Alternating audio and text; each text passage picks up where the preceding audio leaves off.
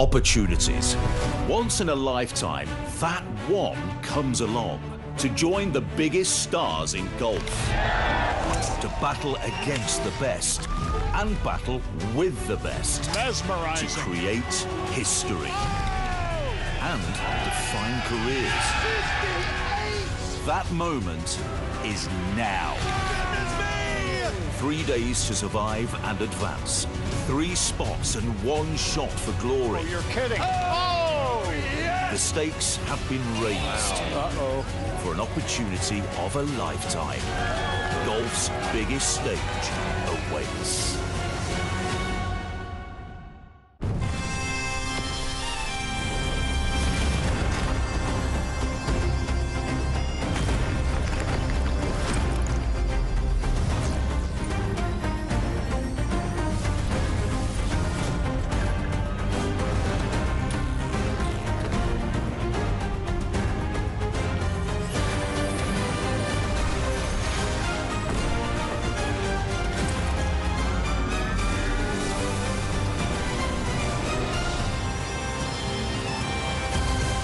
The first 18 holes of LIV Golf Promotions 2023 is in the books. And after a drama-filled Friday, 29 players advanced.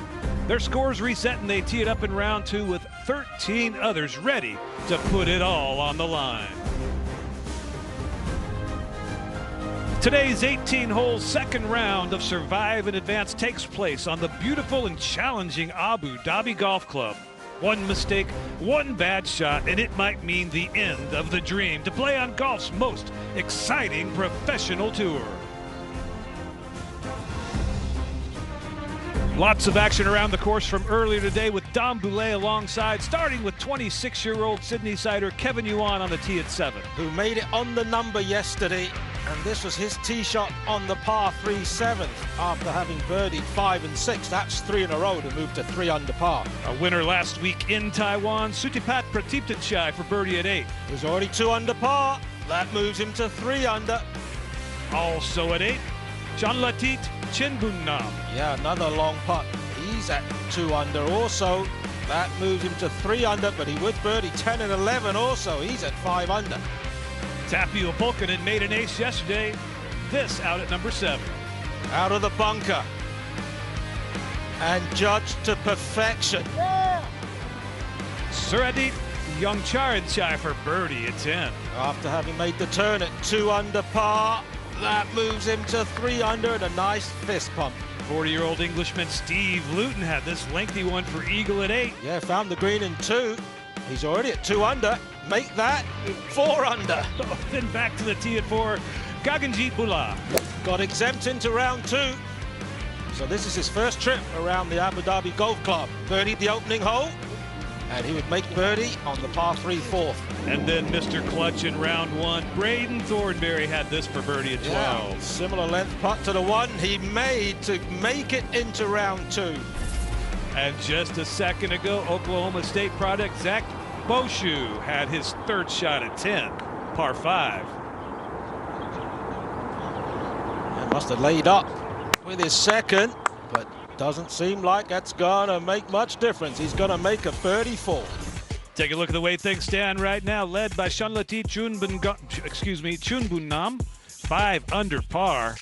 And Dom, we're going to rely on you heavily today because you know these guys so very, very well. But what it all comes down to, that 5 under, it's awesome. He's looking like he's going to advance to tomorrow. But the big number here today is top 20. Top 20, survive and advance. And it all starts over yet again tomorrow. And it's a hard 20, not like yesterday where it's 20 and ties. So more than likely, we may have a playoff at the moment. 1 under par is in the tie for 18th place, and it goes all the way down to 26th place. And desperation starts to set in when you start making the turn like many of these guys at even or over par. And you know in your head, you got an idea it's going to be somewhere in that 70, 69 range at the start of the day. And these guys at the bottom of the leaderboard, they really do have a lot of work left. Now this is Chinbunnam, who is leading at 5 under.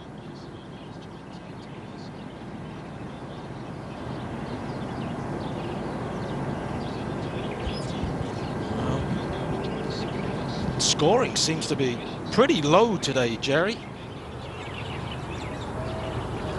Pat. Well, he is the man probably with the most confidence in the field, having won, as you said, last week in Taiwan, his first ever victory on the Asian Tour. This is out at the green at number 10.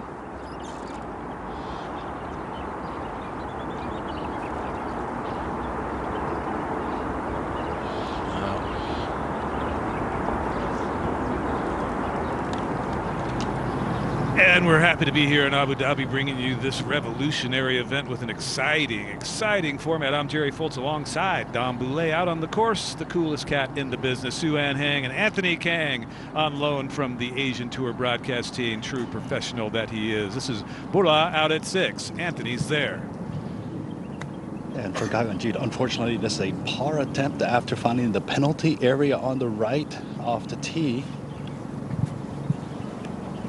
No, she's got that for a bogey.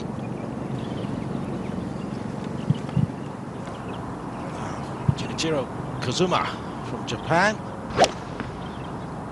He's a good ball striker, not a big fella. 3 under par. What a shot that was. The greens are fairly soft, especially if you're coming from the fairway.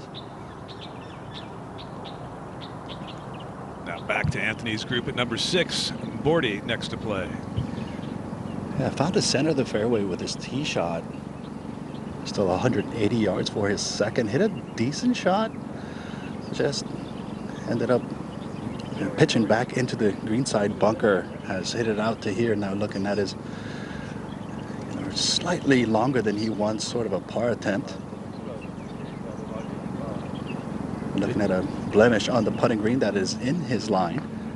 Anthony, I know it's early in their round, but what do you sense in terms of just the overall demeanor and the sense of pressure? Is it there from the beginning, or is it just something that mounts throughout the day?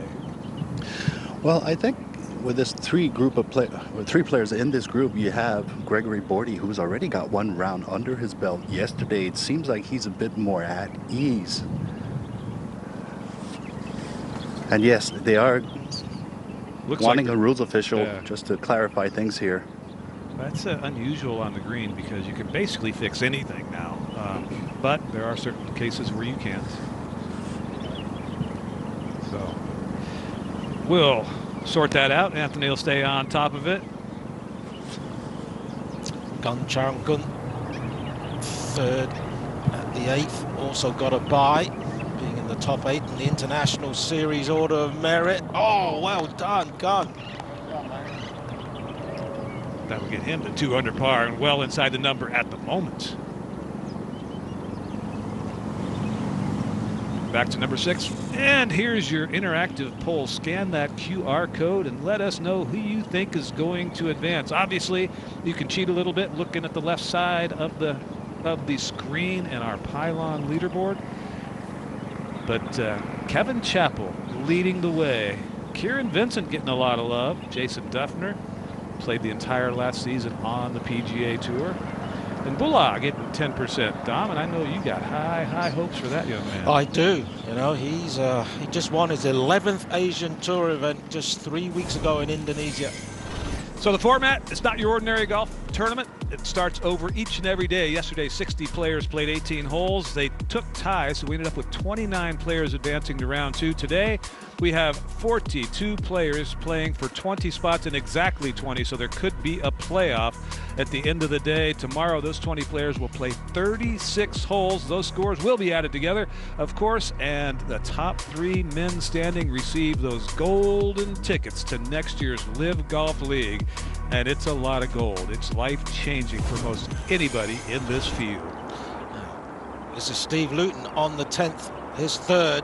Said he didn't drive the ball very well, but found something on the range after his round. Well, he certainly found something, because that is a birdie 4, and he moves to 5 under par. Brad Ullman, LIV Golf rules official, star that he is on the scene. I think they're checking out something with the hole. Anthony, you close enough to listen in? Yeah, Gregory Bordy was just curious if he could fix what looked like a bit of damage on the left side of the hole. He was really careful not to touch the hole until he got the go-ahead and the consent from the rules official saying that he can, in fact. That's something that to be very aware of. He's been around for a while. It was a point in time where you had to have the rules official fix the hole, but that has been eased a little for common sense, because a lot of times you play in tournaments without rules officials around, and you should be able to fix damage. It's essentially a ball mark.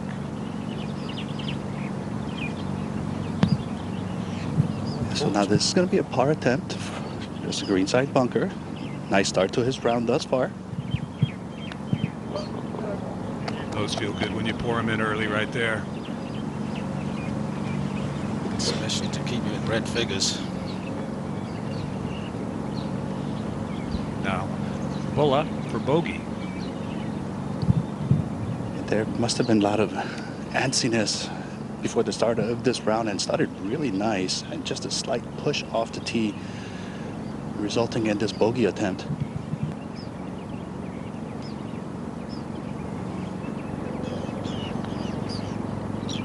Well done. Okay, limited the damage. That water is in play on the 6th tee. The 3rd highest ranked Indian player in the world right now at 210. That silver medal came in Doha, not far from here in Qatar, and he was a pretty good junior too. Chappie for par out at 6. Even par through 5. Just a moment ago, Yaku Allers, 41-year-old likable South African, this for birdie at 10. Straight in the middle of the hole. Money. He is playing alongside Steve Luton, who they are very close friends. And we'll head back out on the course with our Sue-Ann Heng following the final group of Cantor, Duffner, and Campbell. And it's Duffner first, Sue-Ann. Yeah, I haven't seen him play in a while. Good to see him back and playing not his best golf today. Seems a little rusty. Of course, the very recognizable waggle. Almost just know from a mile away, that's Jason Duffner. He's got 193. Hole location today, left corner of the screen. That didn't stop at all. No, it didn't. We all remember when Jason Duffner became a verb and everybody was Duffnering based on that pose he had when he was sitting on his hands by the grandstands. Staying right here, Sue-Ann. Yeah, that went viral on socials, didn't it? That was hilarious. Now, Laurie, 181. He is striping it. He's just hitting it so well. Played as a reserve this year on LIV, played 11 events. Played for the Cleeks, subbed in for Martin Keimer and then Sam Horsfield on the Majestics. Beautiful golf swing.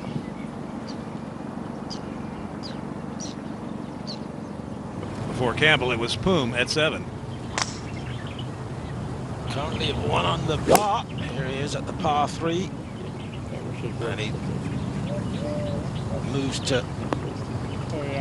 Wow, look at that, using the slope at the front of the green, and that got him to 2 under par. Yep. Campbell next. Ben Campbell, Sue-Ann. 175 for Ben. Wind off the left.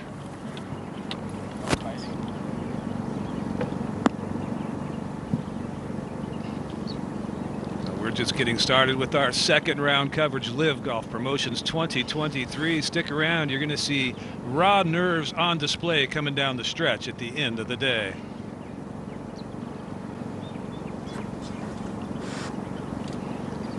Just another gorgeous scoring day, Dom. Absolutely beautiful out there. Ideal scoring conditions. A golf course that all the players to a person say is probably the most fair you could have an event like this on. Yep. As we look at Zach Boshu out at the 11th. Well, and the scores are reflecting these good scoring conditions, Jerry. Look at that pylon there.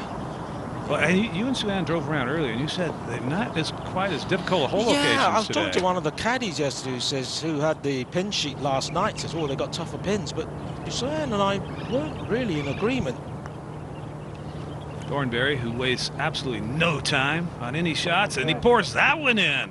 That's at 14. That got him to 3 under par, and every one of those you make just makes that stretch of holes to the clubhouse a little easier, but he's not going to breathe that easy at just 3 under. How big was that putt on 18 yesterday, Jerry? Enormous. I mean, was it about 12 feet? That up and down was huge. He wouldn't be here if it didn't go in. He stood on the 12th tee yesterday, 2 over par. He had 6 holes to play, and he knew it was going to take at least 2 under par at that point. He was playing a little later in the day, and lo and behold, he got it done. So it'll make you feel pretty good. As Duff strolls up to find his ball that must have just got some sort of downslope there. Yeah, the only major champion in this LIV Golf Promotions. He is the only major champion. We have more than 270 pro wins in the field starting the day. 25 professional golf organizations represented, 22 nationalities. It's quite the diverse field. On the tee at 7, Gregory Bordy. Yeah, it took a long time deciding on which club to hit. Just must be right in between clubs. He got the right one. Yes, he did. All right, Duff playing his 3rd, Suzanne. Lies pretty good. Fairly simple chip here. Wants to land us right about 2 or 3 feet on that green. The greens have firmed up a little bit with the sun coming out in the afternoon. He stuck it in the ground a little bit. That rolls out nicely. Should be able to shake that one in. Well, probably won't be shaking him until later. All right, Kevin Chappell on the tee. Yeah, just a light breeze straight into Kevin. It's looking left. And he avoided the bunker, but that's not easy. He may even have to bump it through the rough. Back to 6, and Laurie Cantor next to play. You know, Laurie's one of the best qualifiers in this field, I reckon. He's qualified and gone through Q school 4 different times, but I think Ben's gonna go first. Been watching him for the last 5 holes. He's hit some very, very good iron shots. Just needs to get the flat stick going. He might not be your longest player out here, but he sure is very consistent from tee to green. Now right to left. Beautiful rhythm to that stroke. And just turns a little to the left at the end. But it was good stroke. Action happening all over the course. Moving right up the leaderboard here for birdie at 14. Surdit Yongchorongchai. Wow, he's 30th on the Asian Tour Order of Merit. He's looking like he is going to be playing tomorrow's 36 holes. This is Laurie Cantor out at 6. Yeah, as I was saying before, he's got some great track records for qualifying school. 4 separate times he qualified, 2015, 16, 17. Failed to keep his status, and then back in 2019 qualified there, and then played a great year in 2020. Also qualified for the Open this year by winning his qualifier. So he should be pretty comfortable playing today.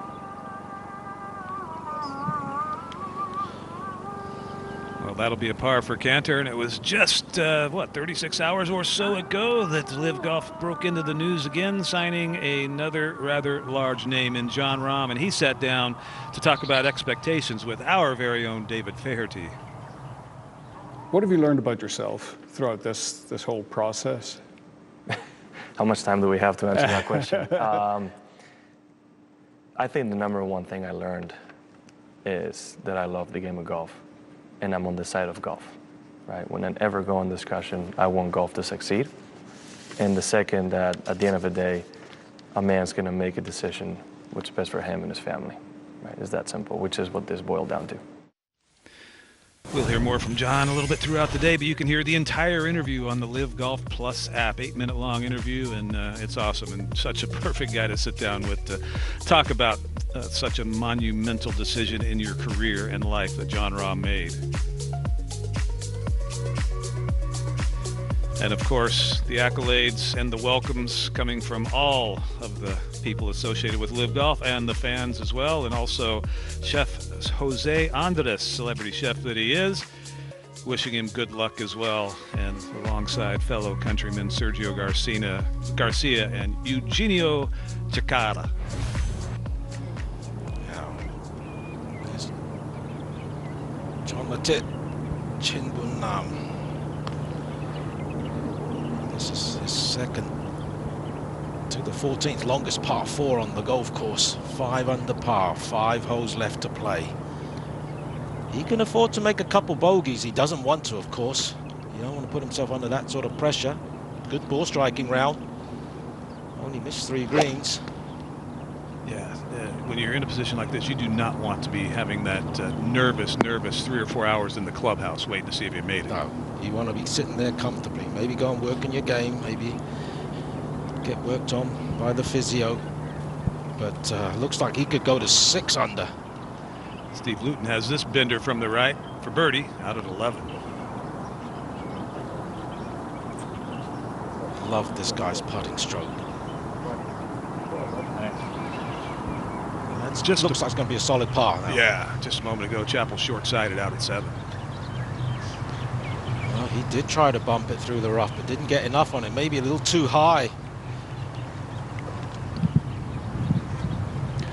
Yeah, it was a real difficult lie for Chappell. He knows that he's going to come out soft, but can't really risk the ball coming out fast and having a putt from about 15-20 feet beyond the hole. Just missed his landing area just about a yard or so, failing to get onto the green.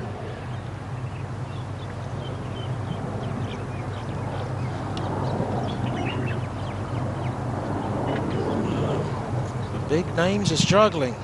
Didn't expect to see the Chappells and the Duffners to be over par this early in the round. They've got work to do. Another one of those seasoned players we saw yesterday in Chris Stroud, who lost the ball on the final hole and missed out on advancing. This is Yaku Allers out at 11 for another birdie. Moving to 4 under. No, just didn't quite hit it. Prolific winner down in South Africa. 11 wins has Yaku got. Par putt now for Boulard. Yeah, found a greenside bunker on the left side. Really a poor tee shot. Plenty of room to the right of the pin.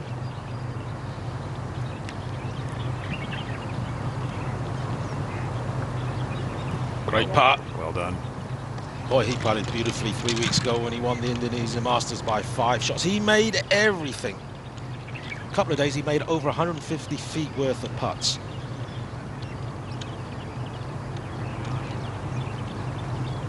Now, Bordy, this for birdie. Caitlin, you're too nice to both of us. Especially in this one-day qualifiers, you do want to take full advantage whenever you give yourself a chance like this. Slight uphill, overall, not much movement.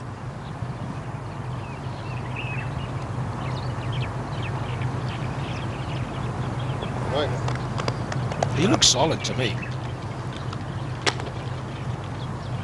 Played a very steady round of golf, employing all the experience he's gathered. 72-hole competition stroke play is nerve-wracking in an animal by itself. This is a whole different animal. Well, like we were saying yesterday, it's like 2 Monday qualifiers and a US Open qualifier all in 1 week. All in one. Now the tee is clear. The green is clear. On the tee, Laurie Cantor. 7th hole. Playing 194 today. Wind coming off the right. Hole location tucked in that left corner of this green. Man, does he strike the ball so well. Dom and I were talking about that before. Very distinct sound in his ball striking. Yeah, when you swing the club like this, you usually find the middle of the club face. More of a crack than a clank that we're a little too familiar with.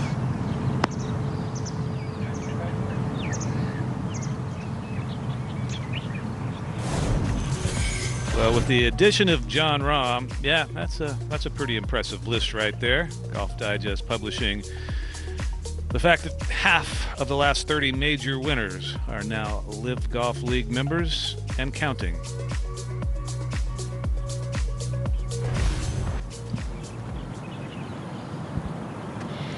Now Ben Campbell next to tee up on the 7th. He's got his buddy here, Peter Burridge. They play at the same golf club in New Zealand called the Hills. Said that Ben's a striker, just needs to get the putter going. Oh, he found the bunker. Looked like it hit the face of the bunker. Hopefully it's not plugged. Yeah, beautiful part of the world. Queenstown, that's in. Oh. Yeah, I don't know where God's country is, Dom, but he goes there on vacation. Often. It's certainly one of the most beautiful places on this earth. Would love to skydive there, actually. It's one of my bucket lists of things to do. Now Duff. The wind's picked up, hurting slightly. See if you can get something going here. As we mentioned, a little surprised that these big names are over par.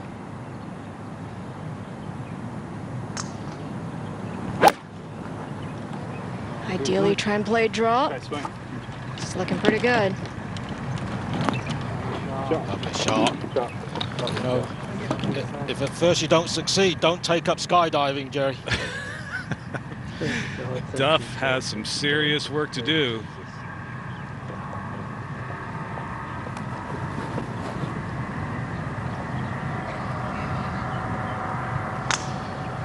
As we head out to the tee at 12, this is Yaku Allers. And Dom, you know that all of those skydiving, the kit you buy, it's all guaranteed for life.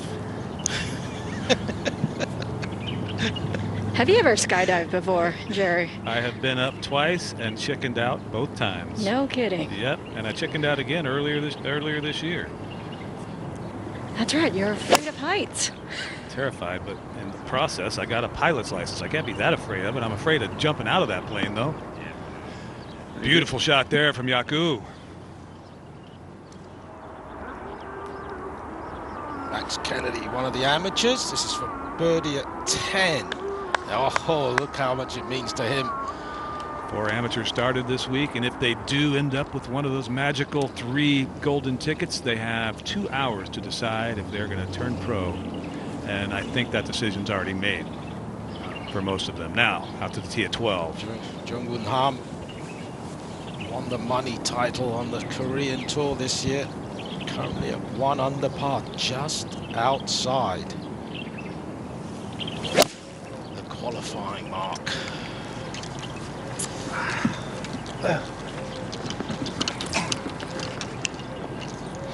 $12,167 today. Not going to hurt you.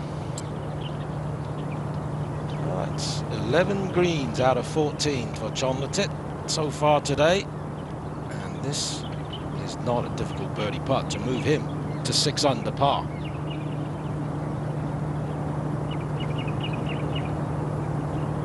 There it goes. Got to be a good feeling.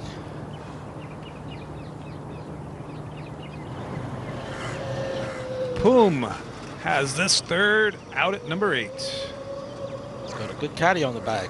His new bride.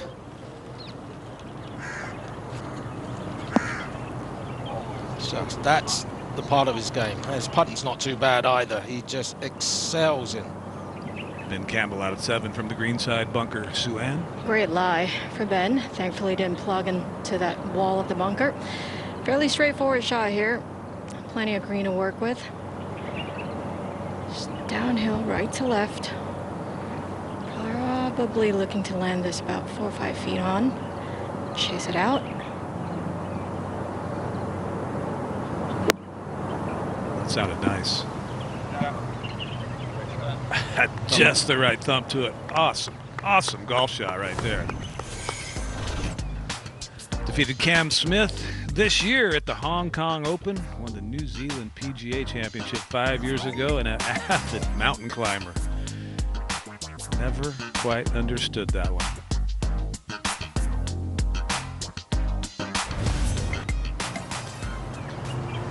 Back to the green. Rory Cantor will be next to play for birdie after Campbell taps this in for par to stay at 1 under, and currently 1 outside. We have an even 20 at 2 under or better right now.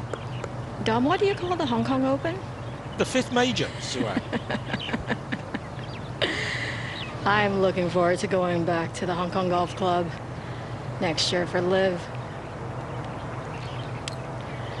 I'm looking forward to experiencing Dom's hometown for the first time ever. You'll enjoy it, Jerry. Yeah, We're he's very going to be busy that hospitable. week. Great veranda. Actually, the veranda here, had a barbecue here last night. That's a terrific spot too.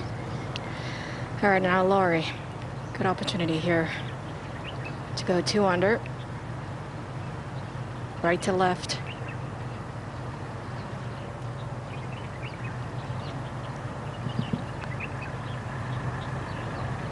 Just dove. Not sure he caught that putt solidly. It looked like it came out of the heel a little bit. Well, that won't instill a great deal of confidence. Another Kiwi here had the low round of the day in round 1. Kerry Mountcastle, this out at number 8. Needs it too. Ensure the birdie to moving back to even par. Now Duff got probably a decent read on this. This much needed for birdie. Yeah, he hasn't been putting as solidly as he'd like to in the last few holes. Has to make this to make up some ground. Big swinging right to left putt.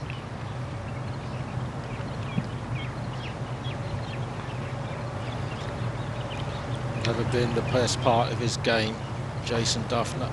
Earlier this week, we got a chance to hear from Jason Duffner and his thoughts on being here this week. I'm here to qualify and see how I stack up and maybe take on a new opportunity later in my career. The team aspect is so far removed from anything I've done in golf. I played college golf, so that was being part of a team. Having people that you feel like are maybe in your corner, you guys are working for the same goals individually and as a team concept is kind of unique to golf and something we haven't seen. I haven't studied that much, but I'd be grateful to be part of any team and to be on the tour. I've done the same thing for a long time in professional golf, and I'm extremely grateful and I'm extremely proud of a lot of things that I accomplished throughout those 23 years. But this is a new avenue and a new door, and sometimes change is good for anybody. Only major champion in the field, highest world rank back in 2012. Former Ryder Cup and President's Cup player also.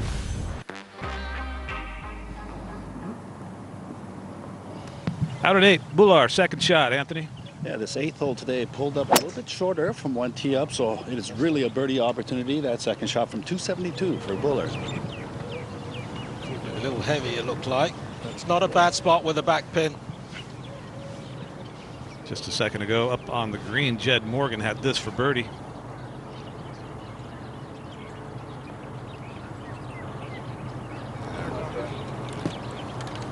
Moves him to 3 under. Now Chappell. That's from 263 to the hole with a great lie. Oh, just needed a couple of yards more. That could have been really close, and he holds his head, hands on his head.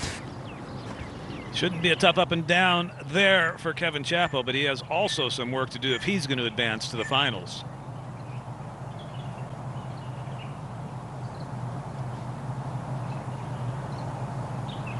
8-9 mile-per-hour winds out of the northeast today, mid-80s. It's just, I mean, the winter here in this part of the world is, well, it's perfect. That's why so many players gravitate to this region at this time of the year to work on their games. A lot of them have homes here. Yeah, nearby, hour away is Dubai. As we take a look at Zach Boshu playing his second at 13. But Dubai has 5% of their population are from Dubai. Indigenous, yeah. Yeah. I think Qatar is similar.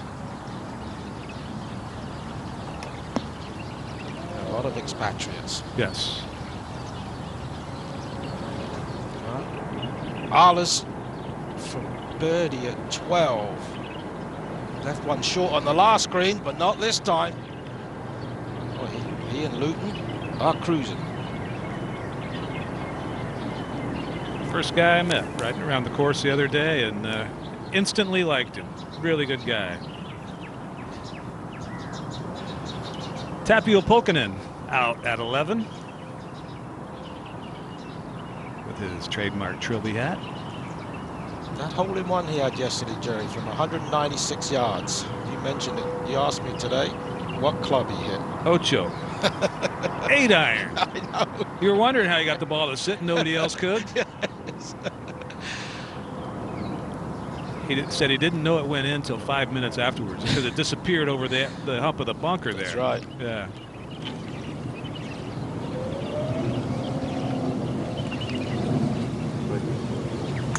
Second ball.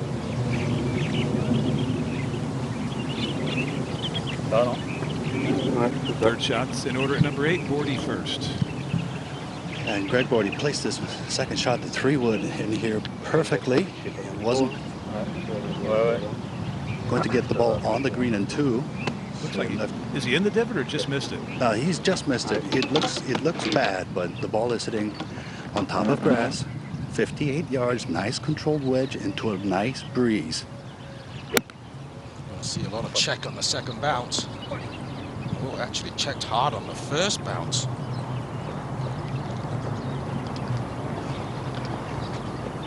It's a little unlucky. Came in low, you think it'd have a big skip.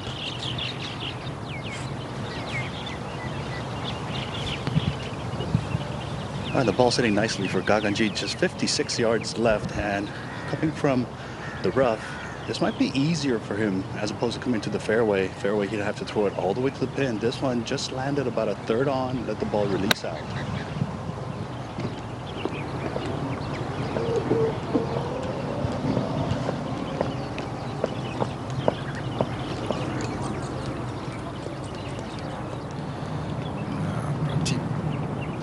Sutapat Tienchai, aggressive player.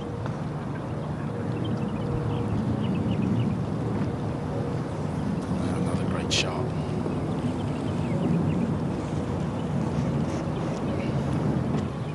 Back to the 8th for Chappell in his bunker shot. Well, just a couple yards more on his second shot. He had a really good chance for a potential eagle from a close distance, but just hit the face of the bunker. Now faces his bunker shot about 25 yards, still hitting it into a light breeze.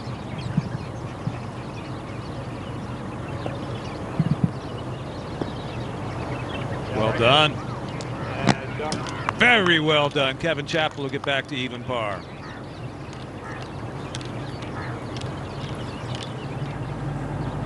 Zach Murray is on the par 3 15th green. 1 under par.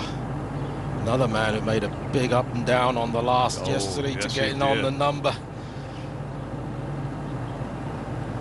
He's just outside it right now.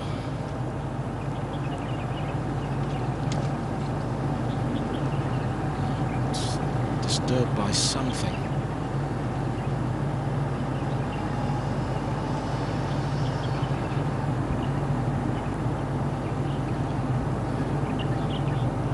Murray didn't take up golf till he was 13 years old, qualified for the Australian Open 4 years later.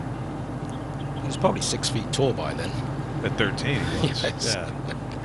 Because he's about 6'4". Very pleasant young man to talk to as well. Yeah, he is. Just 26 years old, Australian. Well, if you're just joining us, this is LIV Golf Promotions. It is a unique format. Round 1, 60 players, 18 holes, top 20 in ties progress to round 2. Then they reset the scores. You start all square again. We had 42 players starting the day today, and 20 exactly will make it to the finals. Rounds 3 and 4 cumulative for 3 golden tickets to LIV Golf League 2024. The next 7 spots aren't to sneeze at either. Automatically exempt for the Asian Tour International Series, where you can lead the Order of Merit and earn your way out here the following year. Absolutely. Bordy for birdie. Good looking putt once again.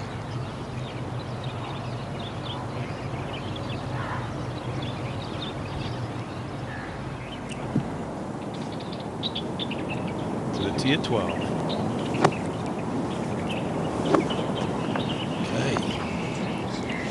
167 yards, 18 yards longer than it played yesterday.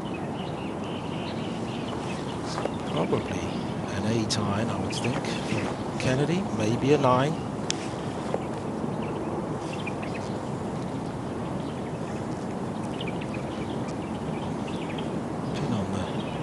right side of the green, whereas yesterday was on the left, near the water. A little bit more room to work with today. Water should not come into play whatsoever. Oh, he pulled it a little bit. While that was happening, Bular had this for birdie at 8. Couldn't stop making these 3 weeks ago. That's a good line. Oh, just a hair too far right. Chappell, of course, did tap in that little 6-incher. He's back to even par. We head back to the tee at 12, 167 yards today. Martin Trainer. 3 under par. Another player finding a lot of greens. Martin Trainer flying the French flag for his sporting nationality, carries dual citizenship. Mother was French, father was American. Oh my God. And that's not good.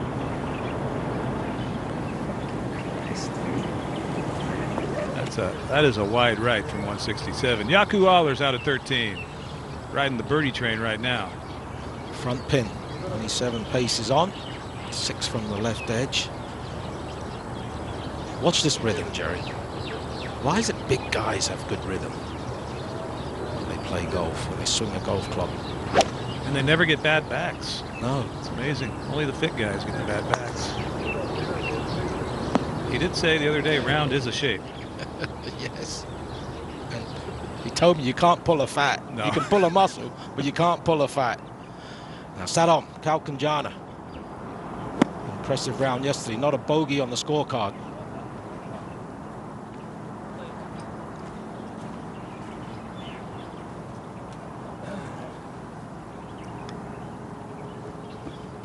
Just a moment ago, Laurie Cantor played this second shot to the reachable par 5, number 8.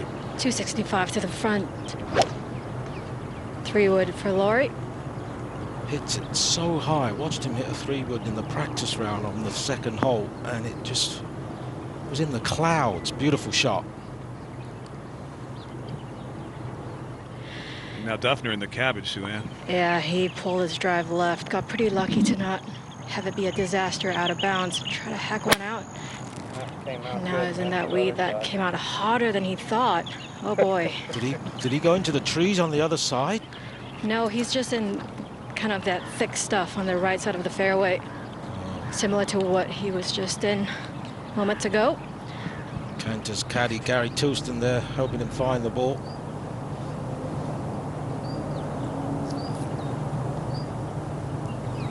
Luis Carrera, the Mexican. What a golf swing that is. He's a couple over par, I'm afraid. With only 4 holes left to play, he's got a birdie in. Yep, every one of them.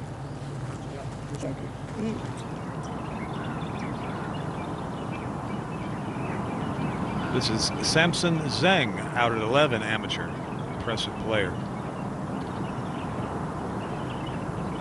Going along nicely. I watched him shoot 65 at Royal Melbourne a few weeks back in 30-mile-an-hour winds. And it was one of the best rounds. Everyone describing he was on site, said it was one of the best rounds they've ever seen at the Asia Pacific Amateur. He ended up losing in a playoff. He's 22 years old, Samson. And now Duffner finds it in what looks like ice. And this will be his 4th shot, Sue-Ann? Yes, sir. I think he's perhaps considering taking a penalty. That ball's sitting way down. It's not good in there. Yes, looks like he's going to go back in the line between he and the flag and take a 1-shot penalty. We talked about this yesterday. I mean, not that's any good time to have a big number, but you certainly don't want to do it during a qualifier. Running out of holes. Big numbers are just going to set you way back. Yeah.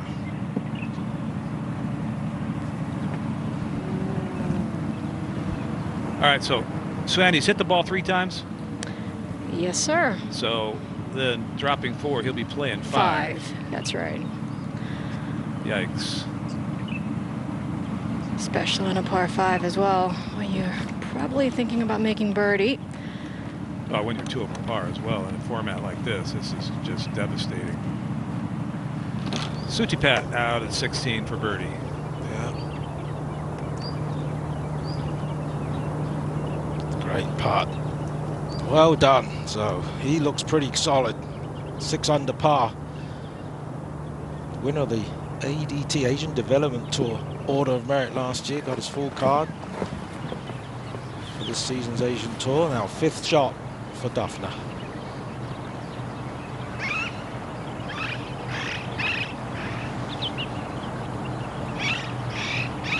Still a long way back. He'll take 7. It's just so disheartening right now. He's been here for some, what, 4 days practicing. He's had a little breakfast with Kevin Chappell every morning, just talking the same old stuff. And to get off to a start like that, I mean, his day is pretty much over if he makes triple there, double or triple. Now, Yaku Allers.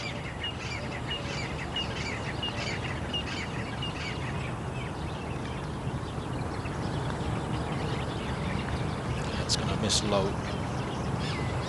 Pars are not going to hurt him.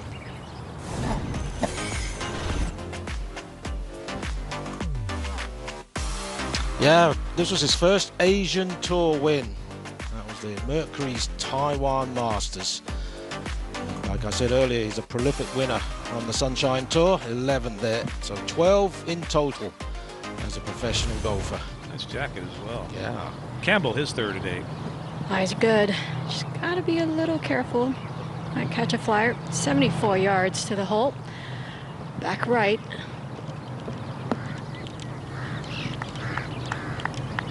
Very well done.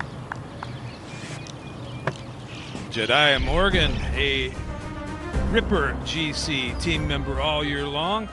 Had this for birdie at 9 to get it to 4 under par just a moment ago. Nice, and I know Cam Smith wants him back on his team. If he keeps playing like this, he's going to be back on it.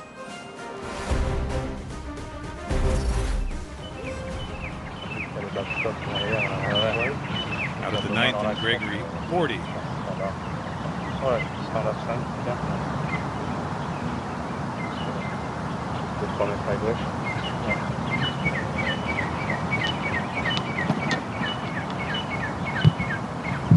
One of the tougher par 4s.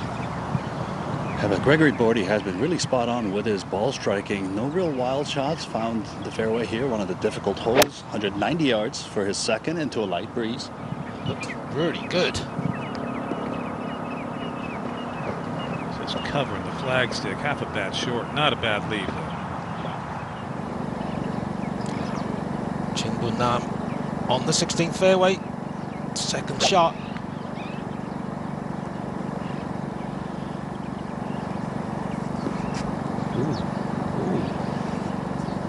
That's a yank. Back out to 9 and Buller. That's from 165, and even at, or because he's at this distance, he can really think about getting it close to the hole, but it's a dangerous pin. He cannot miss it to the right of the pin in the greenside bunker.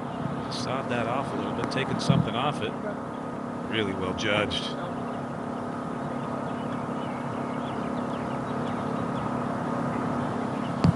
And Chappell rounding out the threesome. He's got a decent lie out of the rough. 155 to the hole.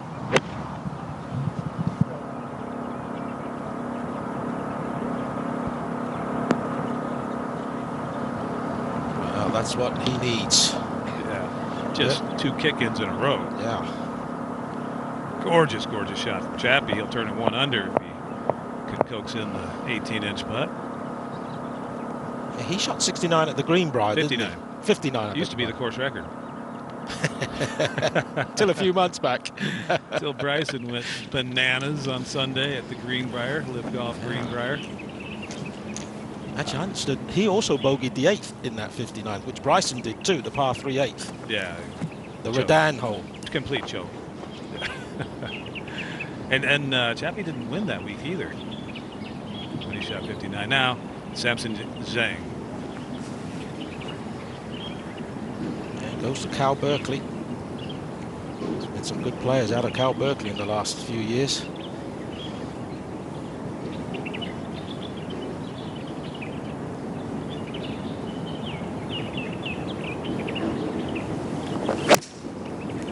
club on the inside, but doesn't come back over the top. Doesn't like it. That's okay. Out at 8, long-range eagle putt, Laurie Cantor, Suan Hang right alongside. So solid all day long. Now, should move to his right. It's all about speed here.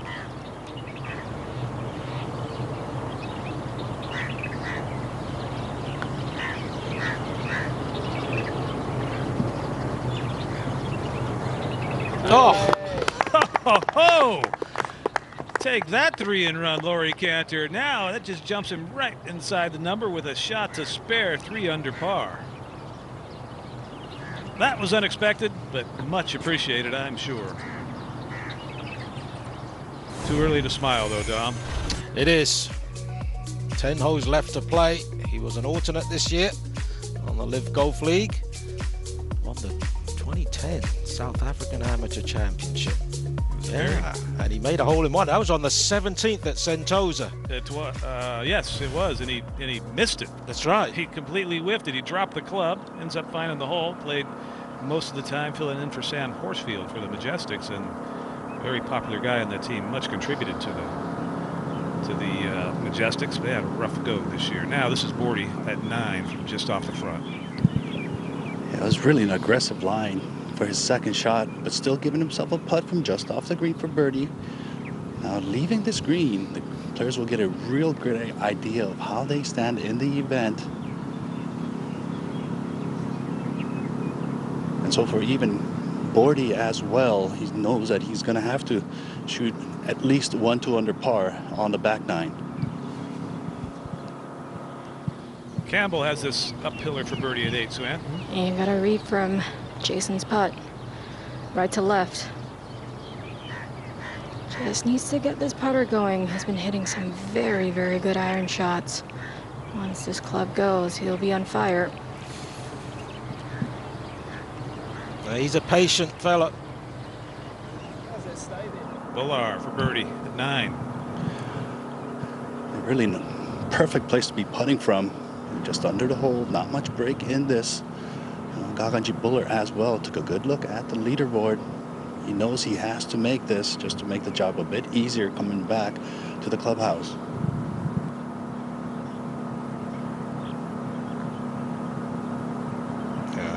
I thought he'd made it for a second. You know, I asked Luton and Zach Murray, who were having dinner together last night, how much leaderboard watching they were doing yesterday. Constantly. That was the answer.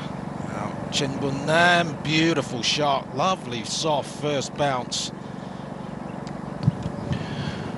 Yeah, Kevin Chappell, after he shot that 59, that was his second round back on the PGA Tour after his back surgery. And he said the downside, the bad part of shooting 59 is he wasn't really ready. He wasn't really committing to a full practice session because he would get tired. But that 59, you kind of give him a false sense that, hey, you know, I don't have to practice as hard to still be competitive. So maybe a little more than 18 inches, probably 2 feet here. There he goes. He gets it in red figures, making the turn. That finish to the front 9 feels very good. Birdie on 8 and 9. Here's the updated poll numbers on our interactive poll.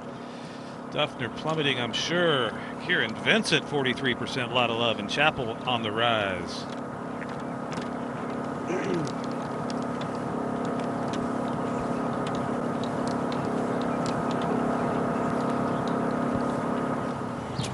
Ninth tee, Laurie Cantor. Wind just picked up in the last 2 minutes. Off the right. Perfect.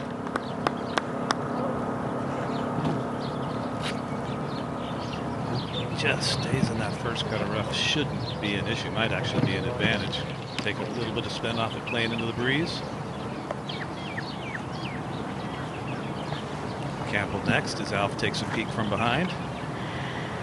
He's played well all year round. Very consistent player. Had a back injury last year and was out for a while. Apparently he's had that back problem for a while. Good to see him healthy again. Yeah, he's had it since his mid-20s. He's had to change his golf swing a little bit. A little less side bend on the follow-through, more on top of the ball. Zach Boshu up ahead at 14. This for birdie.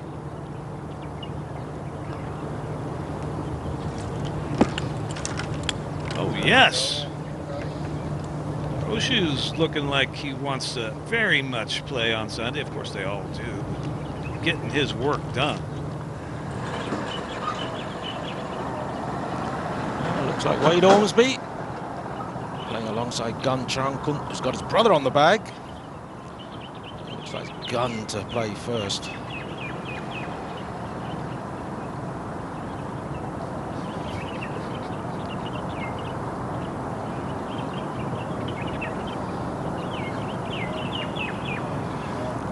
This guy played the US Open at LA Country Club early in the year.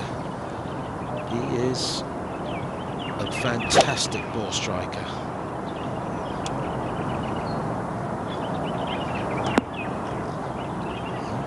There you see. As evidenced right there. Gun part of Team Thailand at the Olympics. That is an accomplishment you remember forever.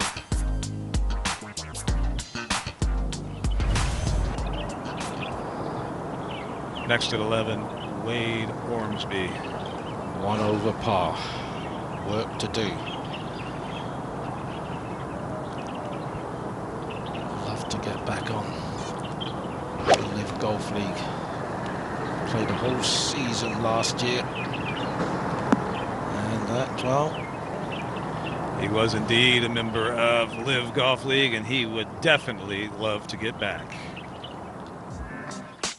LIV Golf League is new, exciting, it's fresh, the team camaraderie, all that stuff is something that I want to be a part of. No, I'm really looking forward to having a crack at trying to get one of those 3 cards. I was lucky enough to get a taste of it in 2022, and I definitely want to be part of it again. So it's a great opportunity, probably one of the biggest in world golf, so I'm really looking forward to it. You're always learning in this game, you know, and whenever you can get up close to some of those big guys, you know, you're always trying to learn as much as you possibly can, whether you're playing with them, you get drawn with them in tournaments, or you're practicing with them on the range or close to them. You know, you're always trying to pick up little things. That's just one of the beauties about this game. You'll never stop learning.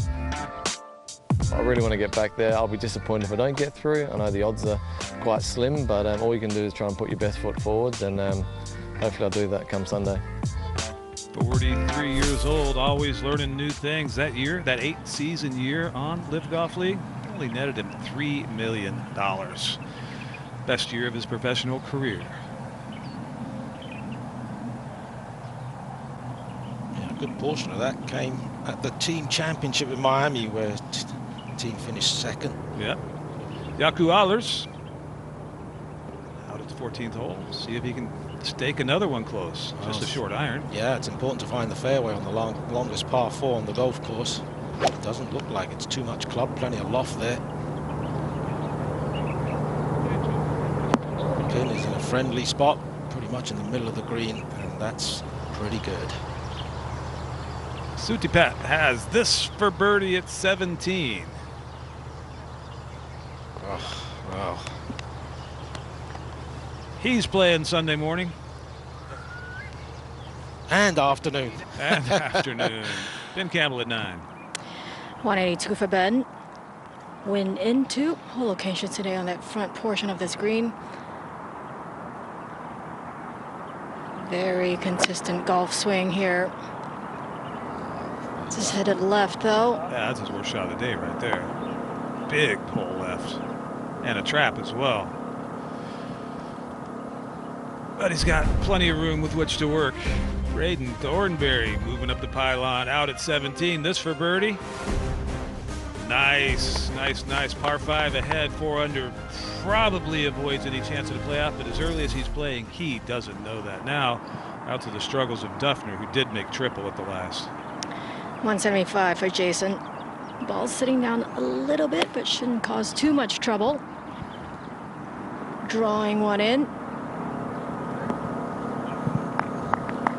he'll have a chance, but he needs 8 birdies in the last 10 holes, most likely. That is an uphill battle. Yes.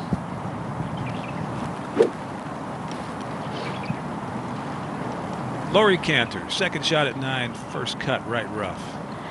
Lie's good. It's setting up 156. If you watch him, he's very meticulous through his routine. Really takes his time, goes through the numbers. The same every time with his caddy, Gary.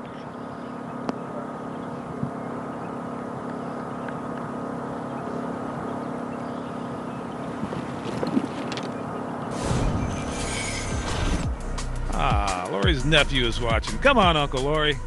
Shane Rowe, 13. LIV Golf League. Lads Day in. Lads Day in. Love it.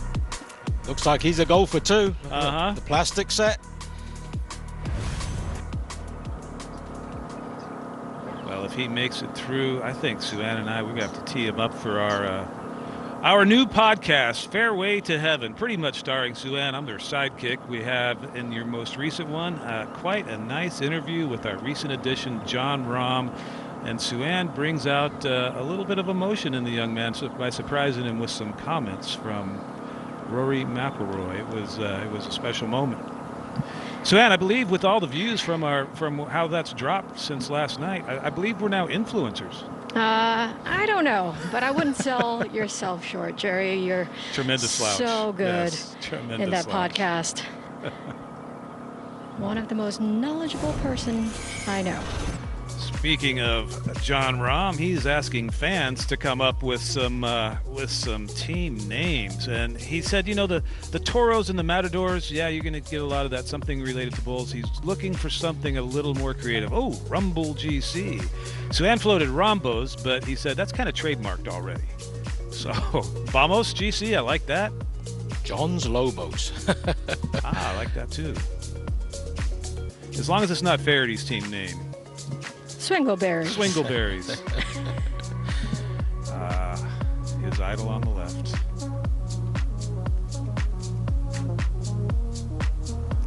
Maybe Sevi GC. Who knows? Well, we don't know who's going to be on Jon Rahm's team, but any one of the guys in the field here would love that opportunity, including this young man, Ben Campbell. Slide downhill lie. A lot of green to work with, though.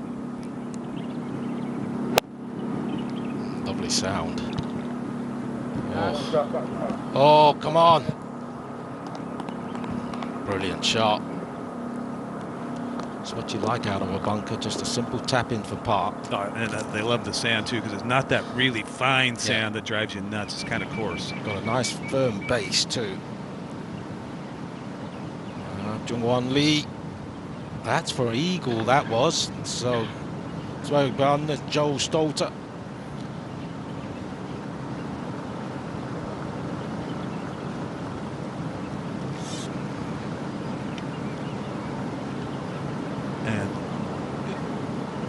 Joel Stalter has 2 under, going to make that to get to 3, and it'll be a long wait. But I'm pretty relaxed at 3. Do you think Jerry? so? I'm pretty relaxed at 3. You are, because you're sitting in here.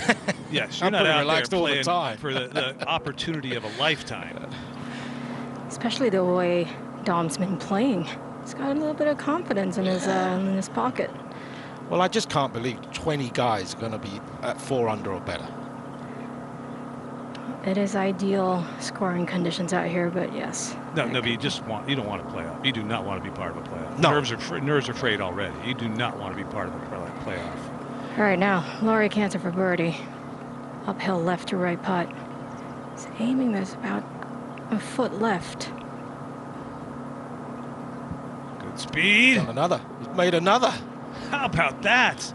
What was it, some 60 feet at 8 for eagle, 40 feet there at 9 for birdie, turning at 4 under par, and just making it look easy on the velvet. Oh, yeah, a top 5 finish last week at the Australian Open. Bringing that form right here to Abu Dhabi.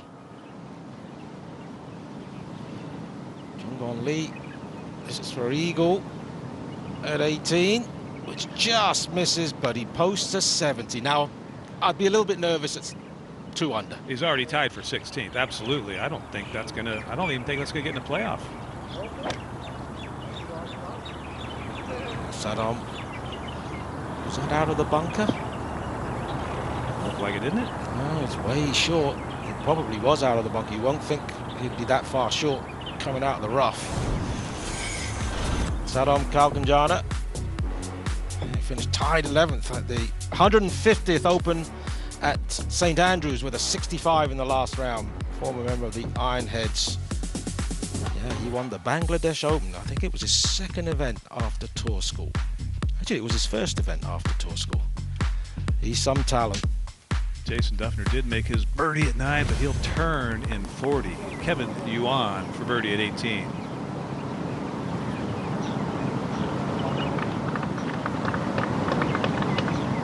That gets him in the house at 3 under par. I think 3 under's playing off, Dom. Yeah. I think 3's playing.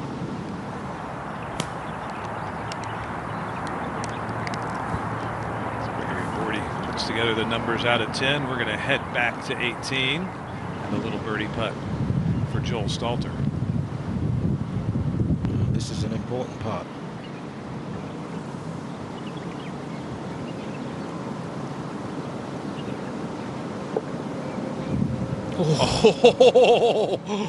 Oh. I think for a second he thought he'd missed. Oh. That was probably the worst stroke of his entire life right there.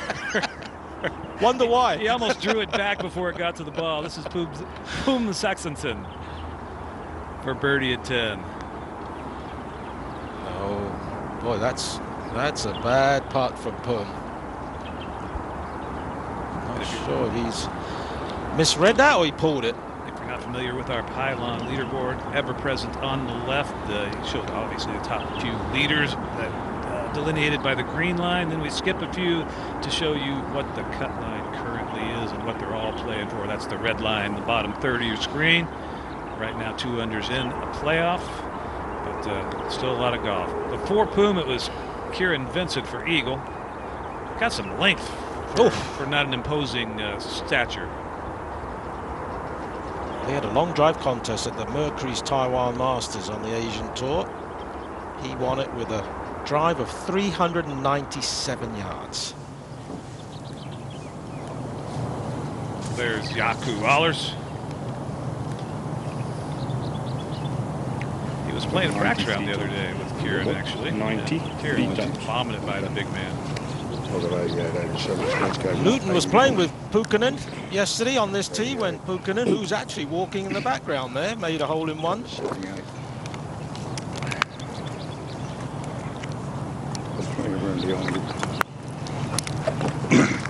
Right now, I don't feel there's any help. No. Good man on the bag for Yaku. No, it actually feels in. Correct. How do you get that nickname? I don't know. Heard some great nicknames earlier in the week. These caddies, they come up with some beauties. Correct. Right edge of the tower. Most of them can't be mentioned on air. I think Keth is my favorite. Yeah. There was a caddy on the European Tour. His name was Keith, but he had a glass eye, so they called him Keth because he has one eye missing.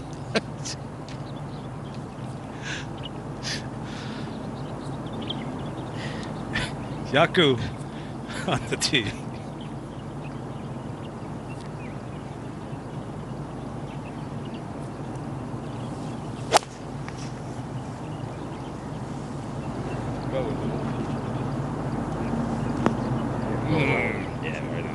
That's good. That's a really good shot right there.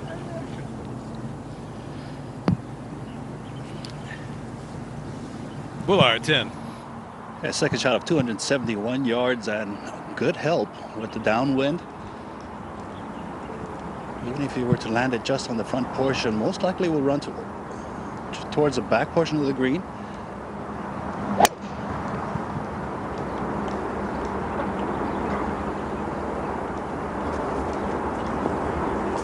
Oh, that's a good leave. They're running a good momentum right now. Kevin Chappell, his drive just rolled through the fairway bunker. Now he's got 250 yards to the hole. Through the fairway bunker.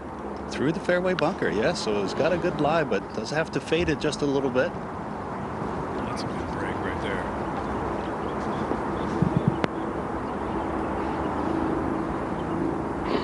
Another good leave. Yeah, and another good break, not getting in that bunker. Much easier pitch shot from that uphill lie.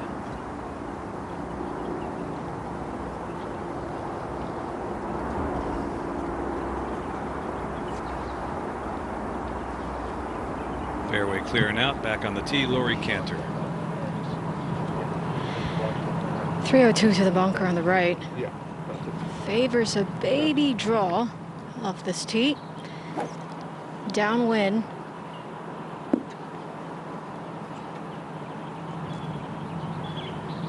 Possibly one of the nicest guys I've met on the LIV Tour.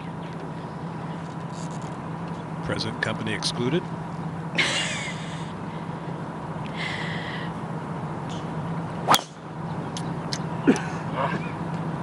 There's a lot of room left. And the rough is not too bad unless you're in the desert and up against a tree. That should be okay. Be able to take a full swing at it from there and maybe even get it aboard. You never know.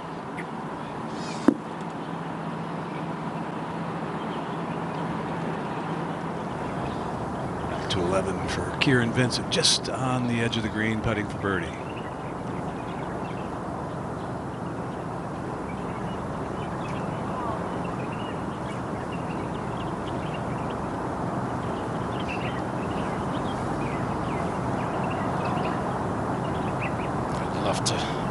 Join his brother. Ironheads have a spot, right? I believe so. I believe they have an open spot. Yeah, we're supposed to know this, though. Yeah, C1's the spot that. That's right. Was vacated.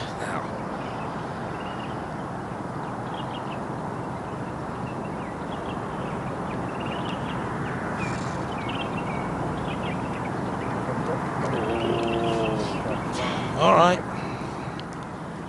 Tee at 10 and Ben Campbell.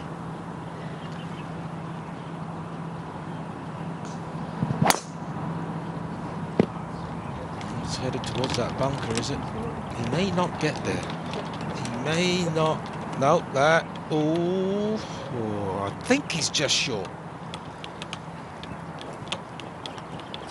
Up near the green, Gregory Bordy. Just 88 yards with a good helping breeze. If this competition wasn't serious enough already, now this whole back nine, that level has just gone up tenfold. Oh, he's responded well. Yeah. Good chance to move to 3 under. To the green at 11. Taichi Ko, he's at 2 over par.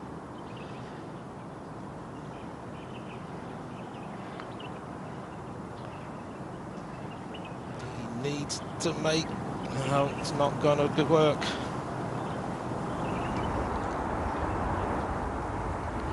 Par 5, 10th playing downwind.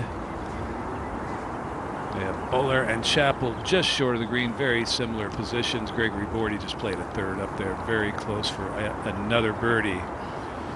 Promotions morning.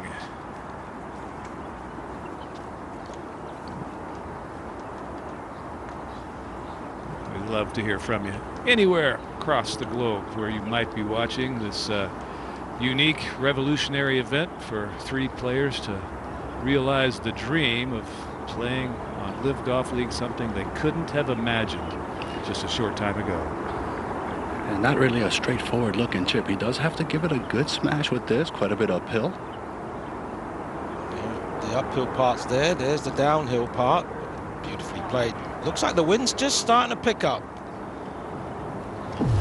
And running hot, one-time PGA Tour winner, former President's Cup team member Kevin Chappell. I was a little unlucky with his second shot there on the par 5/8. Almost cleared the bunker, but it's a beautiful bunker shot led to a birdie. Tap-in birdie there. Then from the light rough on 9, played this approach to nearly the same distance. Yeah, it's so easy to catch flyers out of this Bermuda rough. But no flyer there, but he is flying. Now he's got a great chance to get it up and down here at 10 for yet another. Hey, it wasn't that easy of a shot. He had to contend with a lot of left to right slope, but still got a realistic chance for birdie. Yes, he does, but he would have expected a little bit shorter than that.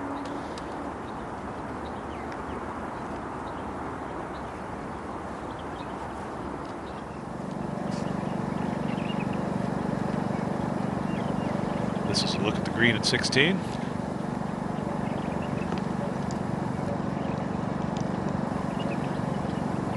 Kazuki Higa won 4 times on the Japan Tour last year and their money title, but at 3 over par, I'm afraid. He was added to the field late after a couple of withdrawals, and Dom, you really liked his chances. I do. But unfortunately, I think we're going to have to bid Kazuki Higa sayonara, because he's not going to make it. Even if he makes this eagle, it may not be enough.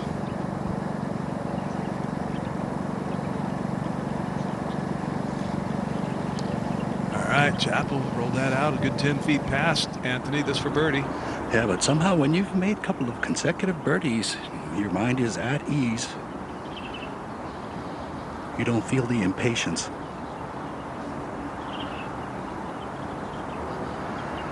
Until now. Yeah. Oh, he's found the green in 2. Sukpat Pratitienchai. That was an eagle putt. And he's going to tap that in. That'll be around a 64. Back to the 10th now, live for Bordy. Yeah, a lot of difficult par 4s here. These par 5s, when he's got a chance to make a birdie, he's got to sink this. He's been really rock solid at this distance. Ouch.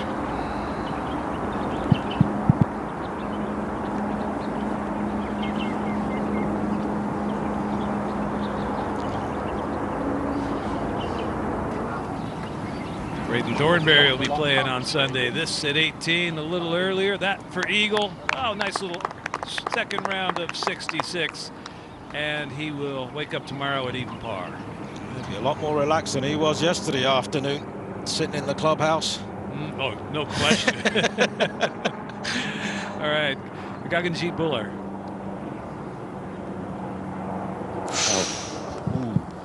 Okay, catches enough of the hole.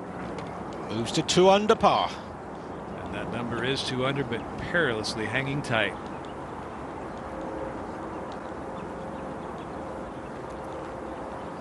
Yeah, there's no way it doesn't go to 3 on a playoff, Dom.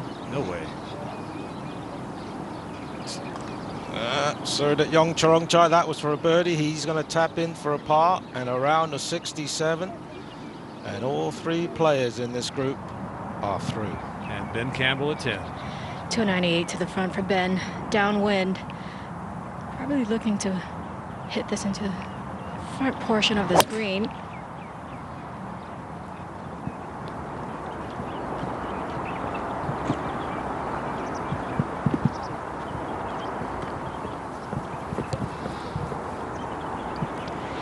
Now Jason, 294. He's got to really start just attacking every pin, play aggressive, make as many birdies as he can. He needs it. It's a long way back. He needs the best 9 of his life to advance.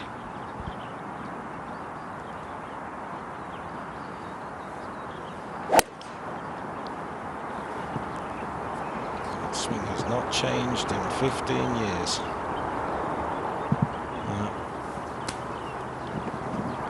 Did birdie the 9th.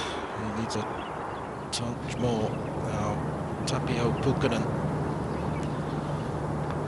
A par putt. Oh, that's expensive. That is expensive. Cantor at 10. His ball's sitting down in a bit of a dip. Not a great lie. Trying to punch one out. Ooh, oh, that's just perilous. rough. Oh, did it? Yeah. Oh, it's okay.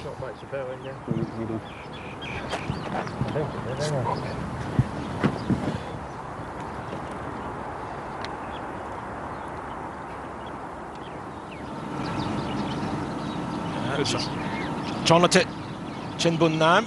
He's going to make it through. And I'm going to ask Sue-Ann and Anthony to chime in here if they can hear. What we've noticed yesterday and so far today, it's easier going if you played early. Now, I'm curious if it's a combination of or one or the other. The fact that the course plays a little easier wins down early, or it's just a matter of looking at that leaderboard, knowing what you need to do, and just making it tougher mentally. Sue-Ann, what do you think? I think it's a combination of both, you know. The wind is down. You do have to deal with some wet rough. I think we spoke to Yakud this morning, and he said, you know, it's difficult to play and predict how the ball is going to come out with the wet rough. But it certainly is. It does help. You know, you don't have to watch the leaderboard perhaps quite as much till maybe towards the end of your round, so you can really focus and be present on what you're doing early on and really get some birdies in, put the pressure on other people. Anthony, I really think there's something to that when you tee off and you realize you're already 2 or 3 back of what the cut line's going to be. Well, absolutely. It just adds that extra pressure in your head, knowing that you got to get off to a good start fast. But, you know, this golf course, when you do tee off early, you get the slightly better greens and you get light winds, almost no winds. And I think the most important part is because you're playing before the TV time, you don't really have the pressures of people watching you. You're all out there sort of by yourself, much like any other practice rounds that you've played or quiet competitive rounds that you played. So you're at much more ease. You don't have to deal with the outside distractions.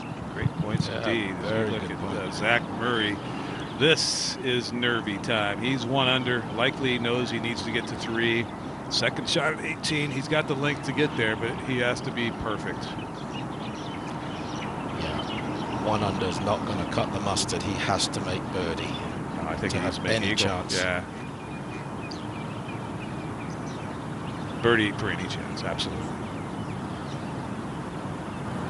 He's put himself in a decent spot, good angle to come in. He probably can't fly it onto the green. It may not hold, just land it on the front edge.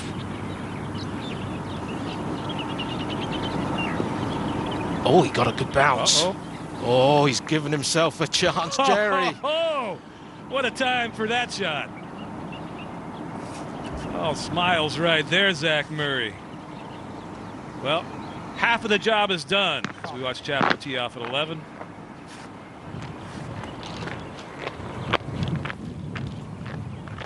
He's found that left bunker. Yeah, moves back into the flat portion of the bunker, makes it a lot easier.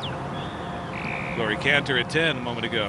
147 for Laurie. Whole location today on the left side. Downwind, you don't want to miss this left.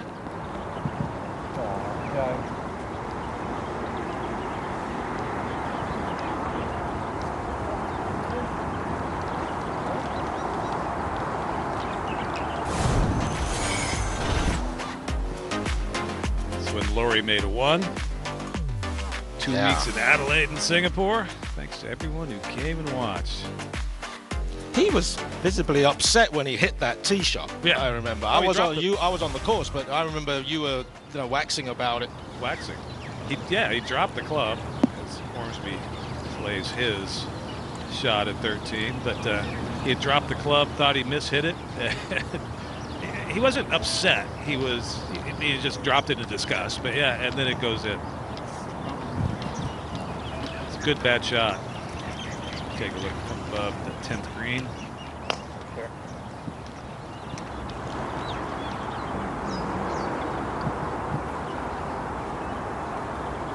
Well, that sure makes that green look a lot different than it does when you're down at ground level right there. Yeah. Because the putting surfaces, the players have been raving about them.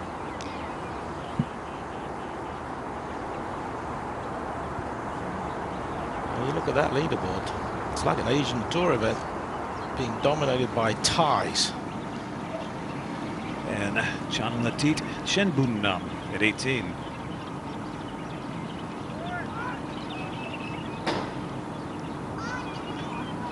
Up and down for a 65, but it doesn't matter. He'll take 66. Yeah.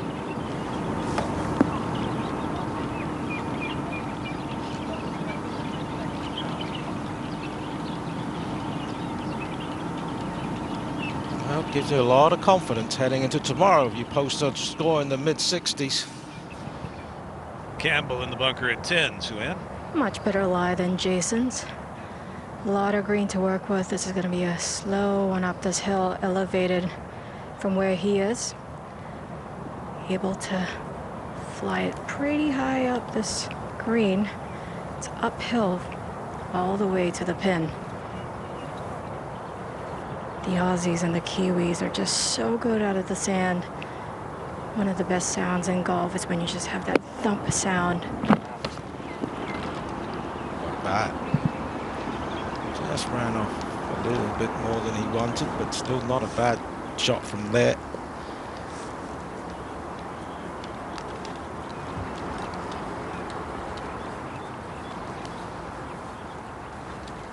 Miguel Tabuena is also running hot. Bunker shot, short of the green, out at number 10. Yeah, made the turn at 1 over par. That was after birdie at 8 to get him to 1 over. Then his second shot at the par 4 11. One of the players I expected to at least make it to Sunday. 167-yard par 3 12 has this 15-footer for birdie. And bucket 3 in a row. Now he's got a chance to make it 4 from just off the surface at 13. Using a little, probably a 60 or a 56. Carries 4 wedges in his bag. Second on the Order of Merit behind Andy Ogletree. Not the International Series Order of Merit, but just the Order of Merit. 2 lists. But he's not playing next week. He's still got a chance to win the Order of Merit, but he's not playing because his wife is having a baby next week. And that ran by a little more than he wanted. While that was happening, Laurie Cantor had this out at number 10 for birdie. Well, this is like a tap-in for him. Not this time, but that's a very good par considering where he hit his tee shot and what he faced with his second. Shanmatit Chinbunam. And he'll have a nice comfortable afternoon in the clubhouse here at the Abu Dhabi Golf Club. Stunning clubhouse that it is. Now Jed Morgan playing nicely, 4 under par on the tee at number 12. 67 yards. Played the last 2 weeks down in Australia. And he won't be delighted with that. Ben Campbell, birdie putt, number 10. I wonder if Cam is watching Jed play as well as this guy. 2 very good additions to his team. Can't buy a putt at the moment. That makes it frustrating when you're hitting it that well. Can't buy a putt, needs to make a few birdies to advance. Time will tell.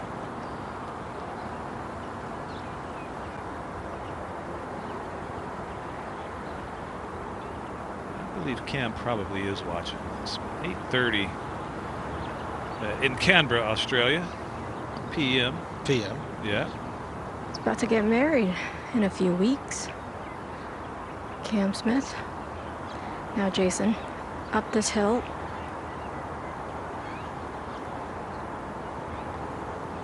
No.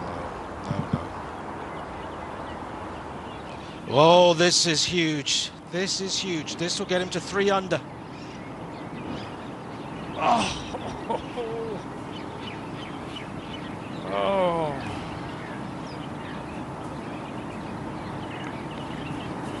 Jerry, if we do have a playoff at 2 under, it's going to be a big one. It'll be a large one for very few spots, but that's the best he can hope for now. It seems like that's Ormsby third at 13. He needs that.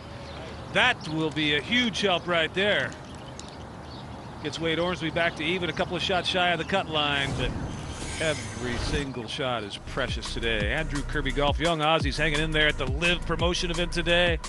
Top 20 in ties, go through to 36 holes. Ripper needs a new Aussie.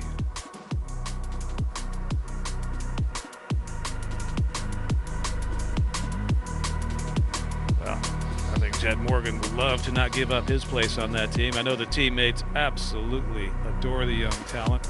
He's such a good guy and a lot of fun, and you can't be on Team Ripper if you're not fun. It's just a prerequisite. They're pretty relaxed.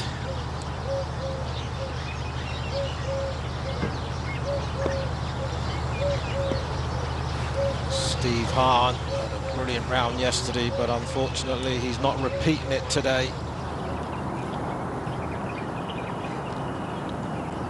Out to the green at 11. Gaganji found the fairway bunker and then finds the green side bunker. It wasn't that great of a second shot, almost like a semi-blade. Just got here. He's got an uphill lie, not that severe. That's going to help him with this shot. He needs to carry it quite a ways on towards the pin. Anything just short of the pin, he's got to deal with a little bit of a hill that will kick his ball to the left. Flies it all the way there nearly. What a shot, Dom. Brilliant. Yesterday, it was Tapio Polkanen at 15. This 196 yards away and an 8-iron. A-time. Are you kidding me? Nice bounce to the right. Perfect golf shot. Wasn't sure for quite a while whether or not it went in until I think it was before the other guys finished. No, there's no way you do it again. Can you? He needs it. Well, it's only 189 today. It could be a 9-iron. Similar to where he hit it to yesterday. Yeah. So he'll basically need to birdie out for at least 2 or 3 to have any chance. Back to 11, Chappell. A slight pull coming onto this green, but not a bad place to be. Just be putting from just off the green, and it'll be a gentle upslope to where the hole is. Not much break. Go ahead, Jerry. Yeah, help me out here. Why did Chappell just replace his ball?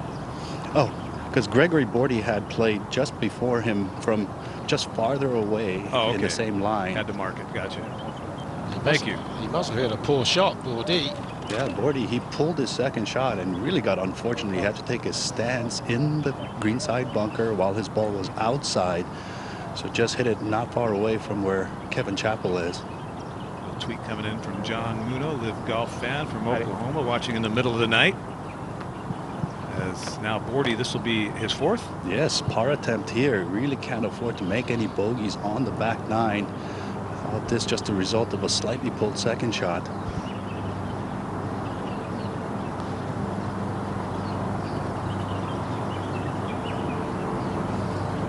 It's going to be a bogey, dropping back to 1 under.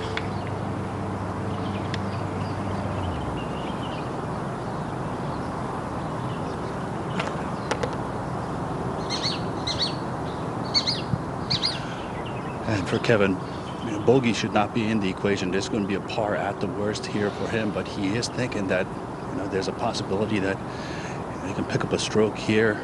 But just coming from this fringe, although he'd like to make this putt, just thinking to get one with the best chance possible.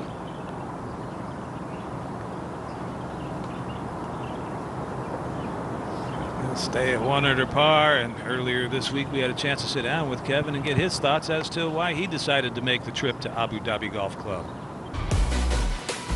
It's a great opportunity. Anytime you can play highly competitive golf and provide a living for my family, I'm going to always consider it, and this was just too good an opportunity to pass up. Yeah, I consider those guys friends, so it'd be great to be able to reconnect. It's been a few years since I saw a lot of them, and I've heard nothing but great things, and just to be able to play with peers again would be great. This is my first time in Abu Dhabi. I know the LIV schedule goes to some different countries that I've ever been to, some different golf courses that I've ever been to, and that would be exciting. It would be like a fresh start for me at 37, and be like being a rookie again, and that'd be exciting. Still got a lot of good golf ahead of him at 37 years old. Won the NCAA Men's Golf Championship 2008 from Fresno, California is where he was born. Defeated Brooks Koepka in a playoff to win the Valero Texas Open. And I think any team would love to have a player like Kevin Chappell aboard because he is a tough, tough competitor. Yeah. And actually quite a self-deprecating guy. A lot of fun to be around. Max Kennedy, amateur birdie, 15, a little earlier. Lengthy one to get him to 2 under par. Surely not. Yes, indeed. Oh. Huge at this point. Huge putt right there. And in the back of mind, he's always thinking, I've got 18. Yeah. I've got the par 5 18th. I can maybe, if as long as I can par the next two, I've got a good chance to make up a shot on 18.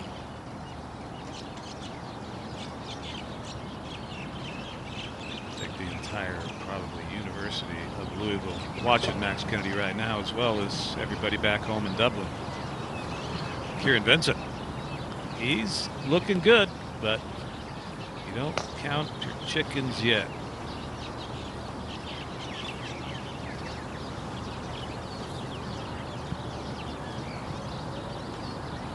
Watched him win the International Series in Vietnam early in the year, and he missed a lot of putts that final day, 6-7 footers, and he didn't react at all. Never grimaced, never looked at the sky, shrugged his shoulders. It just showed so much patience. He's learned a lot from his brother, and it paid off in the end because he held a nice putt on the 18th green to win by 1.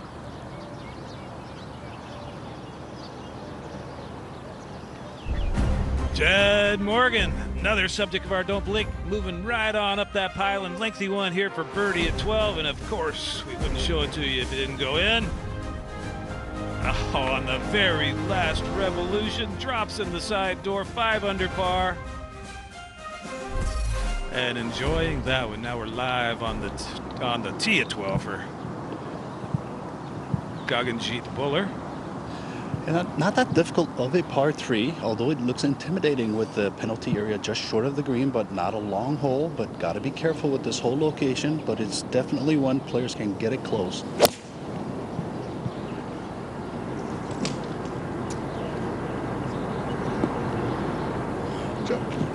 Cut line, you see 19th position, 2 under. There's 5 players at 2 under. Who could, of course, jump to 3. And this atmosphere out here, it's almost done a 180. You know, starting the golf tournament, people were saying, well, you don't have to take it as deep. You don't have to go and shoot birdies to make it through. But now on this back 9, it feels like a Monday qualifier where there's 75 players teeing off and you got to qualify for 3 spots. And you basically have to shoot nothing to do it. Yeah, Jerry, you can go a whole year shooting 65s and not get into one of them. Yeah, not play a single event. Great shot there, right over the flag out of Kevin Chappell at 18. Kazuma, he's making it through. He'll be playing tomorrow.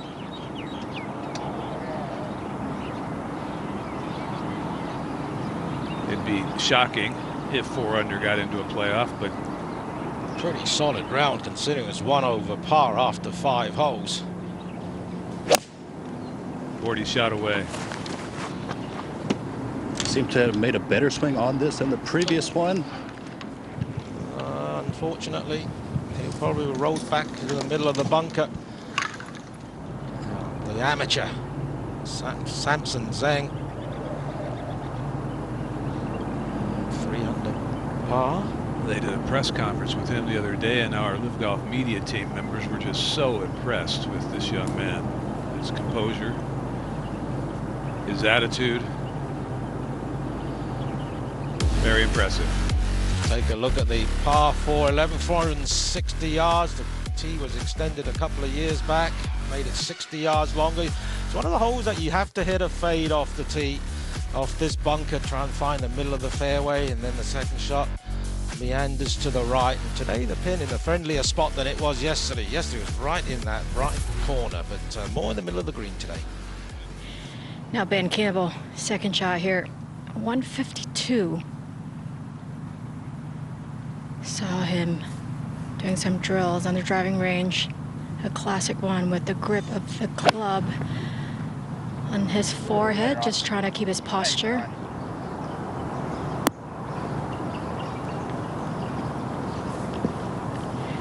Now Laurie Cantor next, 149.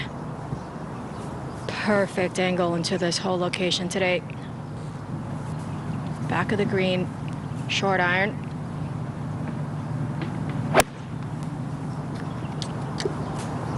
Love that hip action, love the position the club's in. You won't love that too much. He'll have that for birdie to get it to 5 under par. The red line showing you where the current cut line is right now. 23 players at 2 under par or better. Top 20 and top 20 only. Exact number 20 advance to the finals. 36 holes on Sunday for 3 magic tickets.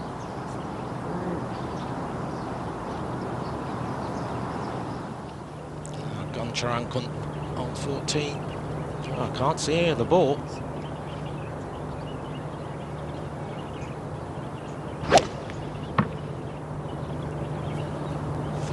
Par. Not a flyer, no. Came out, actually may have come off the top of the club a little bit. Not terrible spot to be in. Bordy now in the greenside bunker at 12. Yeah, real difficult bunker shot here for Bordy. Slight uphill lie, but all down green or all down slope once he gets on the green. Oh, touch of class. Yeah, that came up high off the club face. That's why it landed so softly. Blew the head a little, number 16. Martin Trainer looks like he's missed the green.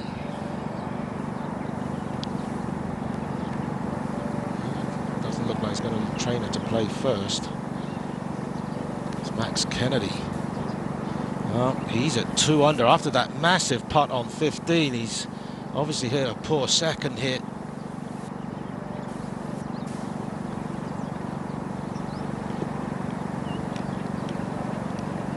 What a great recovery.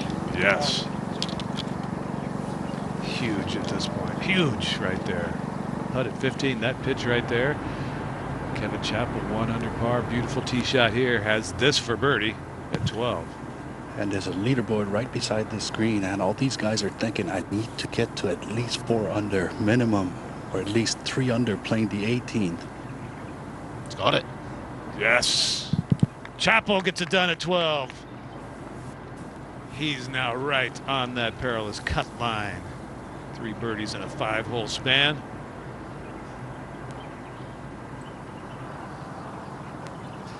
And back to 11 in the final grouping of the day. Yep. Actually, quite a relaxed group. A lot of conversations between these players. Do you think that'll stop as the holes progress? Probably. Probably when the heat is on. Duffner just hit a great greenside bunker shot to about 5 feet. I believe Laurie's gonna go next. Long range birdie putt. Was not his best iron shot.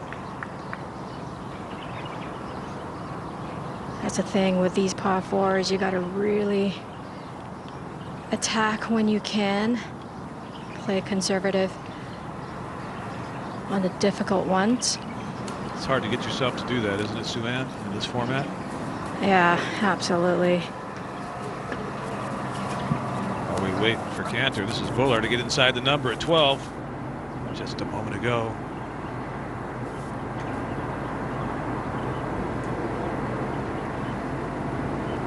Yeah, and that moves the 2 unders into tie for 20th place. Cantor ready to go. Uphill right to left. Gonna be a slow one.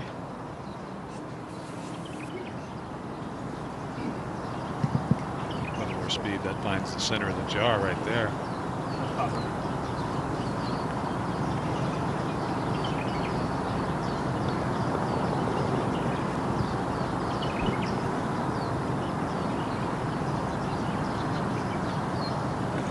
Samson Zhang for birdie at 15.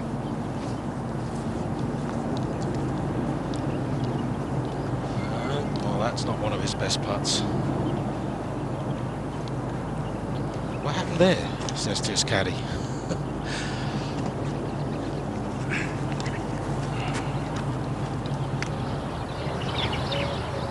Morgan still running hot, middle of the fairway at 13. His brother Jackson made the trip up here to Abu Dhabi. Mulleted as well? Yeah. Yeah. You can't tell them apart. They look like twins.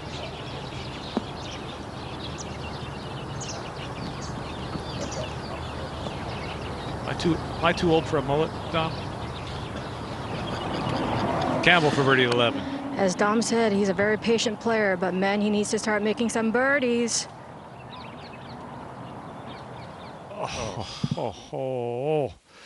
Those hurt so bad when you're looking at an elimination format like this. But he still has a few holes to go to get her done.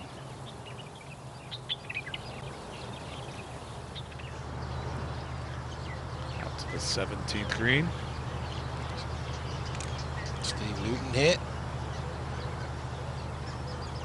About 25 feet. Tom, these scores are ridiculous. I know. I mean, was just thinking that. In this format event where you don't need to go low, everybody is. So I wonder if that changes the mindset for tomorrow for the guys who make it through. Oh, he is unbelievable on these greens, on all greens. So he moves to 6 under. He's very good.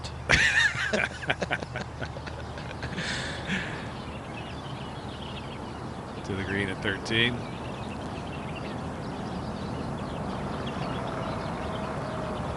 Kerry Mountcastle, just to show you what the format can do. Medalist yesterday, if there is such a thing. Qualified, shooting 8 under par 64. He's even par today. Came easy yesterday. Today, it's a struggle. That has to go in. That has to go in.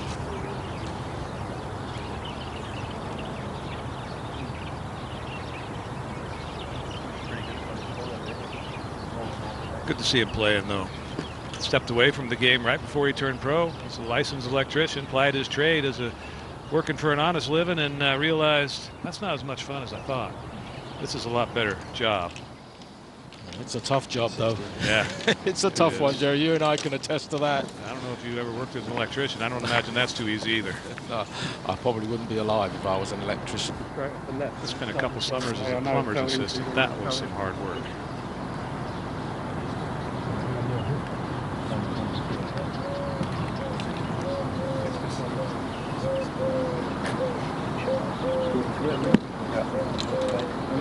Lori Cantor, par 3, tee number 12.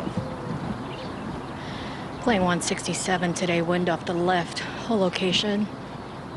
On that front right portion of the screen, you can sort of use the backstop. I've seen a few balls spin back a fair bit.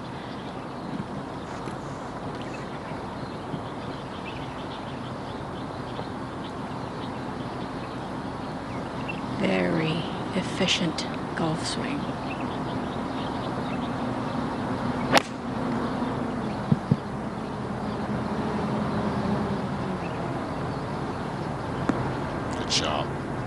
Even at 4 under, they can't really ease off. No. Yesterday, you could ease off a little bit at 4 or 5 under.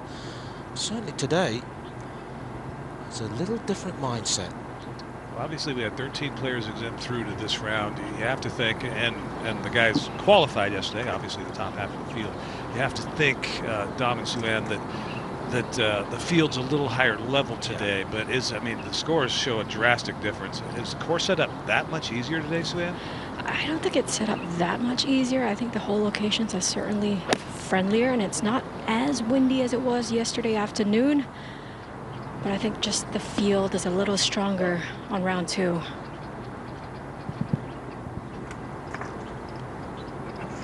Let's see if Jediah out at 13 can keep it going.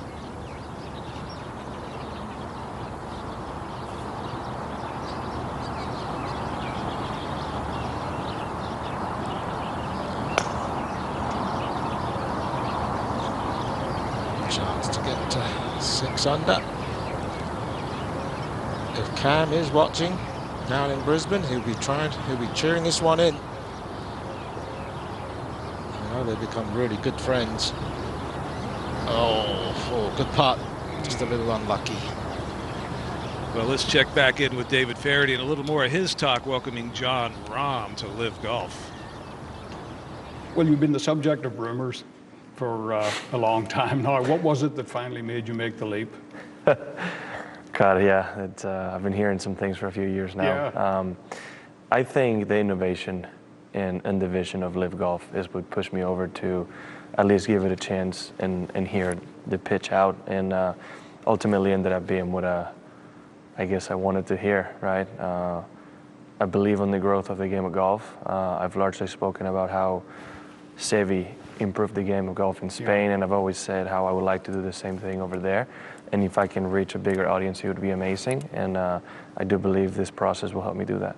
Even though it's not part of this sport, it is now, though. It was the team aspect of things, right? Some of the biggest sporting events, for the most part, people are following their teams.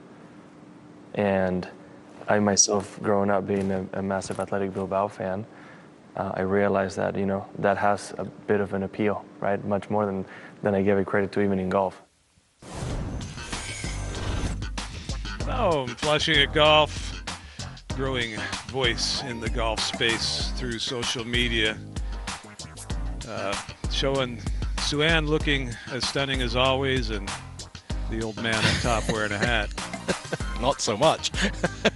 But for more on that interview, the entire 8-minute interview is on LIV Golf Plus right now. Zach Boshu, the roommate, teammate of Viktor Hovland, he's advancing to the finals. Young man who lives in Edmond, Oklahoma. Played his college golf at Stillwater and had Viktor Hovland caddy for him earlier this year after winning the Memorial. Shows up and caddies for him in the U.S. Open qualifier the next morning. Now Buller, fairway bunker. He's got 138 yards, but he's got to make good contact because of the steep lip in front of him. And he didn't.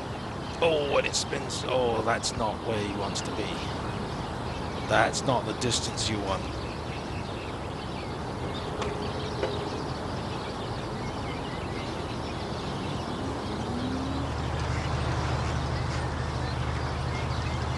Max Kennedy out at 17. He's 2 under par. If he gets it to 3 under, that red line moves and crushes the hearts of everybody at 2 under. It's a lot of club coming into a par 4 shallow green. He doesn't like it. Oh, I thought it was a lot of club. I mean, that flew the green. That is short-sighted right there.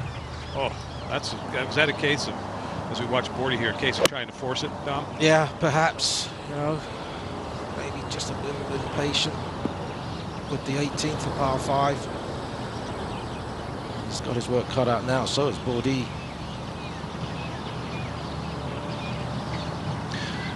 And Chappell with 115. This is an excellent opportunity. He's got to get the distance correct on this one.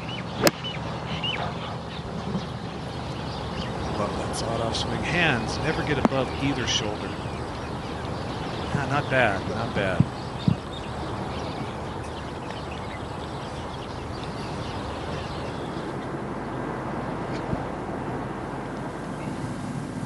Back to the green at 12. Ben Campbell for birdie. And he might be a little pissed off at himself. He had some great opportunities early on the round. Missed a few 8 to 10 footers for birdies. Now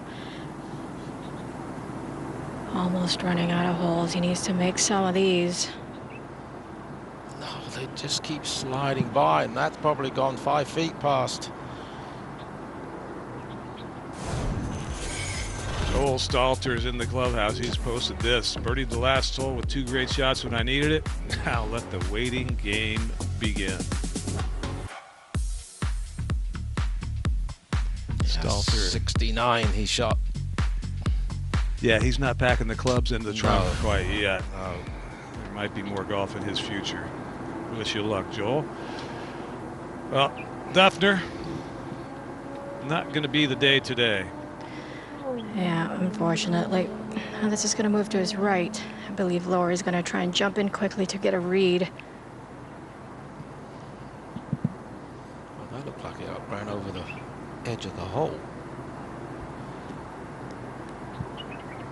Yeah, it's going to be a lonely last 6 holes for Jason Duffner now. Buller, how far is this, Anthony?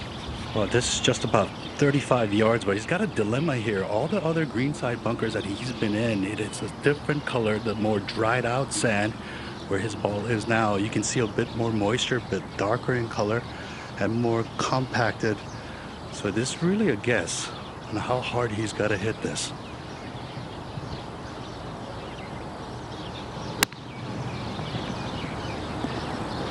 Not bad. Just clipping it like it's on the fairway right there. On hard pad. That was really well done. It was. He read it beautifully. Back to Laurie Cantor. This isn't going to move as much as Jason's putt. A little more right than Jason's. At this point, Laurie's going to have to try and make some birdies when he can, but just be patient. Play some very safe golf in a finishing few holes.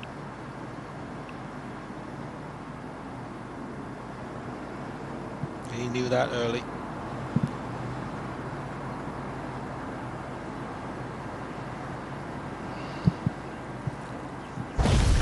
Kevin Chappell's made a nice little run after getting 1 over par play in the 8th hole earlier. That, his 3rd shot at the par 5. Right up there to a tap-in birdie to get it back to even. That was his first birdie of the day. From the right rough on 9 with a little wedge in to a pretty tucked hole location from this angle.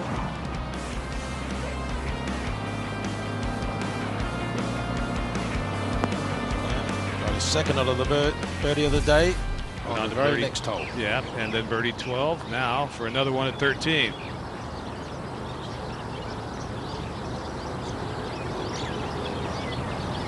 Those 3-footers must feel like 5-footers now. And growing. By the hole.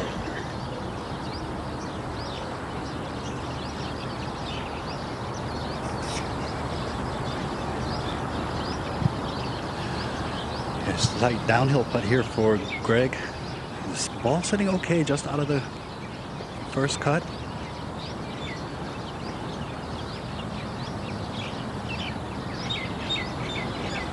Oh yeah. That's worthy of a knuckle crunch. Yeah, you know, Jerry, just to touch up on why the scoring might be lower is because the greens, they look so much better today. And Jerry, you've played enough tournaments where that constant maintenance day after day, by the time you get late in the week, the greens tend to be smoother. Yeah, they, well, the superintendent here has only been around a few weeks, and he's done an amazing job getting it ready for this. That was to get to 3 under to Wayner right there. That's a tough miss. Now, Gangajeet Buller.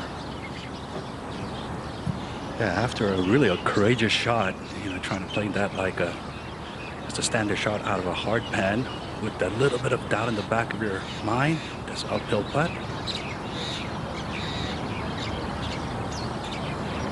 Oh, heck of a par to keep it at 3 under par, right on the number.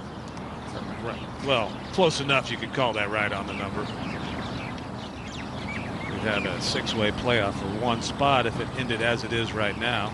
Now Chappell 3 feet away to keep it at 2 under. Yeah, like Dom mentioned, you do get those little bit of fear thoughts coming into your head because, you know, these are length of putts that these players have missed before, and you never forget it. You just got to focus on the line here. Not much movement on this. No, the accumulation of demons throughout your career, it never dissipates.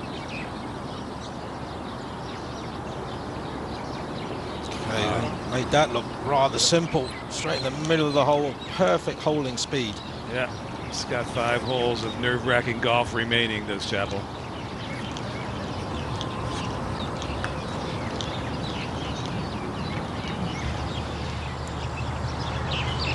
Well, Max Kennedy, we saw him fly the green on 17 with his 2nd shot, and this is what he's left himself for par.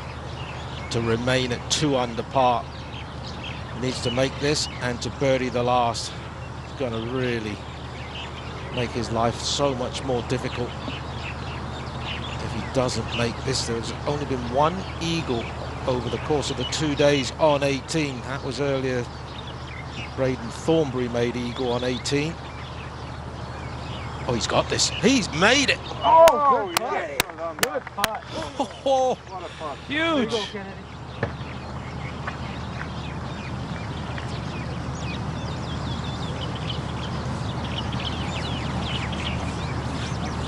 Jet Morgan out at 14. White collar pot, I don't think this is great. Straight into it, perfect. Straight out.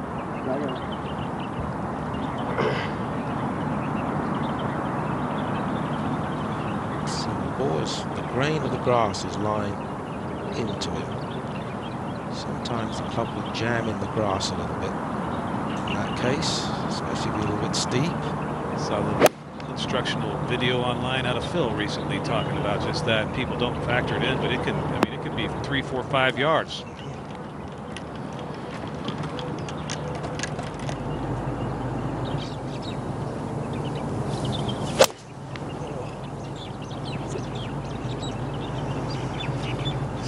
Vincent on 15. He's probably hitting an 8 iron here. 189 yards.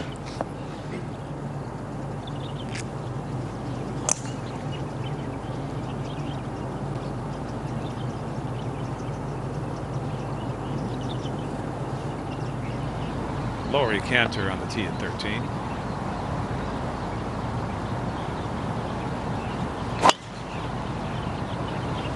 That's ideal line, I think.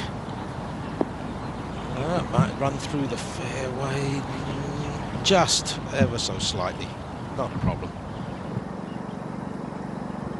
Lucas Biergaard.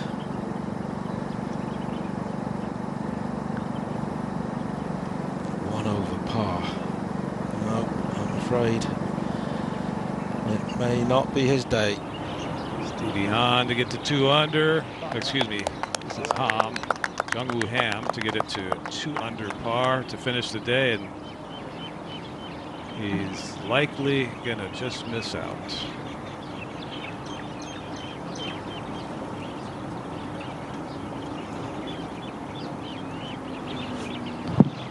Kagajit Bowler on the tee at 14. It's a straight down tee shot, but it's not an easy shot to give yourself a second shot out of the grass. The fairway bunker on the left, definitely in play, but you don't want to go too far right with your target line because that lengthens the hole by about 10 yards for your second shot.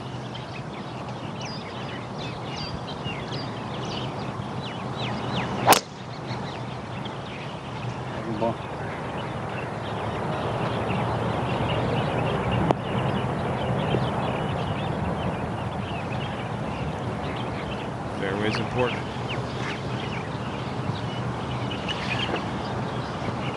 When the stress gets up, you do have to make those committed swings. You hear players saying, make committed swings. You know, it's basically trying to fight off the fear of making a mistake. Just accepting that you can hit one, you know, out of this world as far as the line goes. Yep, try and detach yourself from the results. You hear sports psychologists talk about it all the time. Try your hardest not to try so hard. Figure that one out. And the 14th is the longest par 4 on the golf course, playing slightly over its par. I think the players who are long enough will try and carry that left bunker there and avoid the bunker on the right. Water shouldn't come into play. And second shot usually plays downwind. And even though it's a long par 4, the way these guys play these days, it's not going to be too long a second shot. Samson Zheng in the bunker at 17, playing his second. He doesn't have any insurance shots at this point. No, he does not. It's quite a big lip in front of him too, Jerry. That's a pretty straight-faced club. It is. He's got to clip this perfectly.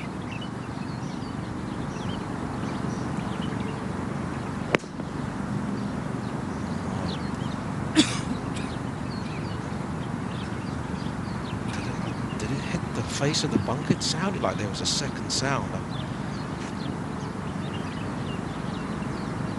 I'm not sure at the moment.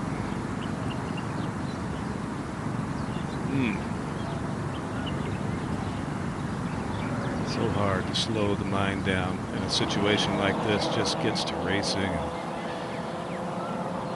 Ben Campbell in the fairway at 13, 1 under par. He's got a 125 to this front hole location. Slight breeze into his face. This is one of those par fours. You can play aggressive, and that's kind of what Ben needs right now. As we were talking about before, it's so difficult with this game. You can't try too hard, but you have to try. It's such a process-oriented sport, and it's not like you can run faster, or throw quicker, or move into different tactics and different strategies. You just have to stick with your game, go through your routine, maybe pick slightly different lines, a bit more aggressive lines, but that's all you can do. You just can't force it. But he was flag hunting there because he was in a great spot. Good shot. Puma Saxonson for birdie at 14, putting it from the thickest fringe. And that gets him to 4 under par, holding it from off the green.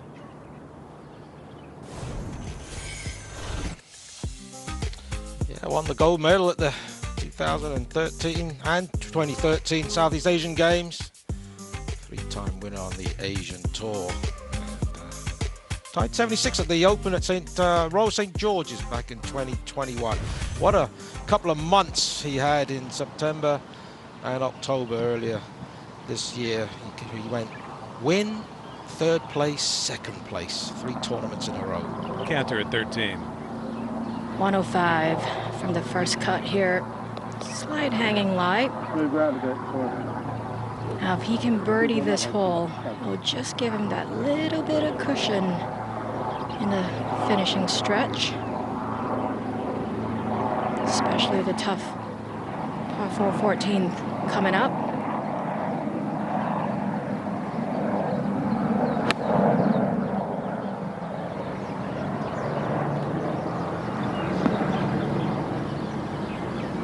And that won't hurt him.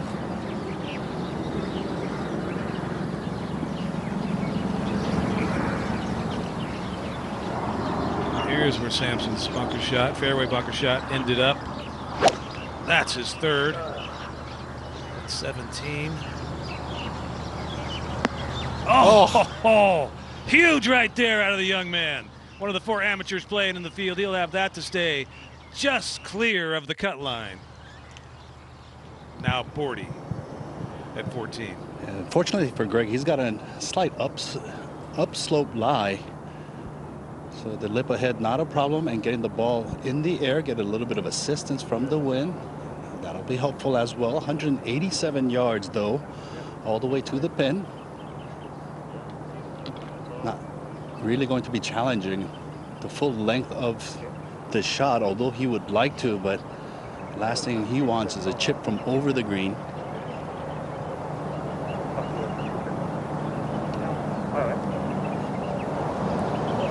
20th place he's in right now.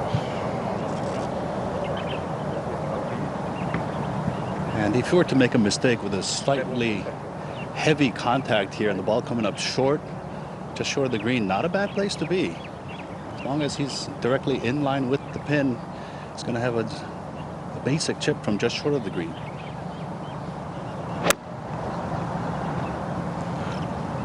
Don't think he got all of that.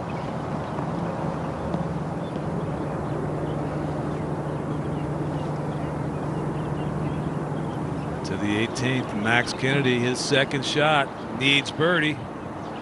If he makes birdie, the 2s are out for the moment.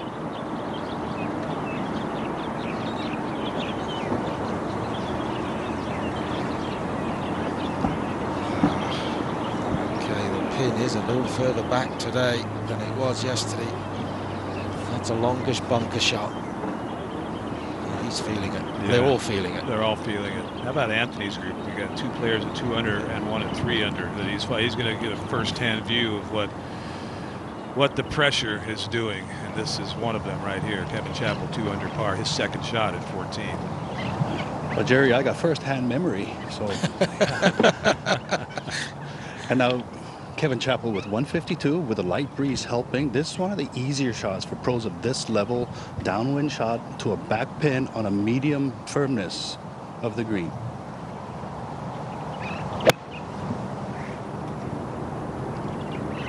I think that was into the grain. Absolutely. It just stuck it right in there too. It will shut the face down a little. And remember, it's past paddle grass. It's a very hearty blade of grass and much stronger going through the sod, the turf than a Bermuda, say. This is Cantor now, 13. Uphill right to left for Laurie. He's made a few big ones today, but that's not turning in enough.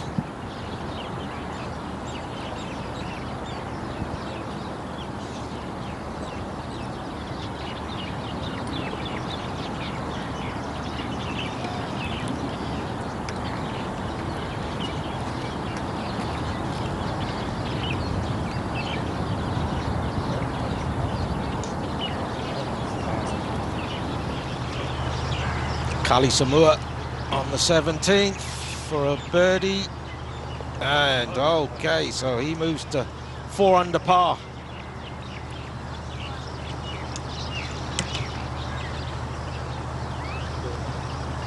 He'd on the Asian Tour for 4 years, did Kali Samua. Moved on to the DP World Tour where he's had some success.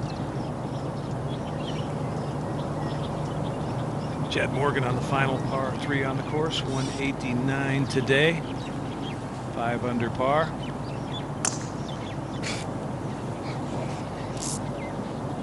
Bogey free on the round. He needs to, if he keeps it that way, he's got a chance. Being one of the 20 players playing for 3 spots tomorrow. He's got so much game, this fella. Just needs to learn the nuances of the game, and he's got a big future. Get down. This would be a heck of a par for the young amateur. It's a little reminiscent of Braden Thornberry yesterday. He hit the face of the bunker on 17, had a long way in for his third, stuck it to this sort of distance, made par, then birdied the last from about 12 feet to make it on the number. What can Sampson do? Oh, what a par!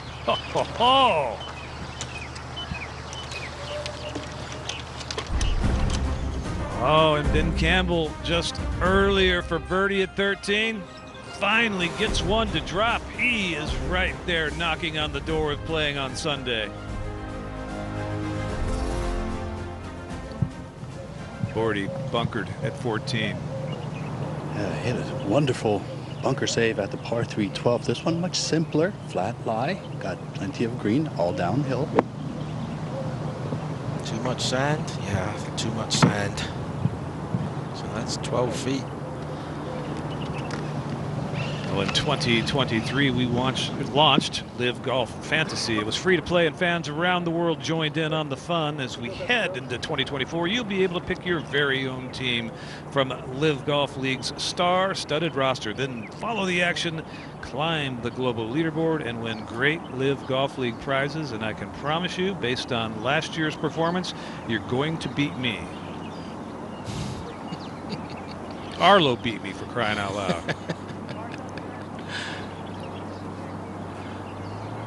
This is Max Kennedy back to the serious business and had a lengthy bunker shot, and he needs to get it up and down.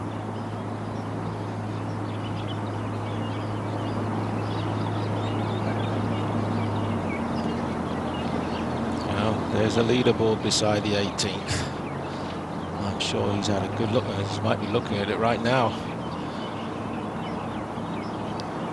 Got into the event by virtue of playing on the Palmer Cup, as well as his fellow countryman and amateur Ryan Griffin. Won the 2023 Aggie Invitational for his first college win as a member of the Louisville Cardinals.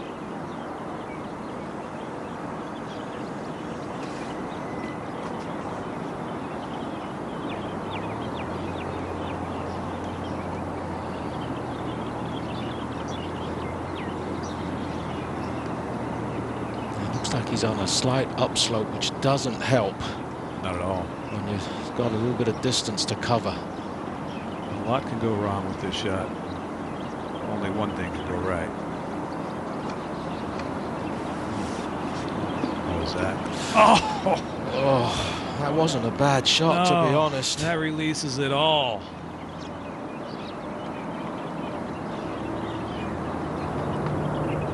That was happening. Chappell had this for birdie at 14. This to get to 3 under par.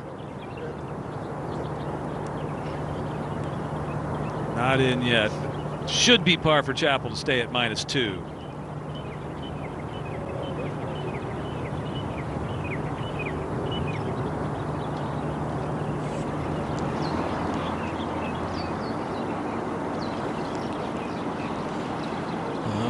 Tapio Kukkonen made 3 bogeys in a row on the back 9 on 13, 14, 15, and there you see him at even par. But he does have this eagle putt on 18, which even if he makes it, may not be good enough. In all likelihood, it will not be good enough, but there's still always hope.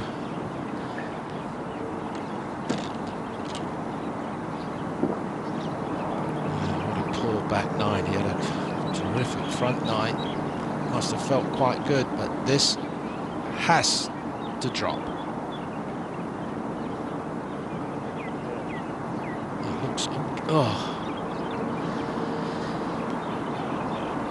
So unfortunately, that's the end of the road for the Finn. Par putt for Bordy. 14. Oh, well done. Boy, he's made a few of those. Kevin Chappell did tap in for his par on 14 also. And Kennedy.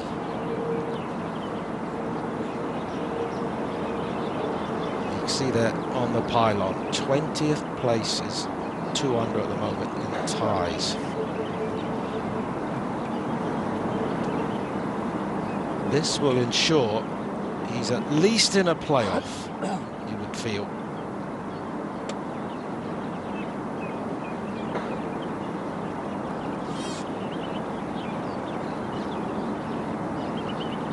Huge putt here for Max Kennedy.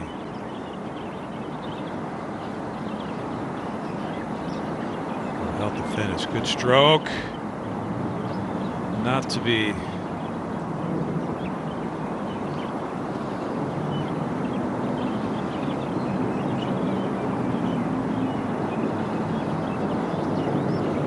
Sense they feel 2 unders not going to be good enough. Just looking at the body language, facial expression. Pictures speak for themselves in situations like this. Got a lot of career ahead of him, that young man.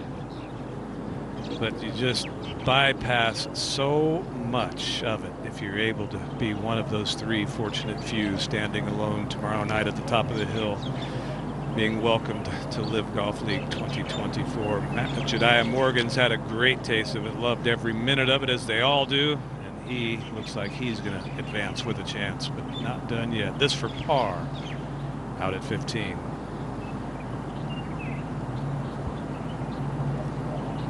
Yeah, not the time to make first bogey of the day. Sitting at 5 under par.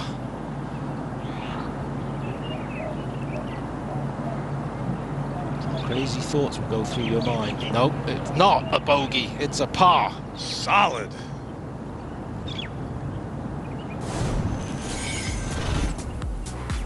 Ripper GC member, 46th on the points list, and that was in the relegation zone of the points list. 2020 Australian Amateur Champion and Order of Merit leader just a season ago.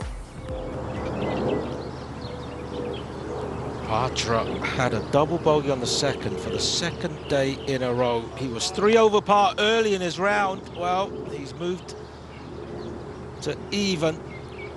Needs an eagle. This is the tee at 15 in our penultimate grouping of the day. Kevin Chappell using the distance measuring device, rangefinder, completely within the rules in LIV Golf. And it'll be Gregory Bordy on tee first. And the wind is starting to pick up here for Greg Bordy, so it's good in the fact that he shortens the hole, but it really lessens the opportunity to get it close because of the first big bounce once the ball lands on the green.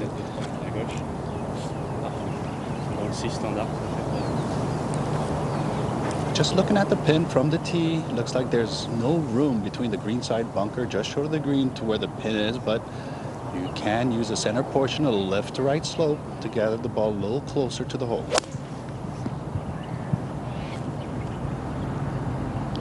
Balance swing, club twirl, likes the shot and should.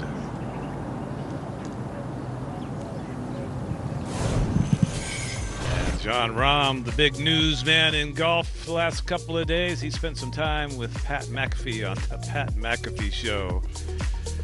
I think creating new possibilities and new avenues is important, and this is one of them. Glad to be a part of something like this, and being remembered for what you've done in this sport is also important.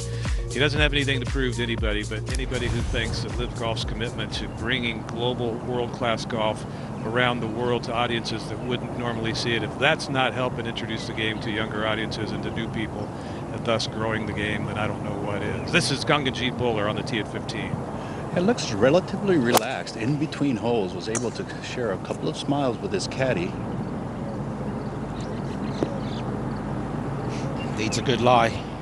That's not going to make him grin. While that was happening, Samson Zhang is second at 18. Young man says he sees a lot of similarities in himself from Brooks Koepka. What a shot. That looked Koepka-like right there. Brooks would be proud of that yes, second shot. Yes, he would. Kevin Chappell. It's the same dilemma as Bordy. He's got to make a real big decision here. Go at the pin or just play it left and give himself a putt at birdie. Most of his iron shots have been a little left today. Left and long. Not really a legitimate birdie opportunity. Cantor. Suan, watch this second at 14. 152 for Laurie, downwind, whole location all the way back. He is looking very confident. He's got a confident walk.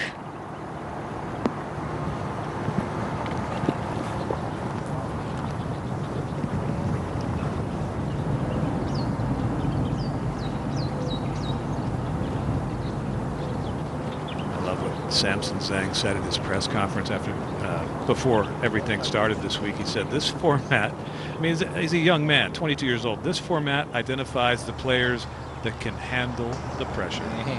It's exactly what it's meant to do. Miguel Tobuena, he's 2 under. He's in the fairway at 17. Rough start for Miguel, a couple over par after 7.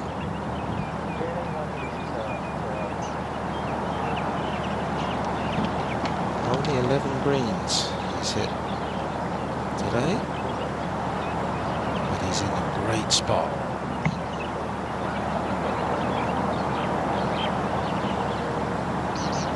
He's always been an aggressive player.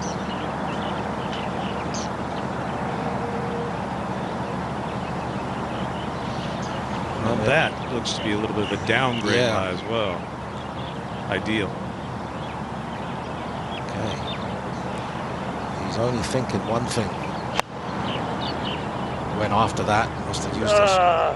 Oh, he doesn't like it. Hold it. No?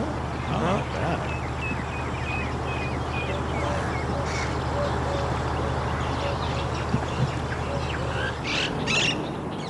Campbell in the bunker at 14. Got some green to work with. Lie's all right. Needs to make par here. Boys, he's hit some good bunker shots today. When he won the Hong Kong Open 3 weeks ago, he never had the lead until the 72nd green when he made birdie to beat out Cam Smith and Patra Kongwak Mai.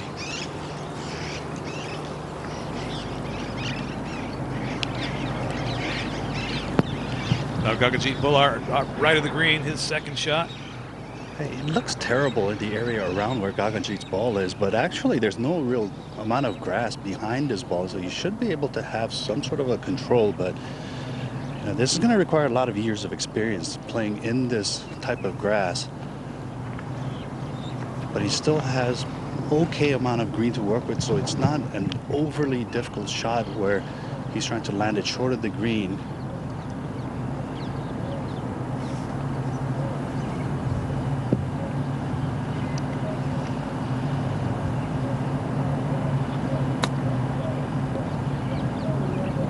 Brilliantly played.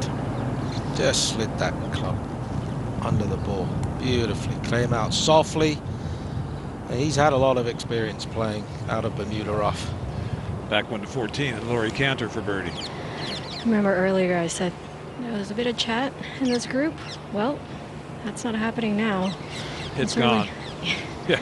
Can certainly feel, you know, the intensity and the extra focus, especially from Ben Campbell and Laurie Cantor, just trying to get an extra birdie, not to beat. Just want to bring it into the house. Chappell at 200 par, just off the edge at 15, putting for birdie. Yeah, overall, not much break on this. Straight downhill and down green. Really took a good look at every length portion of this putt, from the area around the hole to midsection of this putt.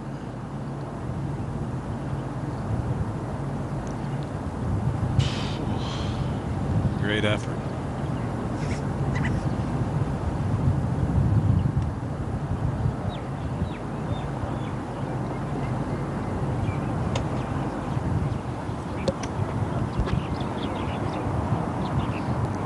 Samua. Birdie putt.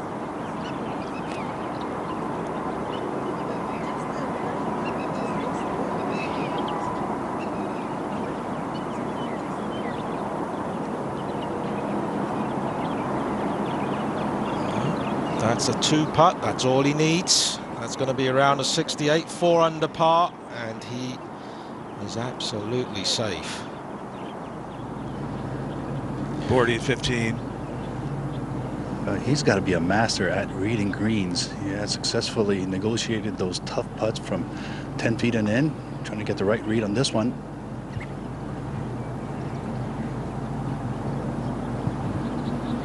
'18 green. Sodom Kaukanjana has this for eagle. If he's able to make it, moves the number to 3 under, and he just got a pretty good read on it. Leaving the pin in. You think he's going to give this a run?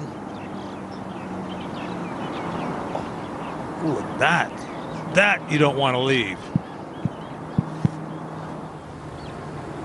Ben Campbell 4 feet away for par at 14. These are the ones you don't want to have, really, under the pressure. I've seen so many of the best players in the world miss these, and there's just a bit more pressure on the line.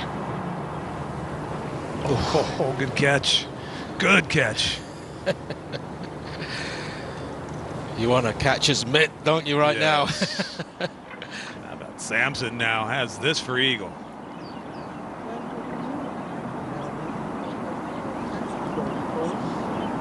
That second shot stamped his ticket to tomorrow. It did. You know, he's now relaxed. Yeah. He knows he's not going to 3-putt from here. It's going to be at least 4 under. Hopefully, he deserves a eagle 3 after that second shot.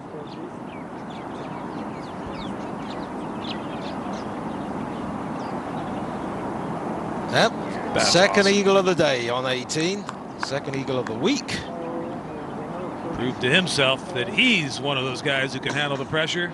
Through his first round of golf this week, he was one of them, pre-qualified into round 2. Now Kaukanjana, nervy one here to make birdie, and just spend the next couple of hours or hour or so hoping for a chance at a playoff.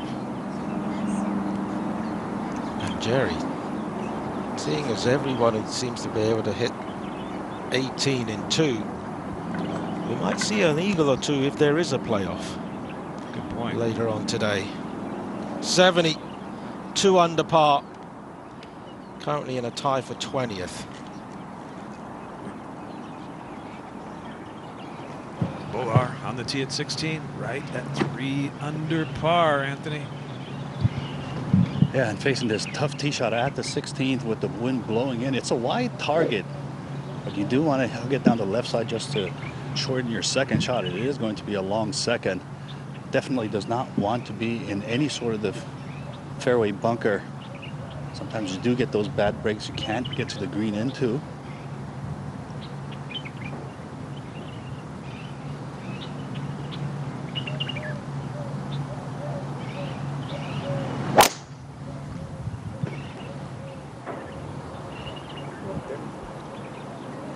Watching it up the right. A nice soft landing. And some folks watching at home. Breakfast being made. Big continent at the top of the leaderboard. Yes, indeed. Chappell now. And Chappell has been consistently the longest in this group. Is that out to the right a little bit? Little. Ball was still rising when it got to Bowler's tee shot. The tee at 15 and Ben Campbell. Playing 189 downwind. The tee is a little elevated, so it's slight downhill. Whole location just tucked behind that right bunker. Fairly flat green. That's right. He's going to have another bunker shot.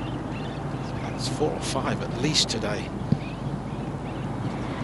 Yeah, I saw him walk off the 14th, taking a deep breath. Ben. Now Laurie. I know I mentioned the chatter had died down, but Laurie has this extra pep in his step. He's got that confidence in him. He's done qualifiers and succeeded in qualifiers multiple times. He can maybe start using that confidence right now. Just get him through the next few holes. He's 32 years old, but it seems like he's been around forever. From Bath, England, or Bath, as they say. The 2024 schedule has been released. Some new destinations for LIV Golf to introduce this type of golf to fans around the globe. Las Vegas during Super Bowl weekend. Back to Jeddah, Dom's hometown of Hong Kong. Adelaide sold out already, 15 minutes in. Singapore, Houston. We're looking forward to Houston and Nashville making our first stops there. In the UK, Greenbrier, side of Bryson DeChambeau's 58. And it's a pretty exciting schedule, isn't it, Sue Ann? Absolutely, Jerry. It's certainly shaping up to be a fantastic 2024. I'm excited for Nashville. I've never been to Nashville myself. You know how much I love my music and my food, so that's the perfect place for it. So I can't wait to go visit for the first time. I've also never been to Texas, believe it or not. What? I know. Now, as much time as you spent in the States, you've never been to Texas? Yep, never. But it's such a nice looking schedule. It really is. I think we're all excited about it. I know the players are as well. Now to 18, Miguel Tabuena. He's at 2 under. And he would love to be on that schedule, Miguel Tabuena. He's invested heavily into this week, bringing his trainer and his coach and his physio, and he needs a birdie on 18.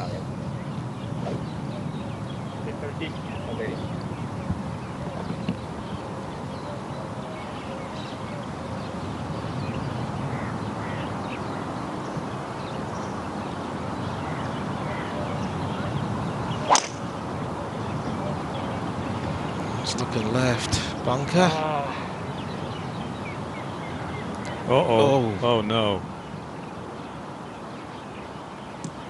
Oh, no. He's got his hands full now.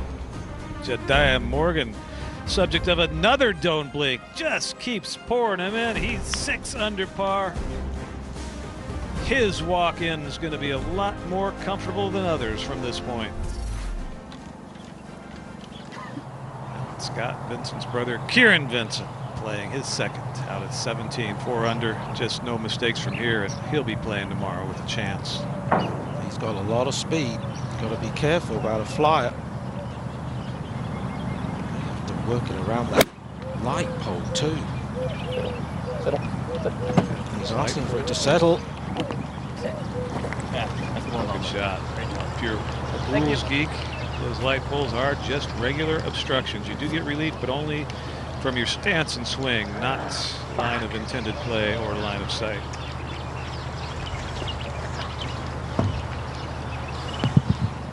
All right, back to Gagajit Bowler. Just 197 yards left. With the wind blowing from right to left, it's a favorable wind for this left-hand pin location. We'll still have to land it just a few yards on the green right of the pin.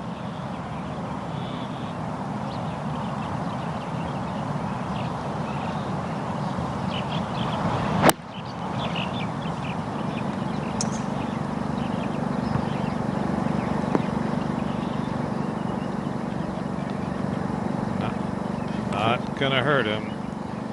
At 15, Laurie Cantor was in the bunker, Sue-Ann. Lies good. Lots of green to work with. Chase one down the hill.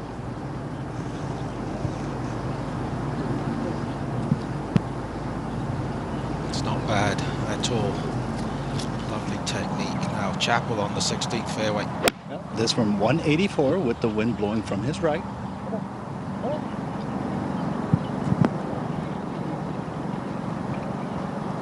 Good shot from 184. Legitimate opportunity from there. Knows he likely needs one more. He doesn't want to have to wait to the 18th hole to get it. Campbell at 15.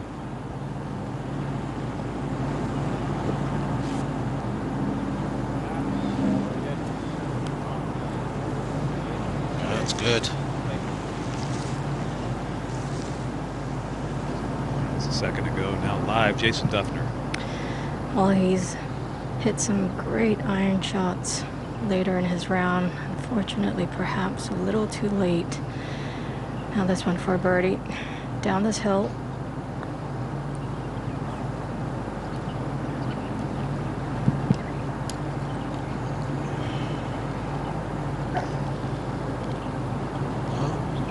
I can't believe how long 20th spot's been held at 2 under, Jerry, but there's still 4 players out on the course who can knock them out.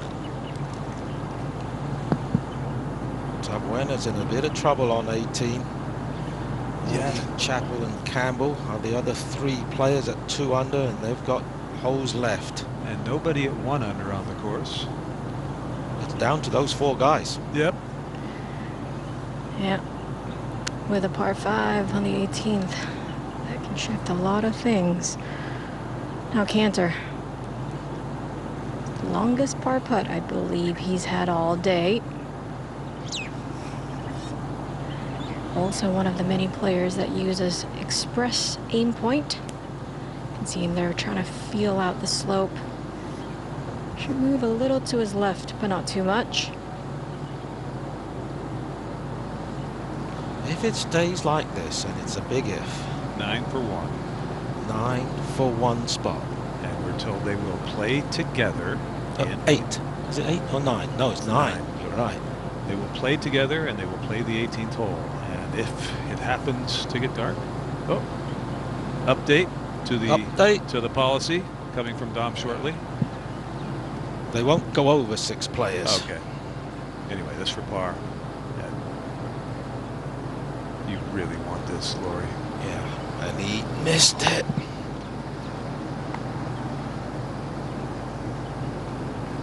So they play 5 and 4, the 18th hole. Shouldn't last long if that were the case, but that's not done yet. Like you said, 4 players can affect it.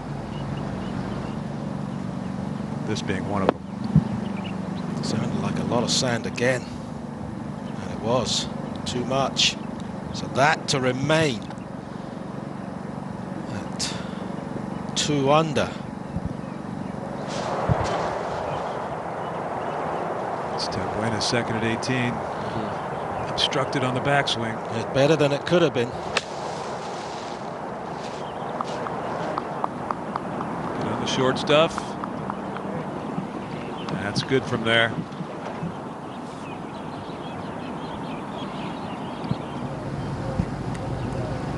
Back to Campbell for another sand save. That's insignificant. This to stay at 2 under. That's what matters. Yeah, he has to make this.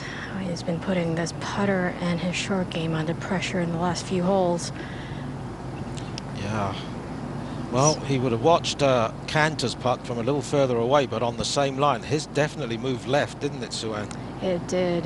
It did. I would say right about inside right or outside right, depending on his speed.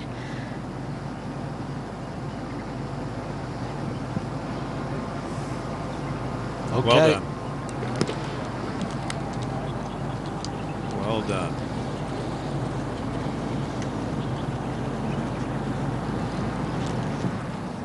Kevin Chappell for birdie. This at 16, it would move the number and knock out all the 2s for now. It looks like a small double breaker, right to left in the beginning and left to right at the end. Overall pretty straight, but just cannot aim it too far to the right of the hole as he's standing over the ball slightly above his feet.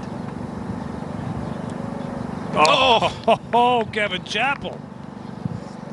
Kevin Chappell breaking hearts in the clubhouse right now with that putt.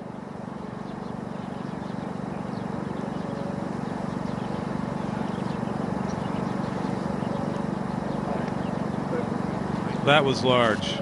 I must admit, I love this format. From here. From here. Yes. Yeah. I feel for the players. Now Bordy to stay within shouting distance. And Greg Bordy has faced a ton of pressure on his European Tour career. Has a lot of top 5s. Basically, when you're finishing inside top 5s, you're facing putts of like this to either climb into it or maintain your position, and even winning tournaments. You do have to make putts of this length, but you got to think mathematically. Sometimes, because you have made so many, that the odds are stacked against him in continuing to make putts of this length.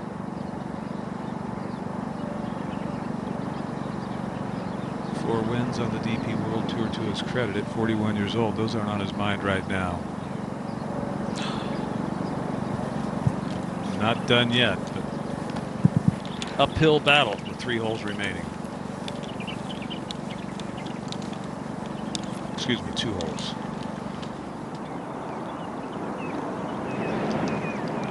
Miguel Tabuena left in trouble, laid up to here. 3rd shot upcoming, and he needs to get it up and down. That was a pretty good layup out of the trees too. A lot of leaves around the ball, which he didn't move, obviously, just in case the ball moved. But yeah, he's given himself a chance.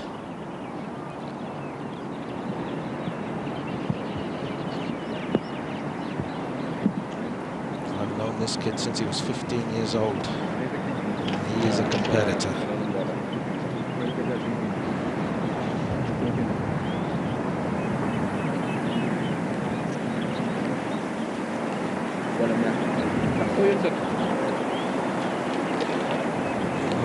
To have any chance of a ticket to the LIV Golf League, it's got to get it up and down.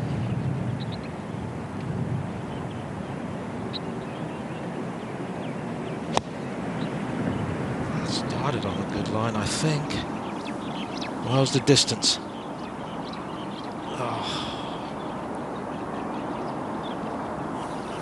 Knows how close that was, just off the green on the right. It's doable. Oh, just a matter of a few feet right there. Now Chappell on the tee at 17. He's got to be feeling such a sense of accomplishment right now after making that big putt on the previous hole. But you know, the 18th hole is somewhat of a gimme for a player of his ability. The 17th hole, he needs to hit a good drive here to ease the difficulty of the second. He is moving faster pre-shot than I've ever seen him.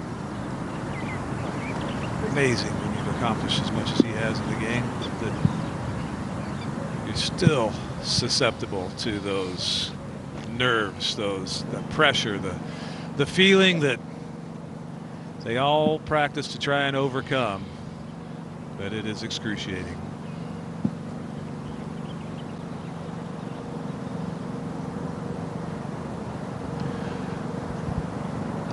Takagaji's got to be taking just 4 more good full swings, 2 here and 2 on the very next hole.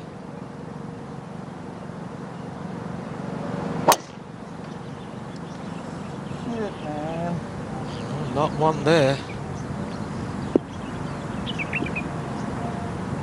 It's just found the bunker, and you know, that's fairly close to that big lip. We've seen a couple of guys smash into that lip trying to get to the green because it's a long second.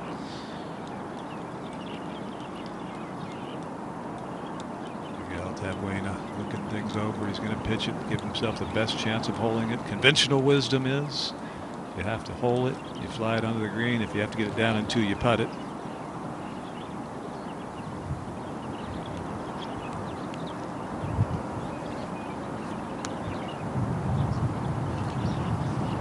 Looks like he'll have a moment to wait, though. It's Gunchankun to putt first. He's at 3. He's safe, it looks like.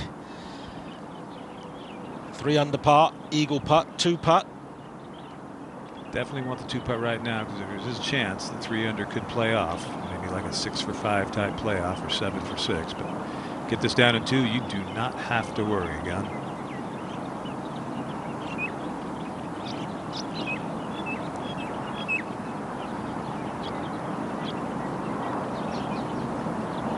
Slow down. Slow down. Oh. Oh. Look at that look. Excruciating is the word.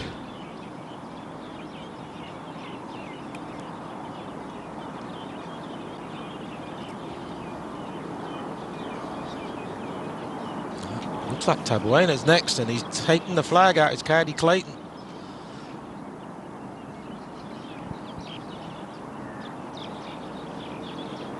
Got to be chipping it. It's got to be chipping it. Jerry, do you think? You have to, I think. More of a chance, I think, of holding it. Don't have to run through the fringe. Conventional wisdom. Chip it if you got to make it. I'd keep the flag stick out as well. It's a predictable lie. It shouldn't have so much speed that it wouldn't go in the hole without the flag in. Oh. Okay. Yep. I like it.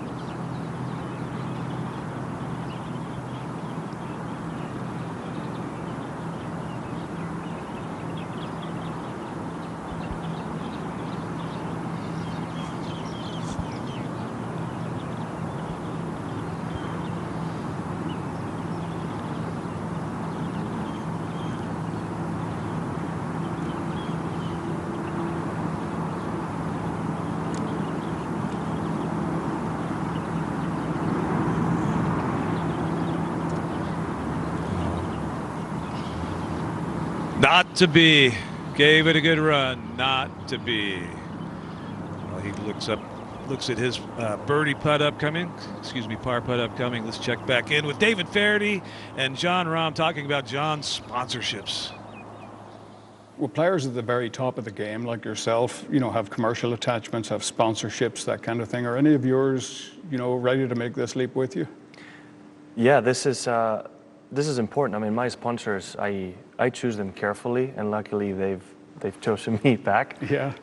And I want to have a connection with the sponsors that I have to be able to represent them the best I can.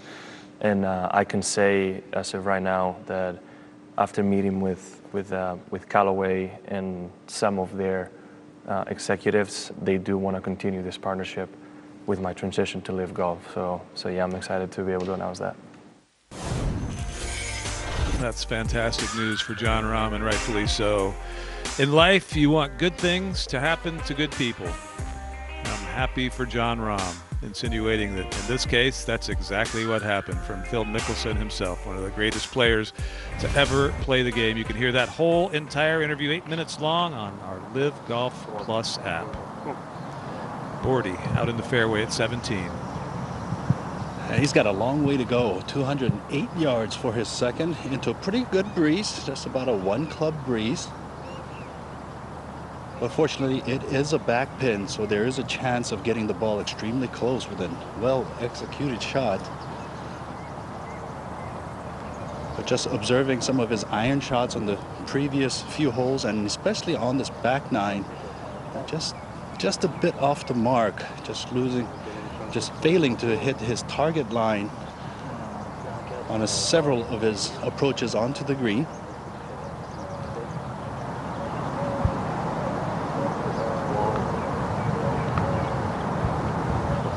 It's just a time of the day when you get that adrenaline flowing through your body. It really does, you know, bring up some clarity, but it's a tough shot. Gone to get to 4 under par. And he does it. Well done. Great round of golf. And finally he can smile. His brother's on the bag. They're going to go at it again tomorrow. 36 holes. Now Bordy is ready.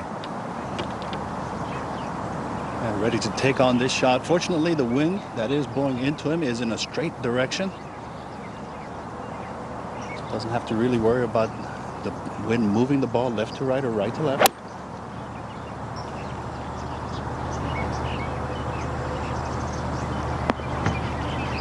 Good shot. Good shot from that distance. Needs to make it. Back to Laurie Cantor now, 3 under and right on that bubble line at 16, Sue-Ann. Indeed, Jerry. He missed his drive left. Had a really nasty lie. Punched one out to this point, long-range birdie. Now remember, these guys in my group, Ben Campbell and Laurie Cantor, have no idea that the number's been moved to 3. There's no crowds out here. They don't know what's going on. There's no leaderboard all the way till the 17th green. So far, no one's asked.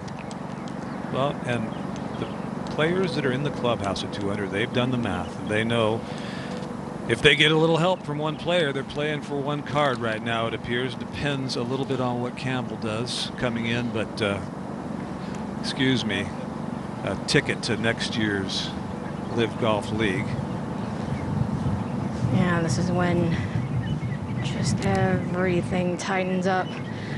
I know personally I wouldn't want to have this lag putt, long range.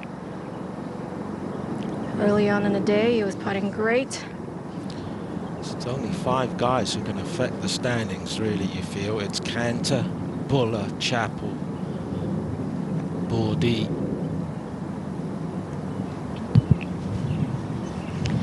Now 4 holes ago, Laurie was in a fairly comfortable spot. That has changed drastically and quickly in the last hour. That bogey on par 3 didn't help him. Here we go. 2-putt here would be a great result. You want a stress-free par. You don't want to leave yourself those 4 or 5 footers. It's gonna go a bit. Oh, it's okay. Oh, it's more than okay. Great putt. And it's from 177 for Chappell, and the strength of the wind into him still remaining the same.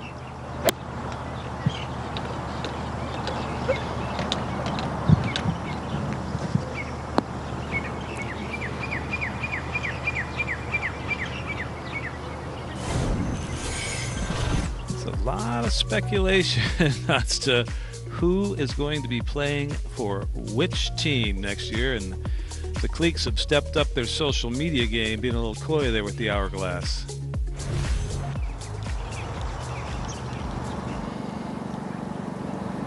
Could Cantor be a clique? Now, Ben, this is a big putt. As you've mentioned before, he was the furthest out, 214. Hit a great long shot into this green. Same story, different hole. So many good putts, just skating by the edge for Ben Campbell. But he's still got a really nice chance with the par 5 ahead.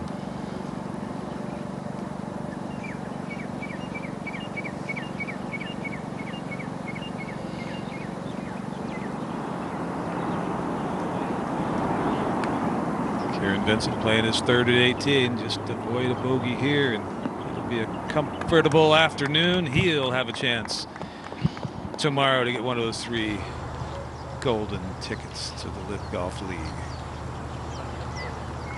Back at 17. We got Gregory Bordy looking at his line. Kevin Chappell looked like he was just rehearsing a belly wedge from just over the green. Now, Gregory Bordy looking at this left to right breaking putt. Just methodically dissected every foot of this putt once he got onto the green.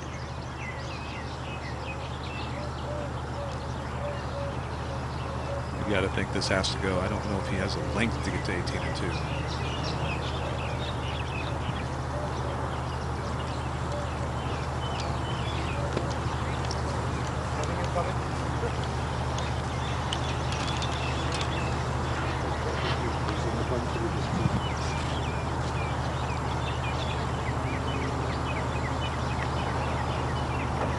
Chappell next.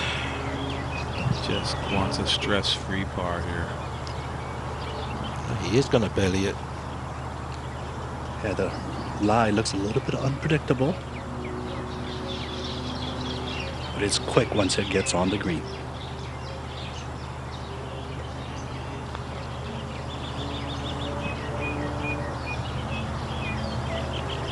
Good enough. It is.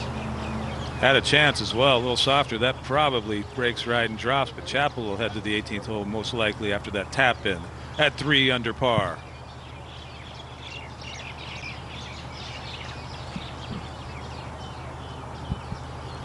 Campbell and Cantor made their par putts behind at 16. Now Gaganjeet Bhullar. Yes, this is a birdie attempt for Gaganjeet. He hit a spectacular second shot from the fairway bunker, 184 yards, and it's one that he had to take a gamble with the possibility of hitting the lip to get it all the way here. It is just a beautiful second shot. Now looking at this uphill putt, it does look like it's a bit slower at the hole because it's a slightly more uphill portion.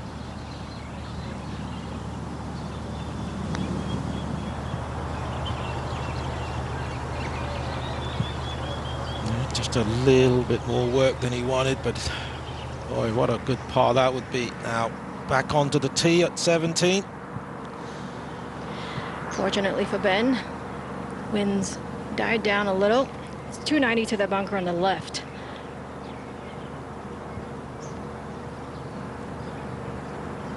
I think he can aim at that bunker. Looks like he is.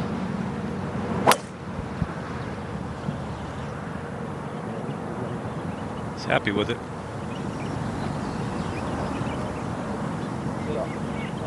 Okay. Good start. 460 into the wind. It's a lot of hole. Now Jason Duffner. Not his day today, unfortunately for him. Be a short trip to Abu Dhabi.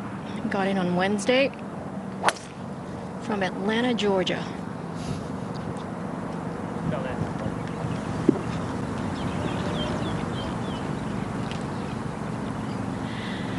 Now Laurie, next on the tee on the 17th. Interesting, I was talking to his caddy, Gary, as we're walking off the last hole. He just had Laurie had a tap in, and he actually asked for his caddy to come back on the green just for the extra bit of assurance. Never seen that from Laurie. Must be feeling the heat for sure. No question. You're not human if you're not. It's just a matter of, can you handle it? Can you keep the mind still? Chappell did tap in for par up ahead. He'll head to 18 at 3 under as we move ahead to that hole up on the green. It's not the day for Taichi Ko. At only 23 years old, his first season on tour, already with 2 big wins. His future is so bright.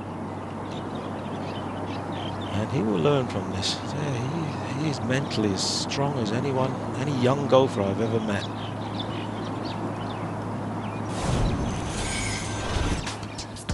Kevin Peterson, very famous cricket player, played his career mostly in the UK. The players that went to LIV at the start are pioneers. Amen. They paved the way for every single golfer to earn what they rightfully deserve with what money is in the game. I love golf and I love watching golf. Former England captain. He was Kevin Peterson. Jerry, now this to move to 5 under.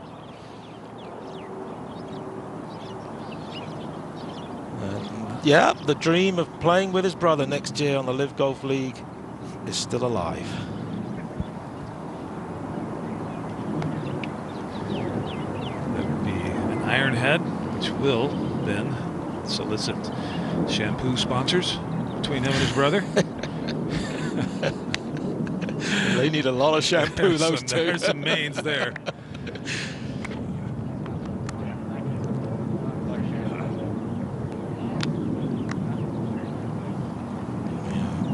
Third member of that group was James Pyatt. Unfortunately, his LIV Golf League career comes to a close officially today with his round.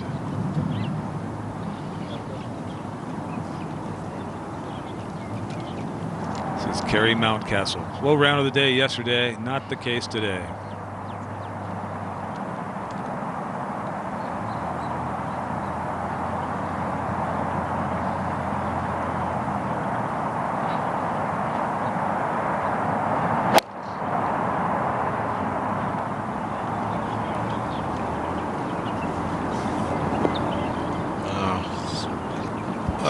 Oh, we deserve better than that. Yep, that's okay.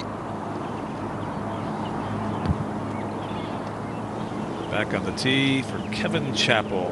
Our newest content digitally is Fairway to Heaven. This week's guest, Jon Rahm. It's hosted by Sue-Ann Heng, who puts up with me for the better part of an hour every time we record those, and it's all about fun. This now is fun in a different sense. This is what these guys live for. It's what they practice for. It's what they test themselves against every single day, and that's left for Chappell right on the cut number. Well, we had a lost ball there left yesterday with Chris Stroud.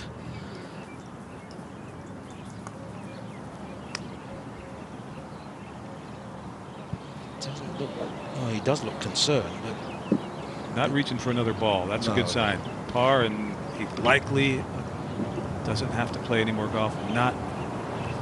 That's not set in stone yet. Yeah, no, the ball should be okay. I did see a first bounce. I don't know if it's cleared the fairway bunker or just in it. You have to go 20 yards farther left for it to be a potential lost ball. But this wind direction slightly into and towards the penalty area on the right.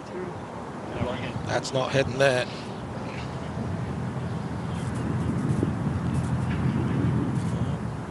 The guys at 2 under need either Chappell, Buller or Cantor to drop a shot.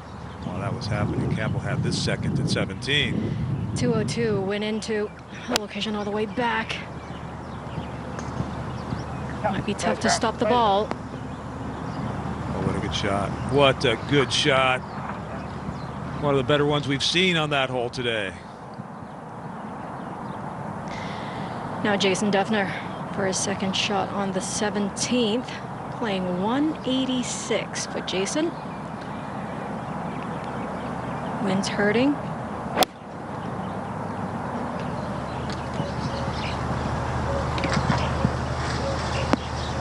Great shot. Well, as it stands, Jerry, we may not have a playoff. We will not have a playoff if it stays like this. Now Laurie Cantor. The last 2 holes certainly seen him a little bit more intense, as he should be, understandably so. Hang and lie here. Laurie, 163. Picked it cleanly.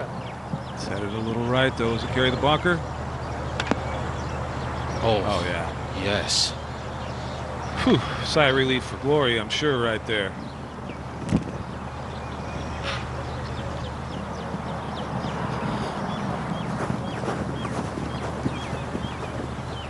Live at 18. Jed Morgan putting the finishing touches on his excellent second round here.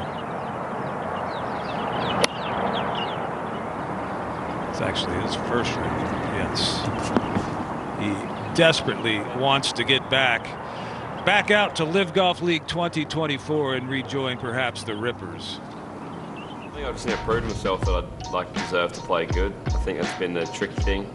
Unfortunately, you don't really get to decide when you play well in golf. Putting a score together is a little bit up to golf sometimes. It's a bit of a life game, I feel like sometimes, and everyone in the field can probably second that. I'm not going to let it change how I feel, but what I want to do is just prove to myself that I do deserve to be good at this.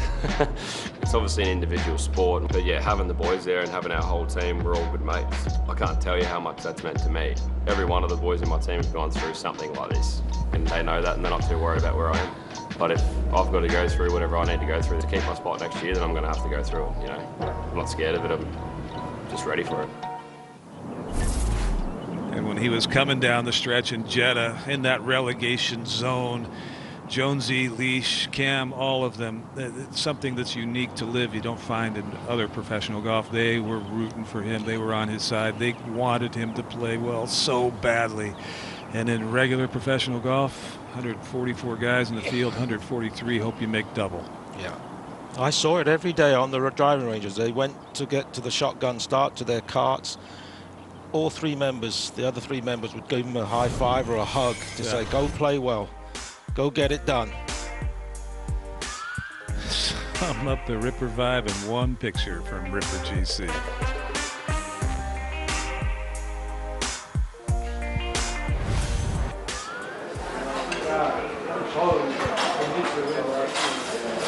Waiting and player dining for the final results.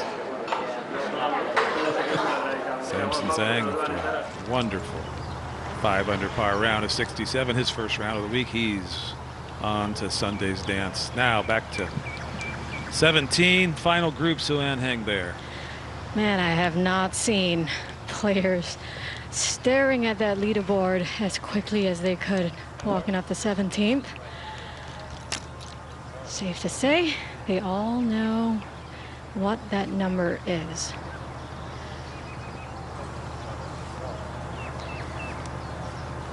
I can certainly feel it out here, guys. Even I'm nervous for these guys. Yeah, we could have a fascinating scenario if everything stays the same, but Ben Campbell gets to 3 under. Yeah. We're going to have a 6 for 5 playoff, Jerry, if my calculations are correct. No, if he gets to 3 under, we will have a 6 for 5 playoff. Your calculations are indeed correct, assuming Cantor gets in at 3 or better. Yeah, if Cantor, and Buller and Chappell stay at 3 and Campbell moves to 3 and Cantor stays at 3, it'll be 6 for 5. The odds are good, but it'll be heartbreak for one player. I'm not sure if these guys can do all that math out here. Not sure you want them to, do you? I can't even do the math. Yeah, no, I know. Helps with the computer in front of us. Now Cantor. It's a right to left putt. Middle downhill.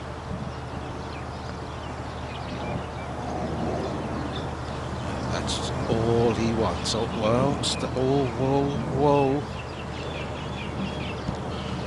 It's a 1.5 foot longer than he wanted. Although from this angle, it looks like it's a tap. Oh, it is a tap in. No. No, Dom, it's about 3 feet. Yeah. I thought he was going to step in and then knock it in.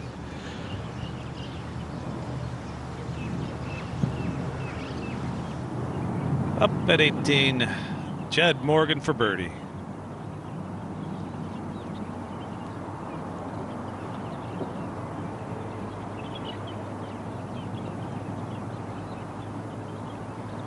That'll be an awesome round of 66, and he'll turn in the card, and he'll be even par at sunup tomorrow morning with 20 guys playing for 3 coveted spots in next year's LIV Golf League.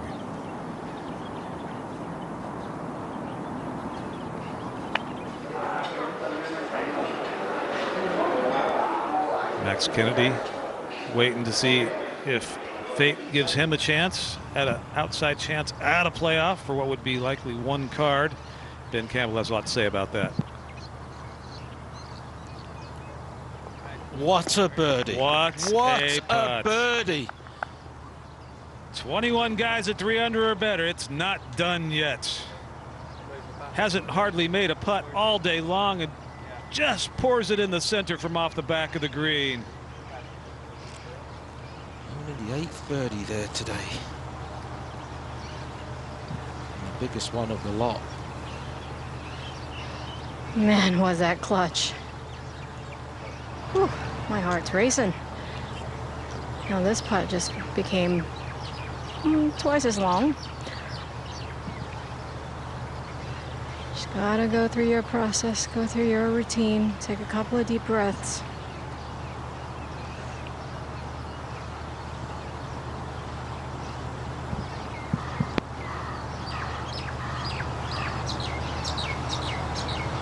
Made this putt 1,000,000 times in your life. Oh, he gathered himself nicely there. Times like that, Dom, it's not uncommon for a player to look down and see the putter not actually staying still. And those who teach the mind game tell you it's okay for the hands to shake as long as the mind is still. His mind was still on that one. It was. His hands were fairly still too. Okay, Buller on 18. Second shot, going for the green. That's from 271. That might not be for the green then with a hybrid. Oh, it is. Oh, it is. It is, and he's going to likely two-putt that and avoid a playoff. The other two players in his group have laid up. Let's take a look at this fabulous par 5 here at the Abu Dhabi Golf Club. It's 567 yards. Want to avoid the bunker on the left, the 2 bunkers on the left, and obviously the water on the right. But we've seen plenty of players today reach home in 2 quite easily. We've had a few eagle opportunities. We've had a couple of eagles.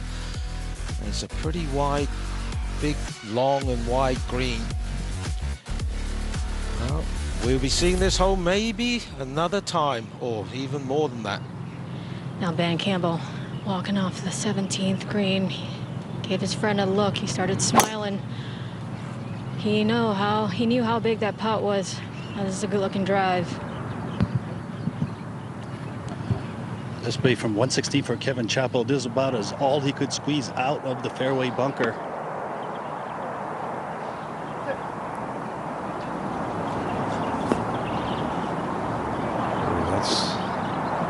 That's no gimme 2 putt. No, it's quite quick down there. We've seen a couple of guys run it 3, 4, 5 feet past from that position. Sadon Kalkanjana gun just a few minutes ago. That's 115 left for Gregory Bordy. He needs to finish his hole in 3 strokes. It's a good distance with light wind, if anything, just a bit off the left. It's a situation where all he's thinking in his head, well, I'm guessing he's doing it in meters, so just about 104 or 5 meters, 115 yards.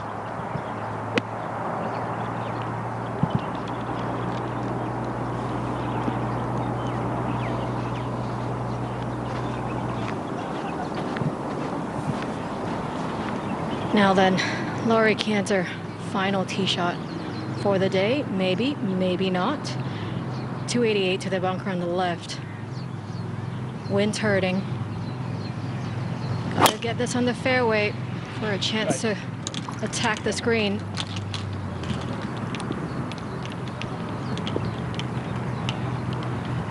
Not sure if that ended up in the bunker or not.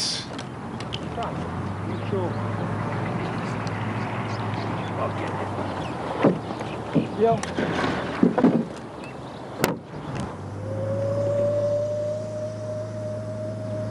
6 for 5 if it ends right now.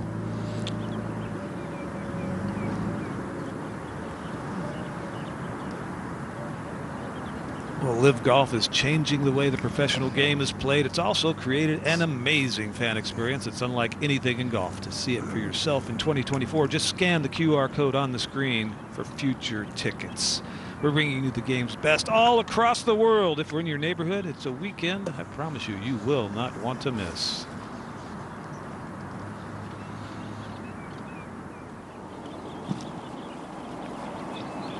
The head on the green. Chappell, maybe 30, 35 feet for birdie. Yeah, it's probably more likely to be 5 for 4, Jerry, with Buller where he is. 2 putts, he goes to 4 under. And the hopes of those sitting in there at 2 under are all but dashed, unfortunately for them. 73 players arrived on site this week with stars in their eyes, and dreaming of playing 14 events in the LIV Golf League next year and all that entails. 3 will get that fortunate opportunity. Yeah, Greg Bordy just still trying to grind his way over this final putt.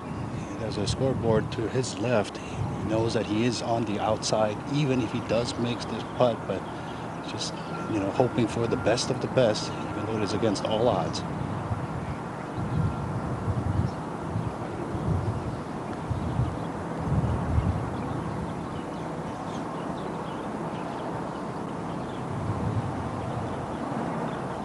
Now it's a long travel day home for many of the guys. Thinking back what could have been. One swing here, one putt there. Not to be. Next, though, an eagle putt for Bowler. Yes, Jerry, that was some second shot. I did say it was 271 yards, but that was for Kevin Chappell. It was from 258, so just he had to go for it for the second, and the line that he took and was able to pull off, it was an accomplishment. Now he's got this slight uphill putt. Overall, not much break on it. He knows that if he's in for 4 under, it's guaranteed for tomorrow. We're traveling very fast.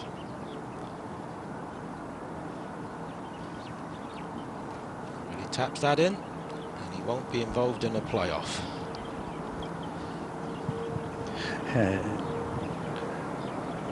And Kevin Chappell's putt here, what you guys were saying, that this putt is rather quick. It's a deceiving looking putt. It feels like it's an uphill putt, but it is actually a little bit of a downhill. But halfway in between himself and the hole, he can see a drier portion of the grass, a little light colored patch. Perhaps that doesn't slow the golf ball down.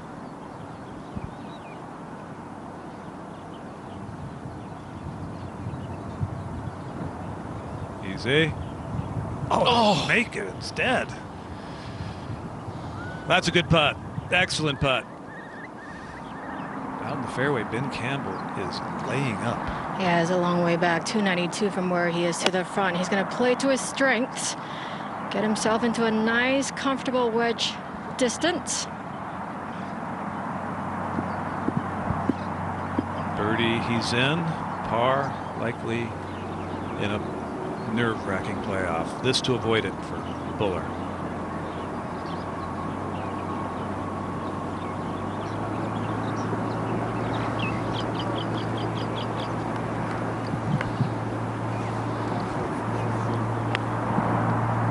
Cantor laying up from the bunker.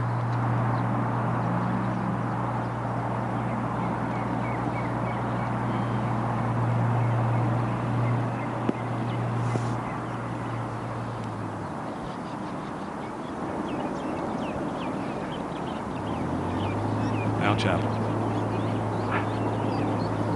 He's in at -3. Kevin Chappell. Don't change those shoes yet. Might have a little golf remaining. But he got the job done coming down the stretch after not the best start.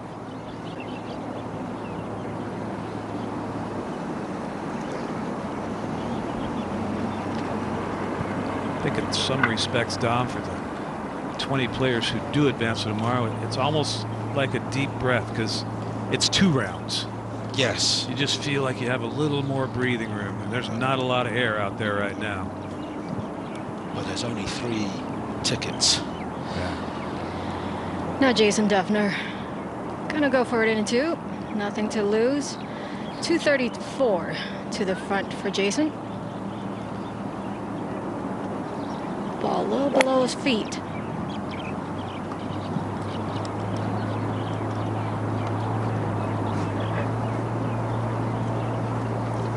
If it is a 5-for-4 playoff, all 5 will play in the same group up the 18th hole. Yep.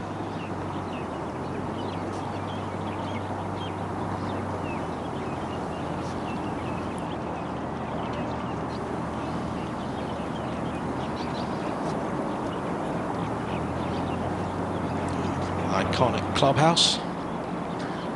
Falcon Clubhouse. Lovely.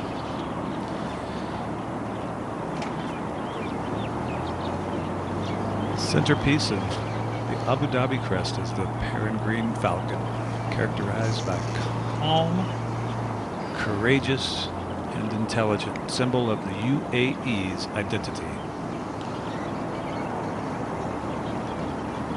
There's our CEO of the Asian Tour, Joe Mintan. Standing alongside Rachel McQueen, who works with our social media team.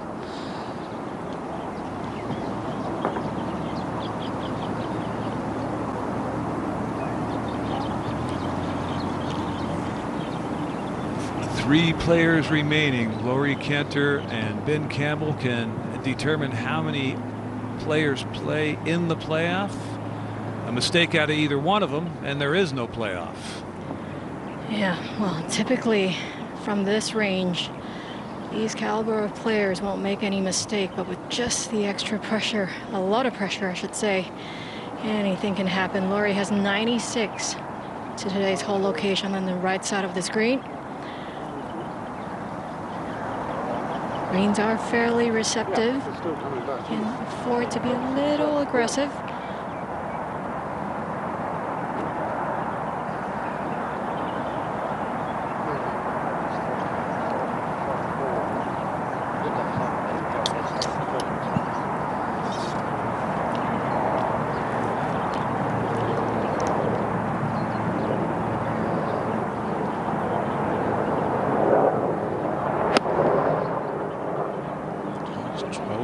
Club face open, and well, it looks like a par for sure.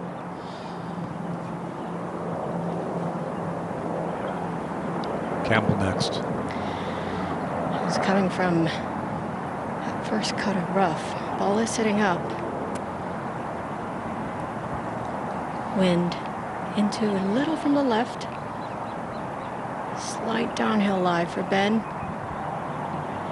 Been hitting great wedge shots all day. He just needs one more here.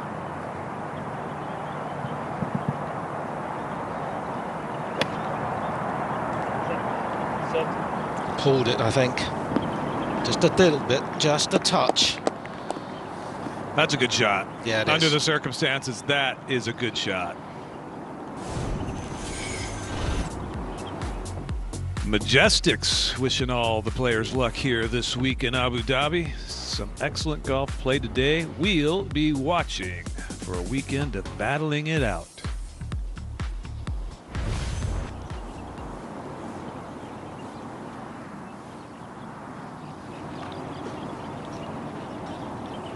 And it was Laurie Cantor who filled in much of the year for an injured Sam Horsfield as a Majestic. Boy, would he love to be back out there next year.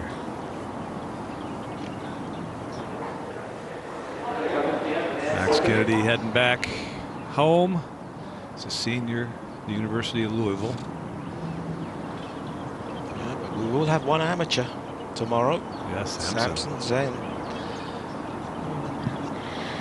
Now, third shot for Jason. It's part of his game. Let him down today.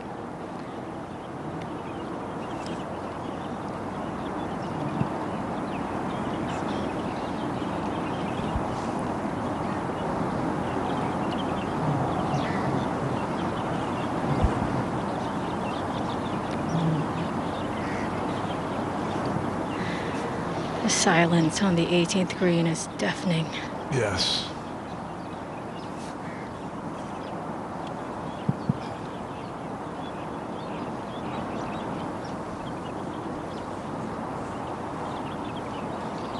Cantor and Campbell both have putts to avoid the playoff.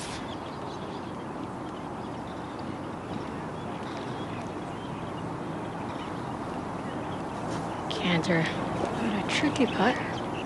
It's going to move more than Ben's putt for sure. And for both of them, all the emotions, nerves, or what have you that they have experienced today, they might not be done experiencing them yet. And they get to relive them all again tomorrow if they advance.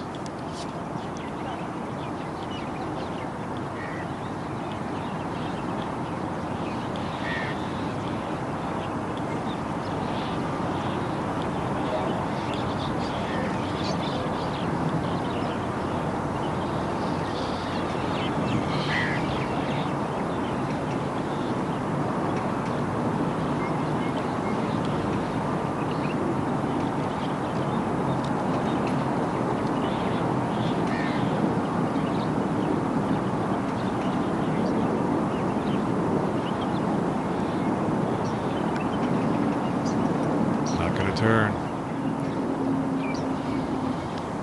Short and right. Should be good for the par. He'll finish at -3. Not happy with it, understandably.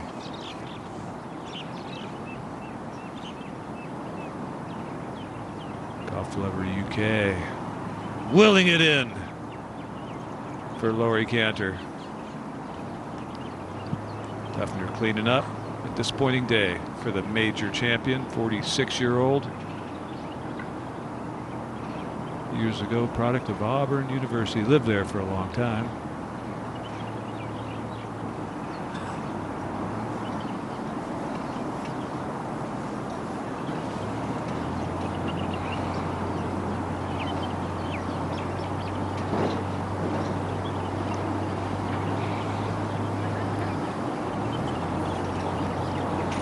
It's down to the only man who can affect how many players are in the playoff.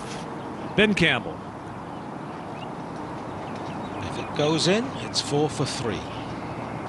If it misses, it's 5 players for 4 spots.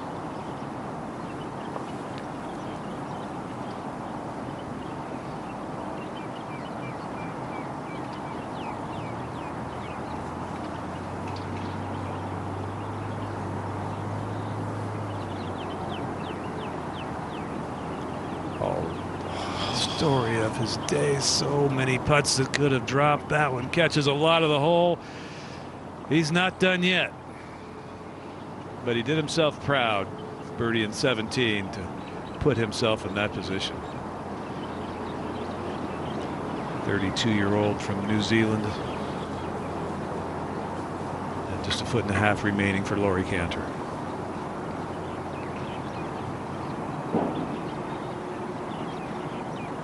Round 2 is in the books, but we're not done yet. Joel Stalter, Ben Campbell, Kevin Chappell, Kevin Yuan, and Laurie Cantor are heading back to the tee.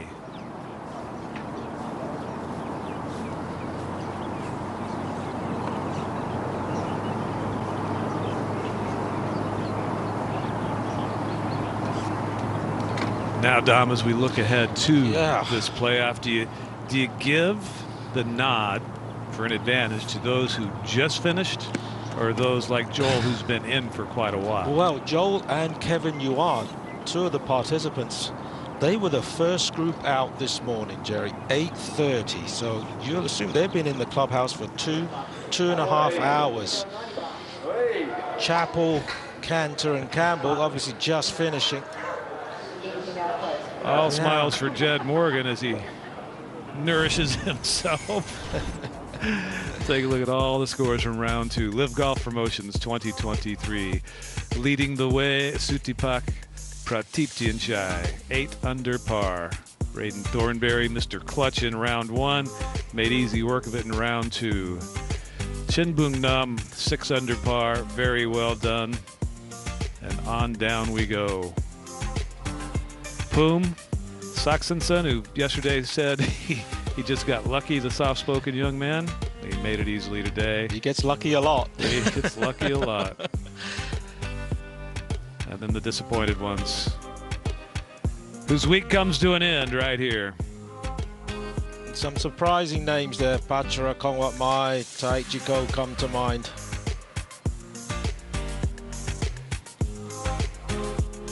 Round 2 is officially concluded, but we're not done yet. We got to play off 5 players for 4 spots to advance to round 3 and round 4, where scores will reset. 20 players playing for 3 spots in next year's LIV Golf League. It's going to be way more drama-filled tomorrow than it even was today. And today was, well, I'm worn out just watching it, Dom. There's plenty of drama. And I'm just thinking, what will it take on 18? A par is not good enough, Jerry. I don't believe. No, you don't have enough guys to count on somebody really messing it up. If you had 9 or 10 guys, somebody is likely going to make a mistake from the tee and play themselves out of it. But I don't think par gets you eliminated. I don't know we're going to see 4 birdies there, but that's what's on all 5 of those players' minds. Get out there, get a good drive, get that tee shot in the fairway, and the hole becomes a heck of a lot easier from there. Yeah, it certainly does. Not the easiest driving hole on the course. No, it's not. Didn't see players just peppering the fairway at 18. There's trouble right. There's, well, even lost ball left, as Chris Stroud could attest to in round 1. Needed just par on the final hole to advance to today, and it certainly does favor the longer hitters. Certainly Chappell, Cantor, they're all able to hit the green in 2. Kevin Yuan probably just about, but Ben Campbell, we saw after his tee shot there on the 18th hole, he had 290 something left into the green, so he probably, it's a 3-shot hole for him, so maybe a slight disadvantage in that sense. Brilliant performances from so many players today. Miguel Carballo still hanging around, watching the coverage. Let's take a look at a lot of the players who have made it through, for the 16 guys that have made it through, starting with Pratiptianchai. That at number 13, his second shot. Yeah, a nice, lovely round of 64 after his win from last week, and now it's Braden Thornbury, his tee shot on the par 3 4th. Started with had a bogey on the second hole. Chinbun Nam at 11 for birdie. Big bender from the right, flagstick in, bottom of the net. Steve Luton, his 3rd on the 10th, just skipping it in there beautifully. Jed Morgan, he was all smiles in the clubhouse a moment ago. Things were serious at this point in his round. This for birdie at 12. Perfect speed. Junichiro Kazuma, who played on the LIV Golf League last year. This was his 2nd on the par 4 11th. Stakes that one. University of California product.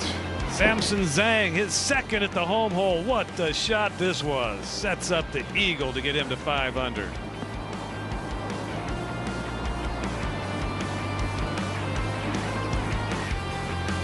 Man from Oklahoma, Zach Boshu.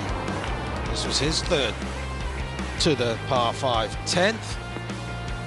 And sticking in there close. Kieran Vincent on the tee at the par 3, number 12, 169 yards away.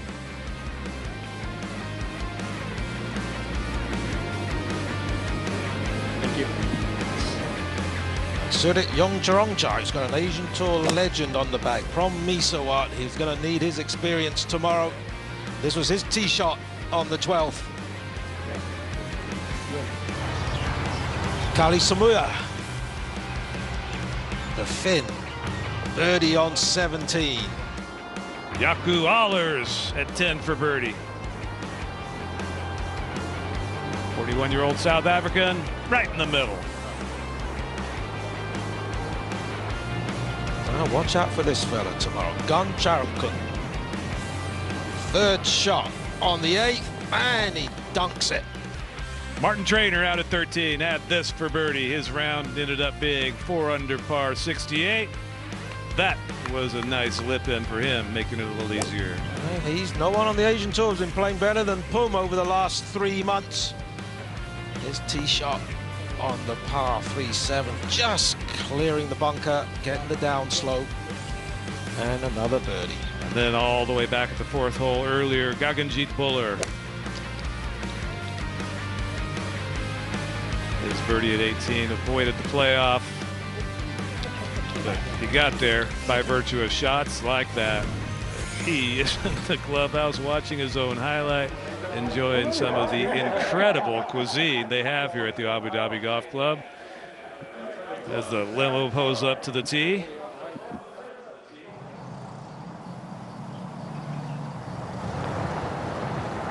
Stalter, Campbell, Yuan, Chappell, and Cantor.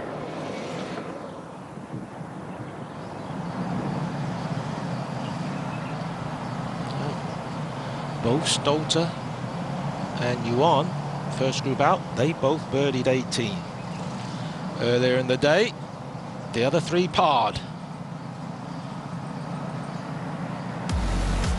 Well, this is the hole. It determines who gets through to tomorrow's final 36 holes. Par 5 of 567 yards. We've seen a lot of players in this bunker here on the left.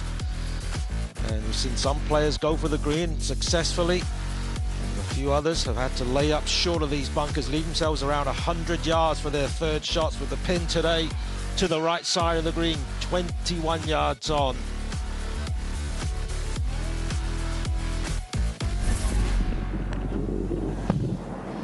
And you do see the light poles around many of the holes here lighted. We will use those if we need to. We're about an hour, 45 minutes away from any chance of that happening. I doubt it's going to happen today. It's likely to happen tomorrow in the event of a playoff for those 3 cards. And the players are allowed to practice in the evenings under the lights to get used to them if they so choose on the 18th hole. Unusual for competition, but necessary here. And it's going to be something if that's indeed, it'll be a spectacle if that's what it comes down to. No player wants to be experiencing that if they don't have to, but we are prepared for it. As Dom said earlier, Kevin Yuan was in the first group of the day with Joel Stalter. Long time sitting in the clubhouse. They probably thought when they finished 3 under was going to be in easily, not being involved in a playoff, but here they are. I'm sure they've spent a bit of time on the range. The others have not had the time to be on the range. 2 men in the first group, bookended by 2 players in this playoff in the final group, and 1 player in the second to last or penultimate group in Chappell. Brad Ullman, LIV Golf official, on the tee. You want to be teeing off first, Jerry, or you want to see a few tee shots first? I am. Give me number 1. What do you think? Yeah, as long as you hit a good one. But I know, yeah, I'd rather hit first. Absolutely. I'm not sure I'd even watch the others. And check the order and go from there, okay? Good. Put my ball back. You're on the balls, are you? No. There's the young West Virginian. Brilliant mind with the rules as well, and super great guy. Brad Ullman, lead official here this week.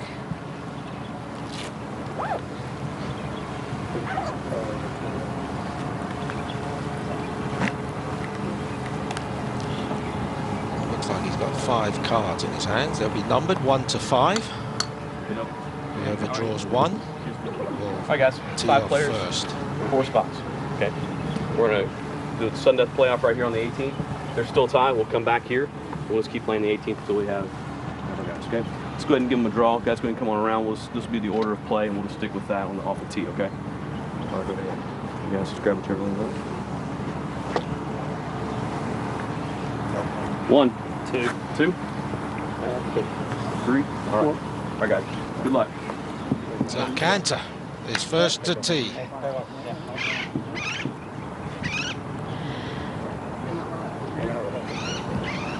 That is a big card he just pulled out of Brad's hands. Huge advantage in my opinion. Agreed. Ready enough pressure on this tee shot. Little less going first. Wind into, a little off the left. 288 to that bunker on the left. 260 to the one on the right. Wasn't able to give it a go in two in regulation. Drove it well all day. Likes that one, I think. Get out. That was solid right there. Sat down a little. Campbell next to that. I watched him on the range a couple of days ago.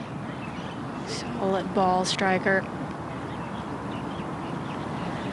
Ideally, left to right shot would be the way to go here.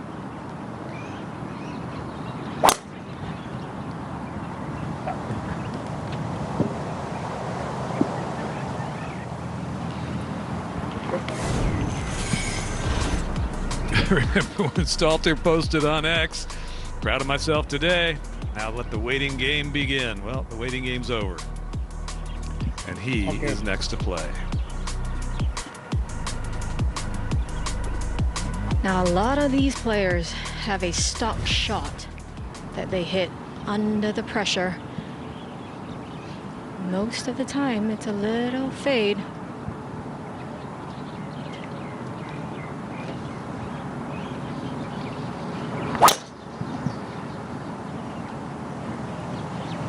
That was certainly looking like it was fading, but is it enough? He hasn't hit a shot in 2.5 hours, at least. Now, Chappell, who hit a wide left in regulation. Suddenly, this fairway looks awfully narrow from where he's standing. He'll try and hit that little fade.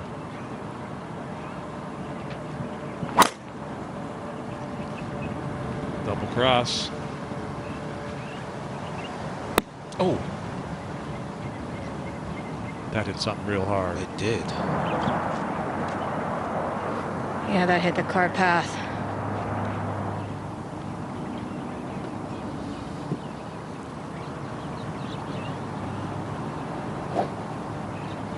Well, that's not terrible looking right there. Kevin, you on?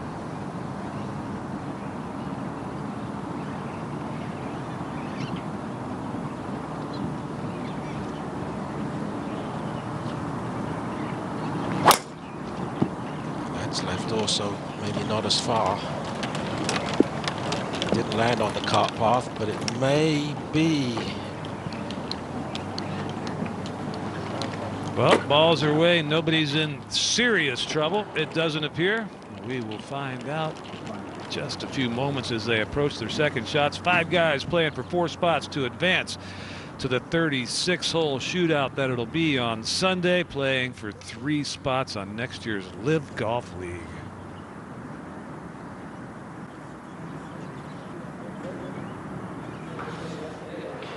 Gregory Bordy making the calls to likely to home.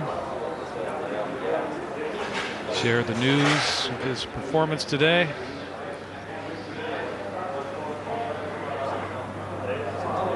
So many people, Dom, when you're a professional golfer, an individual pursuit, except until the LIV Golf came along. Federico, excited for the action today. Into the playoffs we go. Great action from the LIV Golf League. I agree. These guys have put on a great performance for all of us tuning in and being here to witness it. But being an individual pursuit, it's not just the player. Obviously, LIV Golf brings the team element to it, and that is really resonating amongst the players. Fans are loving it as well. But nonetheless, so many people behind the scenes that believe in, support, sacrifice for. All of these guys in this sport, men and women who play it professionally, to pursue that dream, to try and get to the highest level. and they feel all the emotions the player goes through. Absolutely. Too, Jerry. And He's so probably helpless. speaking to his wife there, and it's an emotional roller coaster for everybody, because they want their friend or spouse to do well as much as the person himself. All five approaching their tee shots. And let's take a look at some of the highlights, one from each of them, starting with Stalter at 11.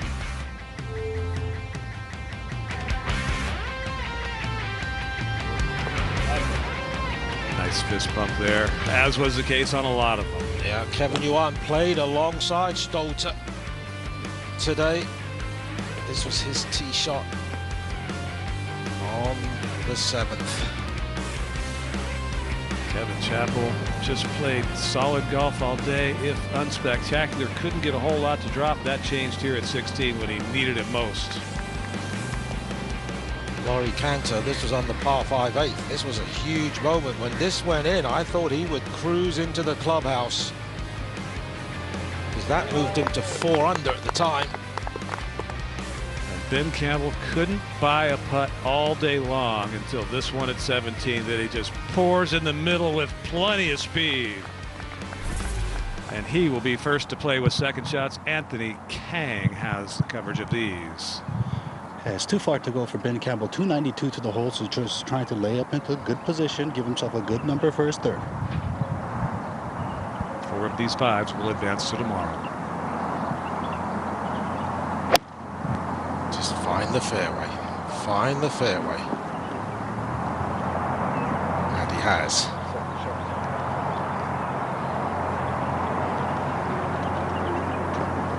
Stalter should be next, Anthony. Yes, Stalter will be next. He's in the fairway bunker. It's very close to the lip, so he's got no choice but to lay up as well. He's got 280 yards to the hole, so. We're looking at Kevin Yuan right now in a little rugged area. Yeah, Kevin Yuan's got similar distance as well. 280 yards to the hole, bit of a sandy base underneath, so just trying to make decent contact. He's one of those lies where he can hit it flat because there's loose sand underneath. Careful not to slip as well.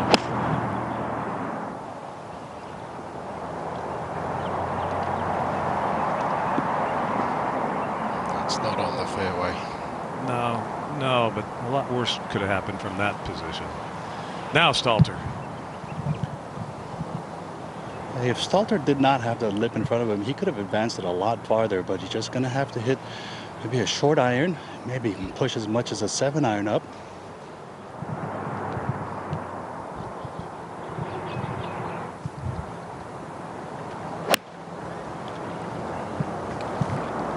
Sounded like clean contact. We're told that Kevin Chappell has hit at the exact same time.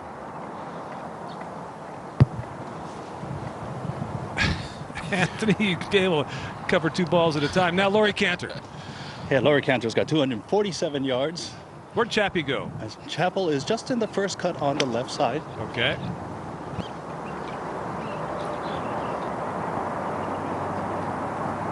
All right, that's a driver's seat, all things considered. That settled down. I think that might be a sprinkler. Better hope.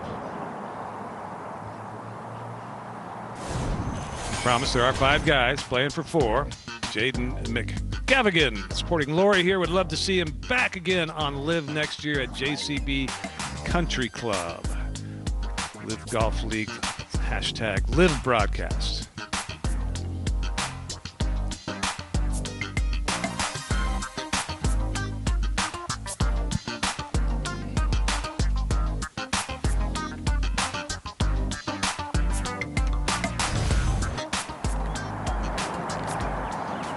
So 4 players in the rough, and Ben Campbell the only one in the fairway.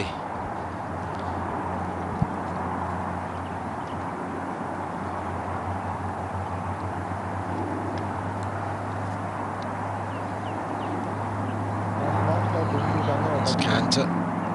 He's already got his 60-degree. I think he thinks he's in the bunker.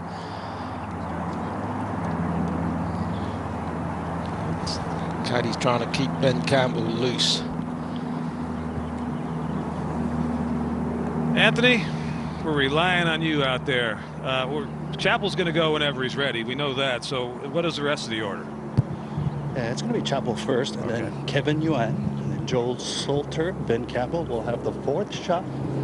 Laurie Cantor, obviously right near the green. Now Kevin Chappell's got 108 yards for his third.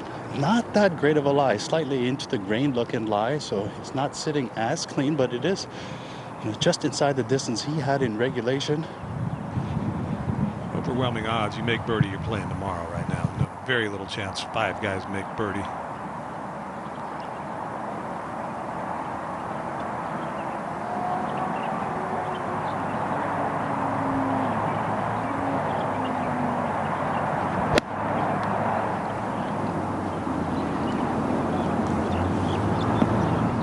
Good shot.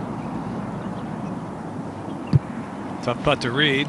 That's the putt that Cantor had. Yeah. He missed it well to the right. And coming out of the rough for Kevin Yuan, he's going to be just about 100 yards from where he is. And fortunately, the pin is farther enough up from the front edge of the green, so you can allow for a little bit of the release. Of course, it's just judging exactly how far the ball will fly. But once the ball lands on the green, it's not going to roll too much away. It is a bit of an upslope, so that should slow the momentum of the ball. But the ball is sitting down, hard to control.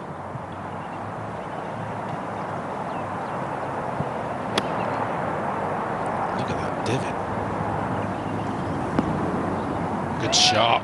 Good shot. Beautiful shot there. 5 players playing. 1 will be eliminated. 4 will advance to tomorrow. Stalter next. And this is a much better lie for Stalter than Yuan, so gives him the illusion that he can control it. But coming out of the rough, you do allow for a little bit of the release, just under 100 yards.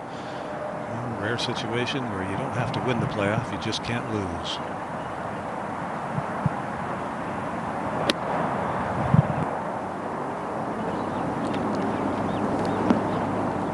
Nice shot right over the flagstick. And Ben Campbell, similar distance as Salter, but he's got the control and he's got a good target out there. He just wants to place his ball right in the center of those 3 golf balls.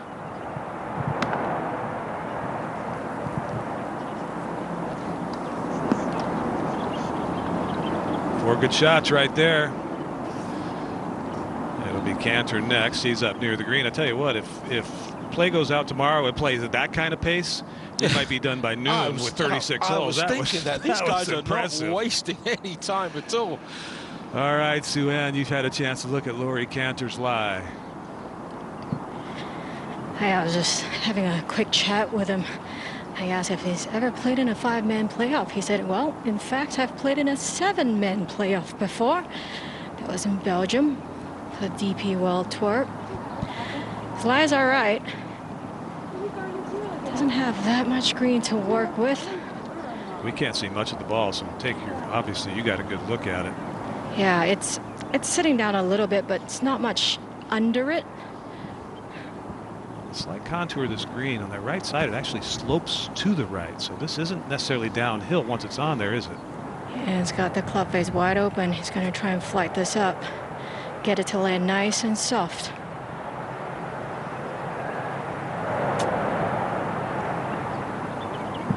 Well and done. it does. That's birdie. Well, you would feel he is through.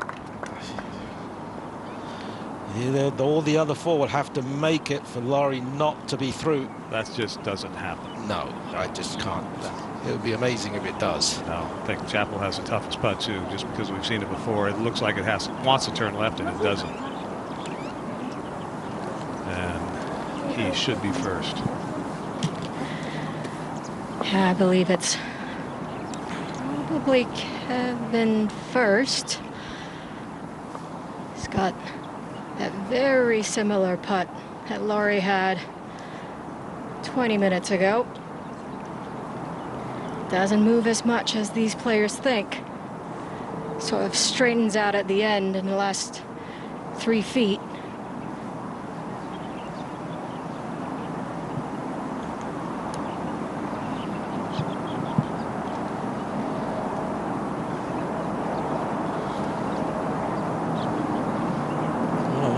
was in the clubhouse watching Cantor putt that putt. He'd finished in the group before, perhaps not. Won't be on time. It's a good line. But it's not going to turn. It actually turns right. That wasn't going to get there anyway. Now he has to hope he gets to play another hole.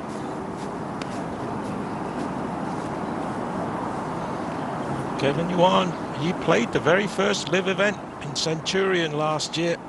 He was on Dustin Johnson's team. First event, we had an actual draft. That was exciting.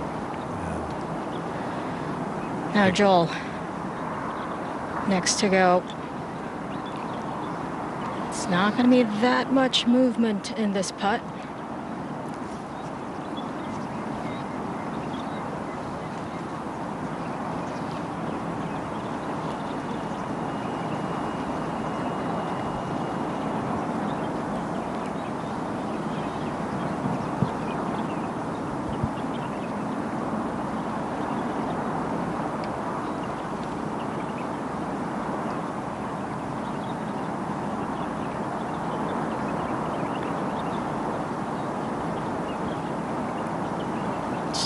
Settle.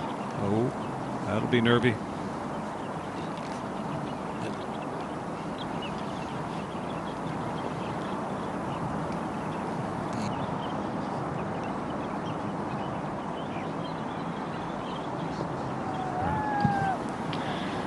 Now Ben Campbell. He got a good read. He certainly did, Jerry. He jumped in a little bit just to see what the line's going to do.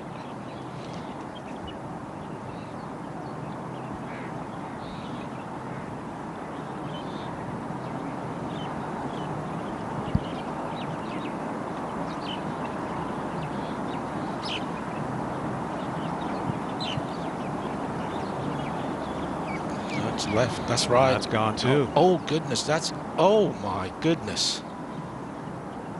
Low and long. That is nothing more than the situation right there. That's nerves. Yeah, adrenaline. Kevin Yuan's got a great chance to be the first man through now. Yeah, and he's in a great position as well. This is an uphill putt.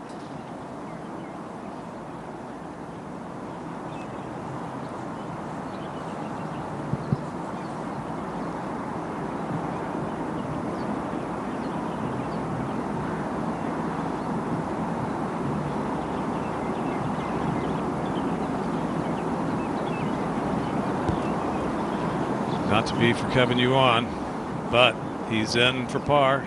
He's still got hope. Lots of it.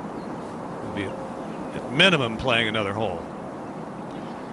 But there might not be another hole if Ben Campbell can't coax this one in for par.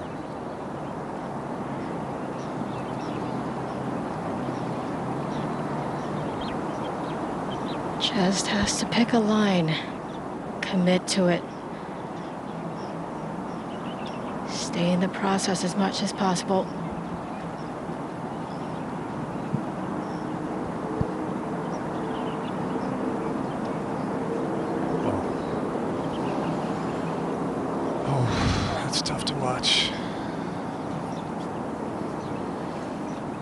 Well, if Stalter makes this for par, more than likely this playoff is done and dusted.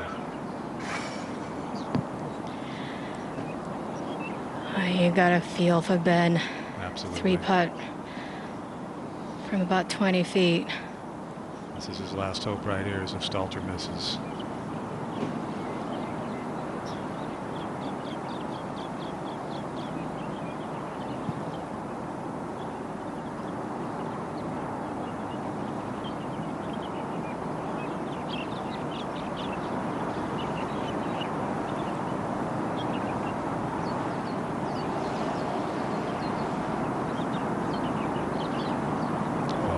Just a shove, just a flat-out shove.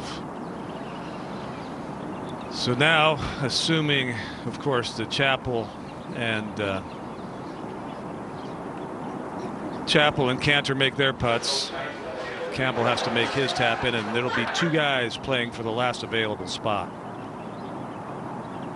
Kevin Chappell for par. He advances to Sunday. His long, nerve-wracking day comes to an end and cracks a wry smile. Very brief, although it be. He just can't believe what happened. I think about 45 seconds ago, Ben Campbell didn't think he had a chance. Now he does. He just has to tap this in.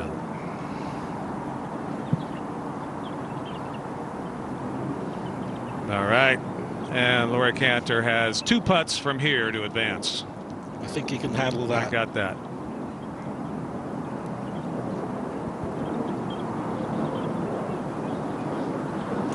All right. 3 men get to finally take a deep breath. They're advancing to Sunday. There will be 3 of the 20. 2 remain for that last available spot. Joel Stalter and Ben Campbell.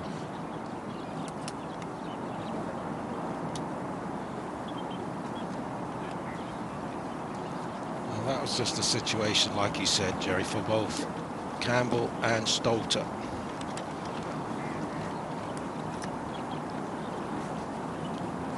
Ben Campbell gets to live another day. He probably thought, like he said, he was out, but he is still in with a chance. Practice day in and day out, countless hours on the range, on the practice green. You try and replicate those nerves you're going to sense. You can't do it. You can't manufacture putting yourself in the position for what those guys were feeling right there, and we saw it come out in those putts. Let's send it down to Sue Ann Heng. I'm with the 3 guys that have earned their way through to round 3. Congratulations to all of you. Kevin, I'm going to start with you.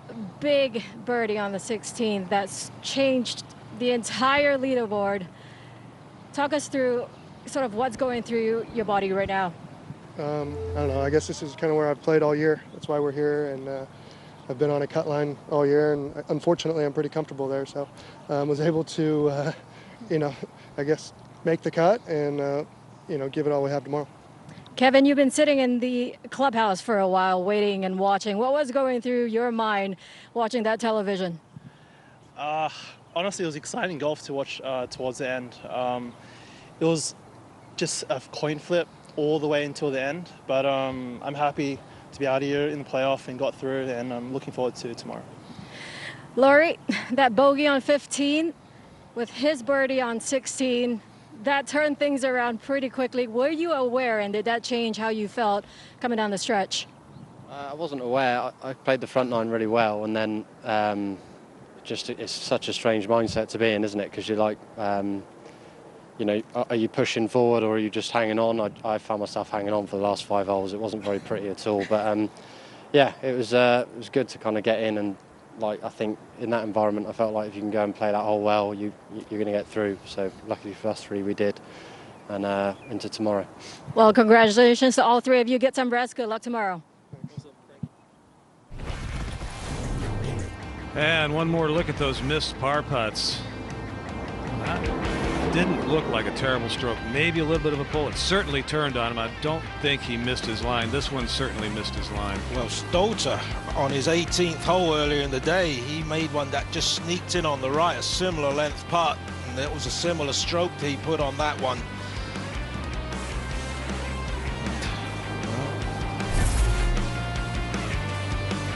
At least they haven't been eliminated. 31-year-old Frenchman Joel Stalter heading back to the tee, and 32-year-old Kiwi Ben Campbell. Okay, same status quo.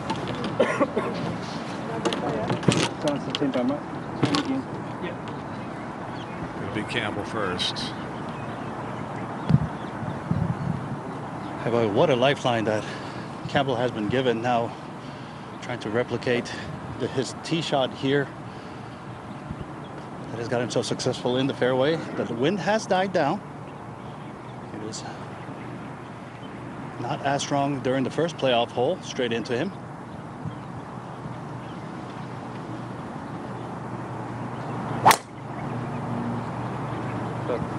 Good swing.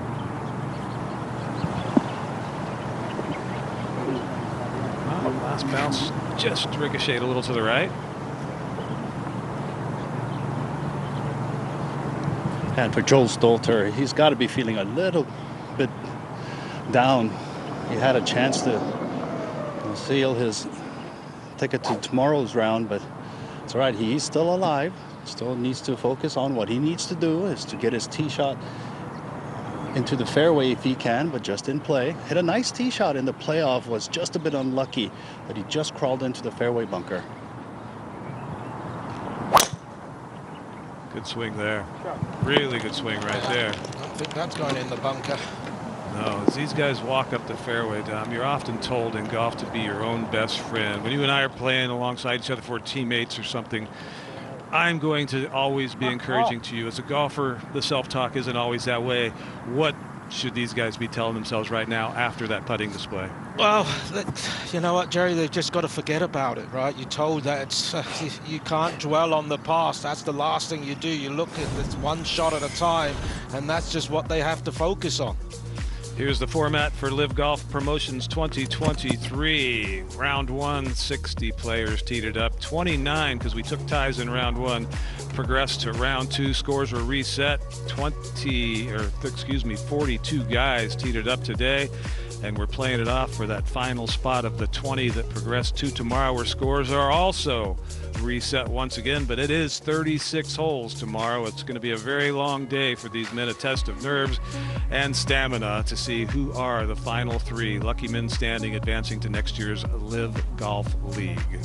And it is a very long day. First tee, everybody tees off at the same time in a shotgun start at 7:15 in the morning. And the course will play very differently.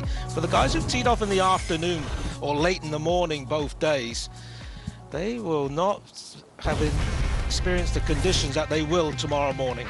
Earlier in the day at number 11, Joel Stalter had this for birdie. That was a really good stroke right there. 2 holes later, a little shorter putt. This also for birdie. Yeah, had an even par on the front 9. It was the back 9 that got him into this playoff. 3 under par. Campbell had this for birdie at 13. Short one. Sneaks in the side. Was really the first putt of any length he made until this one at 17. Magnificent second shot. That gave him the chance, and he poured it in the middle of the hole. And those are the memories that they've got to pick on, the ones, the good putts that they've made to get themselves into this position. And they've all had good putts, they've all hit good shots. Richard Marsh, one of the men who are so instrumental in everything that has become LIV Golf. Standing there alongside others. Max Williams as well on the left. Richard Marsh, the athletic looking one, as we should say. All right, Ben Campbell will be first to play Sue-Ann. You got his coverage for the rest of the way in. Yeah, I think this is an advantage for him going first. Changing game plan. He's got fairway wood out. He's laid up the last 2 times he's played this hole. He's got 273 to today's hole location. Probably want to aim this in the middle of the green. Wind just slightly off the left. I think he's got to get every bit of this 3-wood. Oh, he didn't. Just batted it a bit. Well, that's, all things considered, that's not awful. It's a lengthier bunker shot, but now Stalter going next. He's also able to reach it, isn't he, Anthony? I should be able to. He's got 268 yards, and the wind has died down from the previous playoff hole. Now, judging by his drive, he's got this one out here, just about 300 yards off the tee. So you would think a 300-yard hitter should be able to get their 3-wood about 270, but it is playing into a breeze, so he does have to make solid contact. It's on the other side of the hole from Campbell's. No distinct advantage yet. That's not the easiest shot to judge distance-wise. Can get away from you quickly. Campbell's got the lengthy bunker shot, short-sided as well. Not a lot of green with which to work. What do you think, Sue-Ann, these guys are telling themselves right now?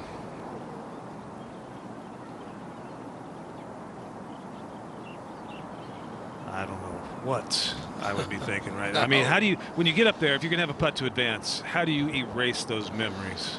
I think first thing, well, Ben Campbell, he's had some great bunker shots today. He's had plenty of bunker practice, 4 or 5 of them at least, and he's hit some great ones. So he's probably feeling not too bad with that bunker. Maybe a little bit longer than he wants, but I would say Stolter, where he is positioned, he's got a lot more room to work with.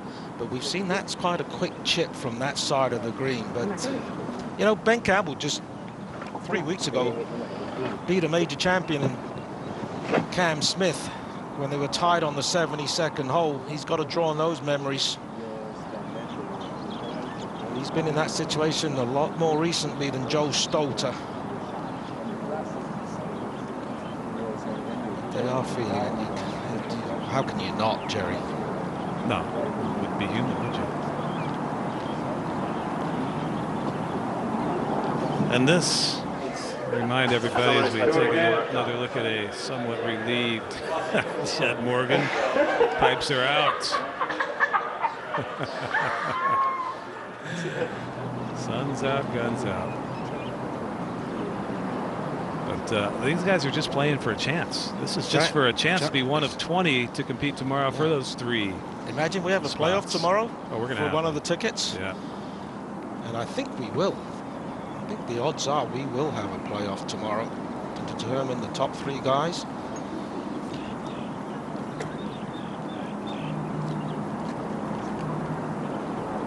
He wasn't happy with his second shot, Ben Campbell, nor was Joe Stolter.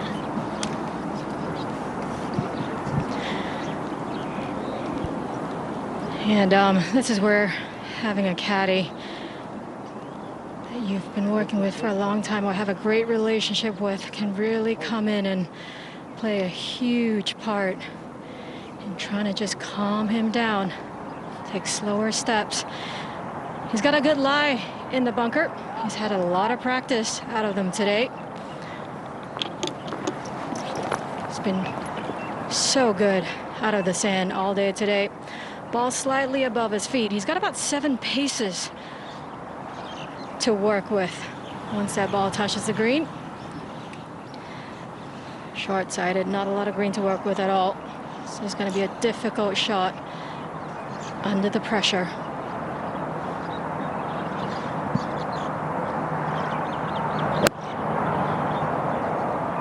Great sound to it. Oh, what a golf shot right there, Dom. What a shot that was. What a big swing he had to take there. Oh, what a time for it as well. Defeated Cam Smith, as Dom said, at the 2023 Hong Kong Open, New Zealand PGA Championship 5 years ago, and an avid mountain climber. And I bet he climbs his mountains as quickly as he plays golf. That was very fast. Now, Joel Stolter has to judge this one, Anthony. Yeah, absolutely. It has to judge the landing area and the area around the hole for the distance. But this is a thick lie here with quite dense underneath and spongy. So the ball could come out a little soft.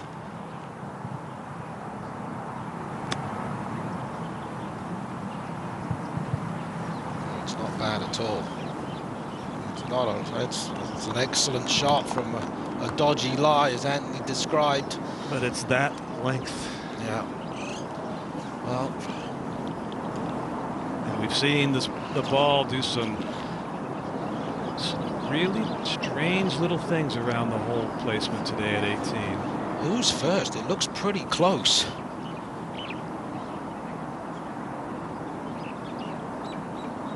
Stolter with the downhill putt.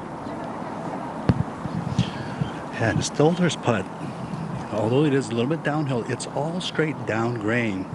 Remember, Ben Campbell and Stolter on the previous playoff hole, they both missed their par attempt from the low side of the hole, putting back into the grain. So it was a pretty tricky putt, but now putting straight down grain. Looks like a little bit of break from his left. It could even be an outside the hole break, but he doesn't really have to put in the grain into consideration here. Just got to pick out how much the slope will move the ball to his right but also at the same time, he doesn't want to be overly aggressive and hit this one 3 or 4 feet by, unless, you know, he wants to be a cavalier and just, you know, apply the pressure by taking a little bit of the break out of the putt.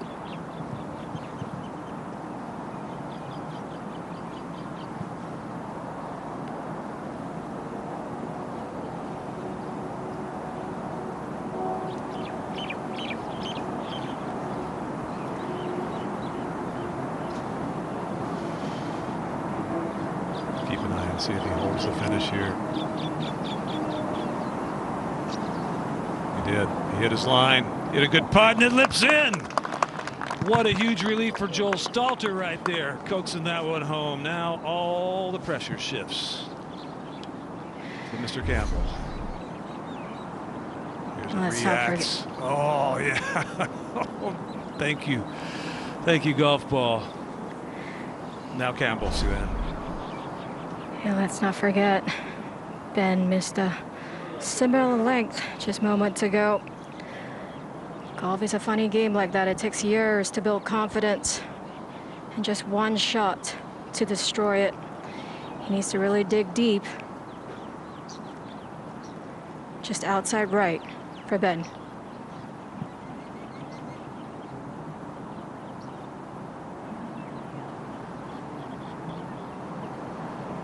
Not to be for Ben Campbell. What could have been? He'll be left with those thoughts for quite some time. But it is Joel Stalter who's advancing to the final day, 36-hole Sunday, after just squeaking that little one in on the final hole. He's all smiles now, but it was excruciating for the last 45 minutes.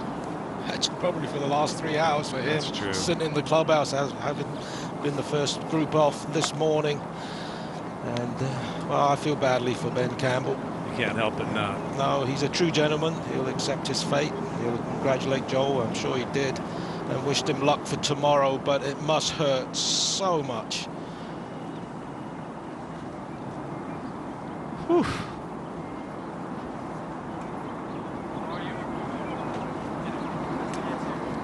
We're just documenting it, and it's nerve-wracking. Now let's hear from the young man who just advanced on. He's with Sue-Ann. Joel, big smiles. Congratulations. You're on to round 3. You are the first group to get into the clubhouse. Did you think by the time you were done that there could be a playoff? Yeah, I was looking at it. I'm like, oh, it's going to be close. And then I thought, look, it should be a lot of spots for, you know, if there is a playoff, so still a good chance. But I waited 2 hours, it was really hard, so I was hoping there was no playoff. Well, what was going through your head when Ben missed his putt and you were next to putt? Yeah, I just didn't like having a 4-footer, especially I had that putt for birdie early on, and I thought it was weird, and so I was really nervous. I hit a horrible putt, and so, yeah, but it was tough. It's been a long day, like a very long day. Yeah. Well, what about your strategy tomorrow? Is that going to be any different from today? Are you going to play the course differently in round 3? No, I think I've played it very well. I just haven't made that many putts, so I just need to get the putter rolling, and hopefully that last putt went in, so I got a chance for tomorrow, and yeah, I'm going to give it everything I've got. Well, congratulations. Well done. You're on to round 3. Thank you. And thank you for the honesty, admitting that you were nervous there and hit a pretty poor putt, because not a lot of guys would have admitted that. Here's a look at the 20 who are on through to round 3 and round 4 on Sunday, the 36-hole shootout that it'll be, led by Pradeep Tianchai at 8 under par, Thornberry 6 under early, Chunbung Nam 6 under as well, Luton and Morgan. Well, every one of these 20 players, Jerry, I'll be sleeping with my putter tonight, because that's what you need tomorrow. You need a hot putter, because it's going to take probably double figures under par to be in the top 3. Well, we knew the format would provide drama, and it provided it in huge quantity today, and that's just getting us warmed up for tomorrow. 20 players playing for 3 spots, 3 coveted spots in next year's LIV Golf League, and all that has become in a short 18 months, 19 months of existence. and turning heads around the globe. All these guys have watched it. All these guys have seen what it's all about. They've seen the atmosphere. They've seen the fans. They've seen the star-studded leaderboards that LIV Golf League has each and every week, and they would love to be able to spend the entire season right alongside some of the greatest names in the game of golf. Tomorrow, they will play 18 holes. Our guys will be out here working hard, recording highlights, and then we will come on live with our coverage for the 4th and final round of the Sunday shootout that will be LIV Golf League's Promotion 2023. For everybody involved with our broadcast here today, we sure hope you enjoyed watching. It was drama at its finest. We hope you tune in tomorrow. LIV Golf League Promotions 2023 comes to a conclusion then.